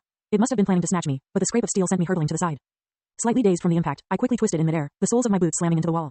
I fell to the ground, landing with my feet under me. Unfortunately, my lighting spell gave me a perfect view of what had happened after I was flung away. The other claw had tried to grab Jared, but Darren had barely gotten in its way. He held each side of the claw with his gauntleted hands, trying to keep it away from his shield with his strength. Alandra was aiming her wand at the creature's head. She yelled a battle cry as a torrent of fire left her wand, washing over the creature's eyes. It scuttled back, wrenching its stinger free from Jared's shield. It screeched, a horrendous sound like nails on a chalkboard. Aim for its eyes, Darren called aloud, catching onto Alandra's tactic. His hands were finally free now that the monster had retreated. He fell into his boxer stance, throwing a few jabs and hooks. The scorpion tried to flank Darren, the blows of wind smacking into its shell. Unfortunately, his spells only dented the purple sheen coating the beast. An ether shroud, I recognized. We'd have to somehow get through that if we wanted to kill it. I threw promise, sending the dagger in an arc. I leveraged my telekinesis emblem, making the blade glow white. I sent it toward the beast, trying to cut at its eyes. My dagger darted in and out like an annoying fly, harrying the scorpion one way as Alandra's fire streams pushed it another. I launched myself forward, brandishing my saber like a scythe. It hummed with sound mana, the blade vibrating at absurd frequencies. One of the scorpion's legs nearly skewered me, but I sidestepped, bringing the humming blade in a sideways crescent. My spell-wrapped saber sheared through part of the scorpion's thin ether barrier, cutting a light furrow in its exoskeleton. It didn't go all the way through, however. The creature's natural armor protected it further. The scorpion spun, trying to trample me under its stomping feet. I dodged to the side, narrowly avoiding being backhanded by Claw. Backclawed? I danced back to Darren's position. Do you have a plan to deal with this thing beyond, hit it really hard? I asked, feeling the adrenaline coursing through my veins. It was a distinct feeling. The twitchy, hyper-alert buzz as my senses became even more focused was impossible to ignore. We've been able to keep it occupied with Alandra's fire blasts and your nifty little dagger, but that won't keep it long. Soon, it'll wise up to our tactics and try and overwhelm us, Darren said, sporting a breezy grin. So, are you up for making more of that fire shot? I blinked. Fire shot was actually a better name for the spell than I thought of. I can do that, I said. Darren nodded. Keep that bastard occupied. I've got a spell that might break that exoskeleton. Darren sat back, focusing on a spell form. I ran forward, concentrating beads of solid fire in my hands. I was going to call it fire shot now and throwing them with bursts of telekinesis. They became streaks of orange light as they peppered the scorpion's body, singing small dots into its etheric barrier. But it only left faint scorch marks on the exoskeleton, the thick armor shrugging off my blows like they were nothing. But it certainly got the beast's attention. The giant scorpion pivoted, something that shouldn't have been so fast, before lunging at me. I barely deflected the tip of the stinger, the axe sending a shudder through my telekinetic barrier. I backflipped to avoid a hooking pincer, simultaneously pushing against the beast in front of me. Its beady eyes seemed to watch me with hatred as I avoided the strike. That sent me rocketing toward the ceiling but also caused the scorpion to stumble a step. I landed on the roof, using my emblem to lash the soles of my boots to the rock. Nearby, Darren seemed utterly fixated on his spell. Mana whipped and swirled around him as his power grew, a look of extreme focus on his face. The scorpion sensed the buildup of mana, trying to scuttle toward the static ascender. Jared's shield met it midway, slamming his giant shield down like a gate in front of its path. Try me again, you beast, he cried, his single eye alight with fervor. His hammer batted aside a deadly sharp leg, the limb whipping to the side from the force. Unfortunately, the scorpion was undeterred, trying to strike him with its tail. Promise returned to my waiting hand as I hung from the ceiling. I cocked my arm back, squinting one eye and imbuing a decent chunk of my mana into a telekinetic push. Then I threw my weapon. Earlier, the scorpion had begun to ignore my dagger's darting movements and Alandra's spurts of fire, instead trying to deal with the immediate threats. Now, it would never ignore a dagger again in its life. My knife shot forward like a missile, seeking flesh. The single-edged dagger embedded itself to the hilt in the scorpion's eyes right before it could flick its tail toward Jared, causing it to screech as purplish blood oozed from its face. The exoskeleton may have been sturdier than stone, but its eyes were as soft as any monster's. The beast stumbled sideways on all 8 legs, clawing at its eyes with its oversized pincers. Its agonized screeches made dust tumble from the ceiling, its feverish stamping limbs causing the stone underneath to tremble. Darren didn't let the opening go. He roared, his green eyes burning with adrenaline. His gauntleted fist was alight with green mana, a ripping vortex barely contained by his gauntlets. He wound up, twisting his hips in a display of physical power as he sent out a picture-perfect right cross. Martial Gale, he cried out, accentuating the spell with his words. This blow wasn't like his omnidirectional wind blasts. No, this was a simple straight, except a veritable torrent of power followed the path of his punch, howling toward the dazed ether beast. The shot of wind carved a furrow in the sandstone as it moved nearly too fast to see. The spell cracked against the scorpion's ether shroud, breaking through with barely any resistance. The beast's noises were drowned out by the crunch of carapace fracturing under Darren's spell, sending the massive arachnid skidding back over the smooth stone floor. Dust was kicked up in a cloud as it tumbled into a heap, obscuring our vision for a moment. The leader of the unblooded party was panting heavily, the sweat on his brow not just from the heat. His shoulders slumped slightly as his spell connected, but he quickly forced himself to adjust his stance. His eyes were tired, but they still failed to miss anything. I let my adhesion to the ceiling loosen, allowing myself to fall. I landed feet first on the ground near the ascender, earning a looser version of his usual impish smile. Think it's dead? I asked conversationally. Darren groaned. Never say that, Torin. Now I'm sure it survived. Nonsense, Alandra chirped from the side, miming a cross-punch like Darren had done. Barely anything lives through Darren's punches. Darren ran a hand over his face as Jared positioned himself in front of us, ready to put a shield of conjured metal between us and the dust cloud containing the best. You jinxed it, Darren said with a note of resignation, just in time for the dust cloud to disperse outward in a wave of force. Chapter 58, Completion. Published by Web Novel. Discordant note, TBATE. Torin Dane was weak, crushed under the oppressive boot of the Vritra's strength-based society. But after the desperate last gamble of a failing deity imbues him with more knowledge than he ever dreamed of, he is forced to enter a proxy war between the Surin clans that has lasted for untold generations. Armed with knowledge of the future and the potential to change it, Torin will have to face high bloods, corrupt churches, dangerous beasts, and power-hungry Asura to get what he needs. If he wishes to survive, he will have to alter the future in a way that will keep him and those he cares for safe from the approaching tide of war and death, all while hiding a burning secret in his core from the very leaders of the continent he lives on. For Alakria, and by extension, Torin himself is a mere piece in a larger game between the gods. And when deities play chess with the lives of mortals as pawns, only bloodshed follows. Semi-SI into Alakria. Updates daily. Cover art commissioned by @Afra_. Torin Dane. Jared conjured a shield in front of us, planting his feet to resist the outpour of power. The dark plates of metal rose in an interlocking weave, sheltering us from the wave. The pressure stopped momentarily, and I felt myself blanch when I looked at the scorpion. It was leaking bodily fluids from cracks in its carapace, Darren's blow having shattered several of the plates. Where its eyes used to be was a bloody mess, the hilt of my dagger protruding from its face with a gleam of silver. It was undergoing some sort of change, its dark armor beginning to drip like ink on a page as it streamed along the scorpion's body, slowly leaking toward its stinger. It didn't move, staying huddled on the far side of the cave. The room seemed to hold its breath as man and monster braced. And then parts of the armor reforged around the tail, the long appendage beginning to glow darkly. A small, thin spine of carapace began to solidify on the end of the stinger. I felt dread as I watched the inky armor cement itself once more, a foreboding sense telling me exactly what would happen next. The sharp end pointed at us, after all. I stepped forward and threw both my hands out, sending out a telekinetic push with a diameter as wide as I could manage. An area in front of Jared's shield glowed white with power, a visible effect of my spell form. The darts of the re-solidified carapace streamed toward us like a hive of hornets seeking retribution straight from the scorpion's poised stinger. I held my telekinetic force as the swarm of needles approached, a second layer of defense in front of Jared's stalwart shield. I could feel the momentum in each tiny spike. Instead of pushing me back, I dispersed the after effects with my telekinesis shroud, keeping myself firmly anchored to the ground. As the black shards hit my makeshift barrier, my constant pushing force diverted many off course. Some swerved erratically upward at their change in momentum, punching holes into the ceiling. More were deflected on either side, my spell like a rock in the midst of a raging current. But those that were aimed straight enough blazed right through my makeshift defense, swimming through the force like a fish in a river. They pierced through Jared's barrier with the sound of shearing metal. A few pencil-sized shards embedded themselves into Jared's pauldrons, causing him to grunt in pain. One of the carapace slivers pinged off my telekinetic shroud, cracking it and spinning away. Then another punched through that crack, the pain making my spell falter for a moment. Alandra and Darren ducked as more shearing carapace shards blew past Jared's barrier. He reformed it as fast as he could, summoning more interlocking plates to replace those destroyed, but it wouldn't be able to keep up. I can't hold it long, Jared cried, a dark sliver glancing off his metal armor. We've got to get it to stop. I grit my teeth as a thin spike cut a line of red on my cheek. The slice stung, making my eyes narrow. I spared a quick glance behind me. Alandra's breathing was heavy, but she wasn't outright panicking. Darren seemed to be considering jumping around the stream, but I knew that would only get him peppered like a pincushion. I felt my mana wavering. Though I had gotten far more proficient at maintaining a telekinetic push, I was forcibly stretching the surface area and holding the effect. I was losing my reserves at an accelerated pace. My mind was almost entirely occupied with maintaining my spell. As each black blur sped through my shield, I felt my telekinetic shroud weakening slightly. It dispersed the effects of pushback at the price of its own durability. I cast my eyes about another option, searching frantically for a way out of this. Darren's spells didn't have enough range to reach the scorpion. Alandra's weren't powerful enough. Maybe I could get a fire shot off, interrupt its concentration. A speck of silver amidst the dark caught my eye, the flash of my bright white mana causing it to stand out even more. The small sigil of Blooddane gleamed on the pommel of promise, still embedded in the creature's eyes. A plan began to form in my head, gears turning as ideas turned. Jared, I called, trying to be heard over the endless pings of metal shards into stone. I need your hammer. What? He yelled, his one eye staring at me wildly. I didn't really have time to ask. I grabbed onto the warhammer in Jared's grip with my telekinetic control, ripping it out of his hands and sending it arcing over our heads.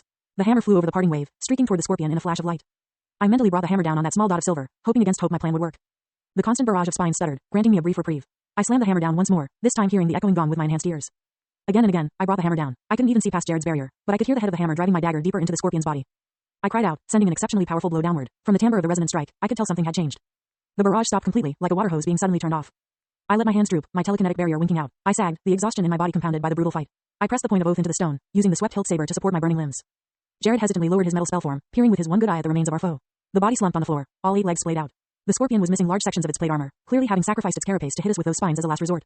Underneath was a meaty, pinkish flesh that looked disturbingly like a crab's. A hole had been blown through the scorpion's head, each hammer blow to the pommel having driven my dagger deeper and deeper into its cranium. Said dagger was embedded in the stone floor, having passed clean through the head. My control over Jared's hammer wavered as I slowly levitated it back toward him. It was splattered with a purplish goop that could only be scorpion's brain matter. Sorry for taking it from you, I said tiredly. Had an idea. Darren looked at the body with a wary expression, before using his wind spell to add a few more craters to the creature's head. It didn't move. I'm not touching that, kid, Jared said, staring at the dripping hammer with obvious disgust. I will not dig my hand into scorpion brains a second time. I turned toward him lethargically. A second time? I asked, feeling incredulous. The cut on my cheek burned, and a few shards peppered my chest. With the adrenaline wearing down, I was starting to feel those wounds more acutely. Alandra sent a stream of fire at the corpse, clearly working off some pent-up frustration. She cackled as the meat sizzled and popped. I hobbled over to the body, ripping promise from the floor. It looked none the worse for wear, despite having been used like a wedge to drive a crack through an ether beast. It was, unfortunately, also covered in purplish goop. I sighed. Do you all usually have to deal with cleaning scorpion brains? This is only the second time, Alandra said with complete seriousness, brushing her auburn hair out of her face and holding up her wand. Here, I can burn it off. I watched with begrudging respect as Alandra expertly leveled flame over both Promise and Jared's warhammer with a controlled burn. She managed to scour the excess purple substance while leaving the metal underneath relatively untouched. I sent tired eyes toward the scorpion's corpse as Alandra asked Jared if he'd ever break his habit of dipping his weapons in scorpion brains. As their familiar squabbling began again, I set myself near the portal, picking out the spines in my chest one by one. I was lucky that they hadn't gone deep, avoiding cutting any major arteries or a lung. They bleed badly though, but a quick wrapping with bandages helped stem some of that flow.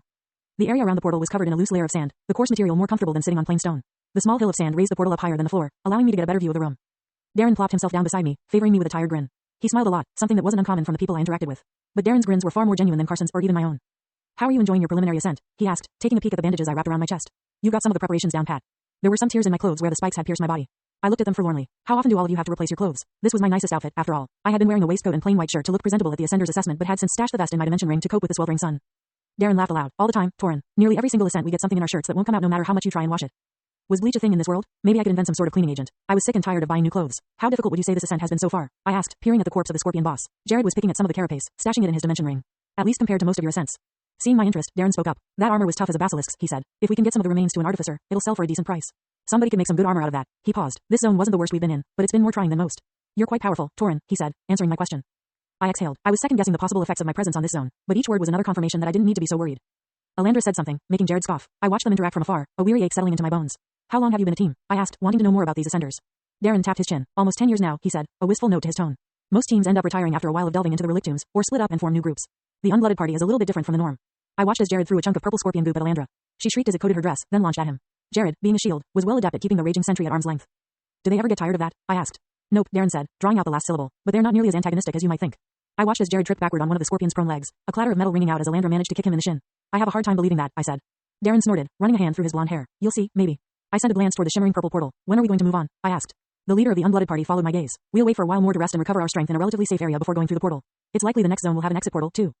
After a few more minutes of resting my legs, I began to use my telekinetic emblem to yank some of the spines of carapace from the ceiling where they'd impaled themselves, delivering tiny bundles of spines to Jared. The shield accepted them gratefully, adding them to our growing horde. At Darren's direction, the shield raised a small barrier in front of the exit to the cavern. Now that the boss was dead, the beasts kept at bay by its presence might try and funnel down for the shade. Jared's barrier might not hold for long, but it would give us time to get through the portal if there were too many beasts.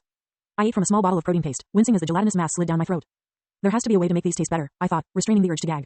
It was like a horrid Go-Gurt tube, but instead of yogurt, it was Jell-O's estranged, meaty cousin. The other ascenders seemed unfazed by their horrid rations, something that clearly set me apart. So Torin, Alandra asked as she merrily slurped down the paste. Why do you want to be an ascender? Want to get rich? Maybe get a relic? She inquired, raising a brow.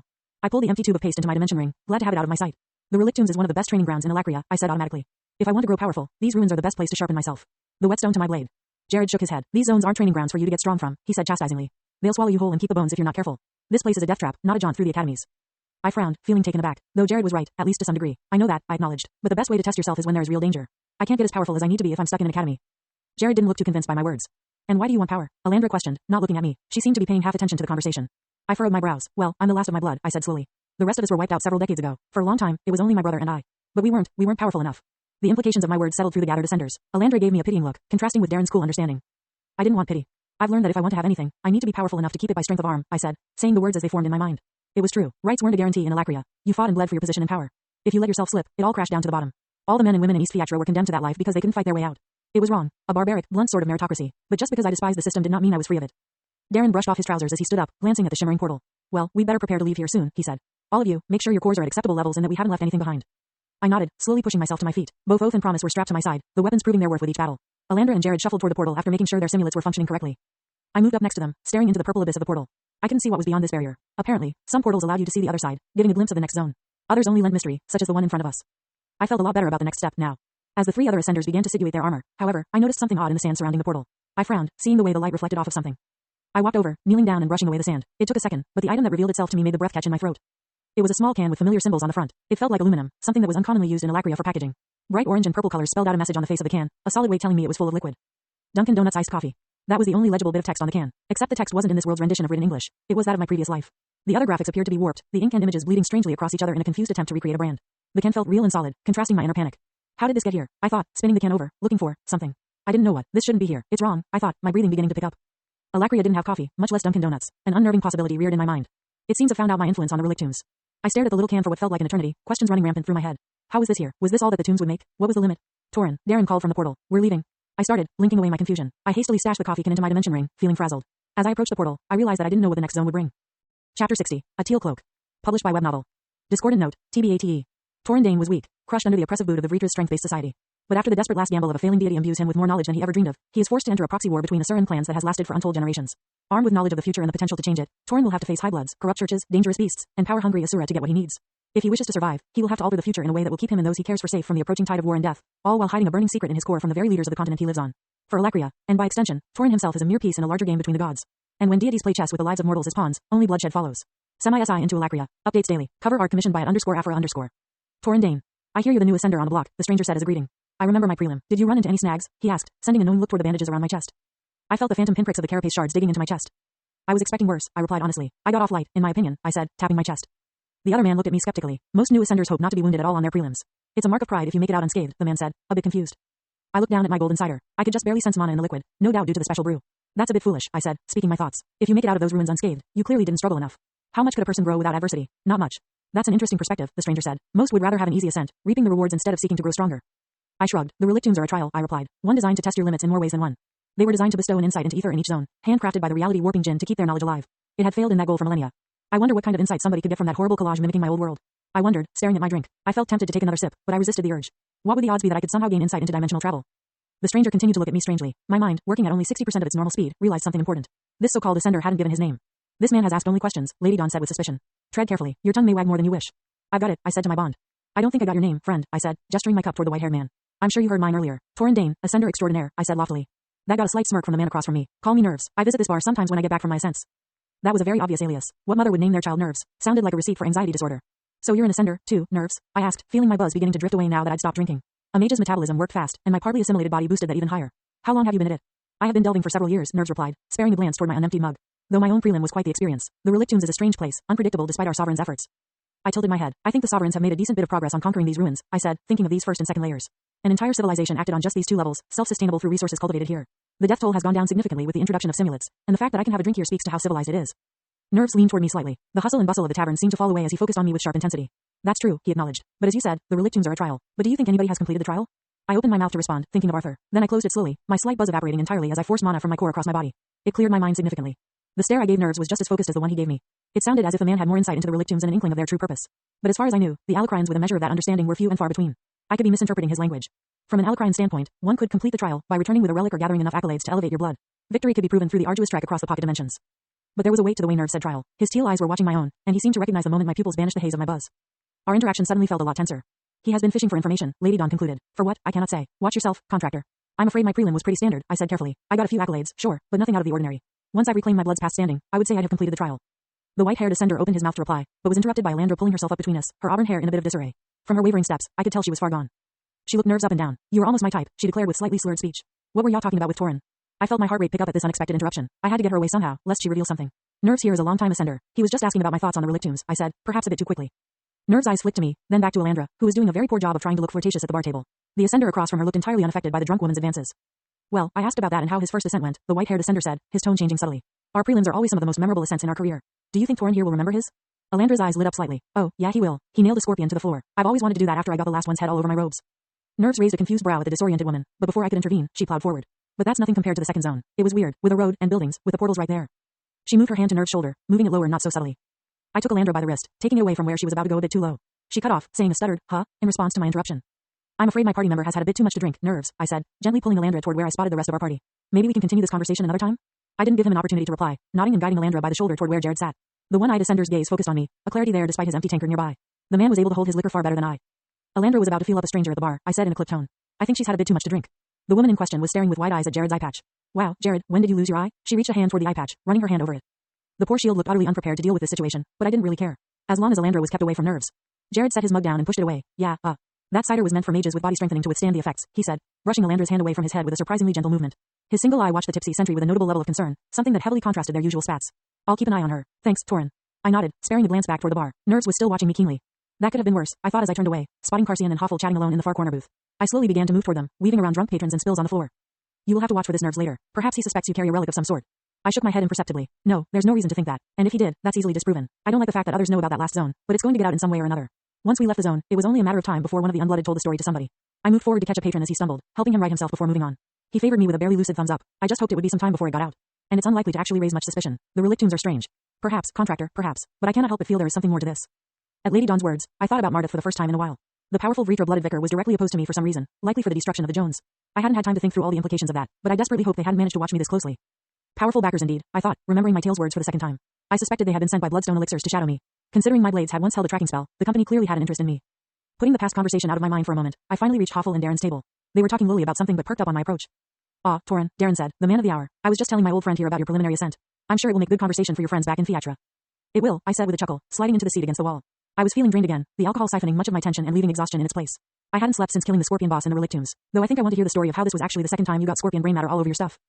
Darren chuckled, his eyes darting to Hoffel with a mischievous light.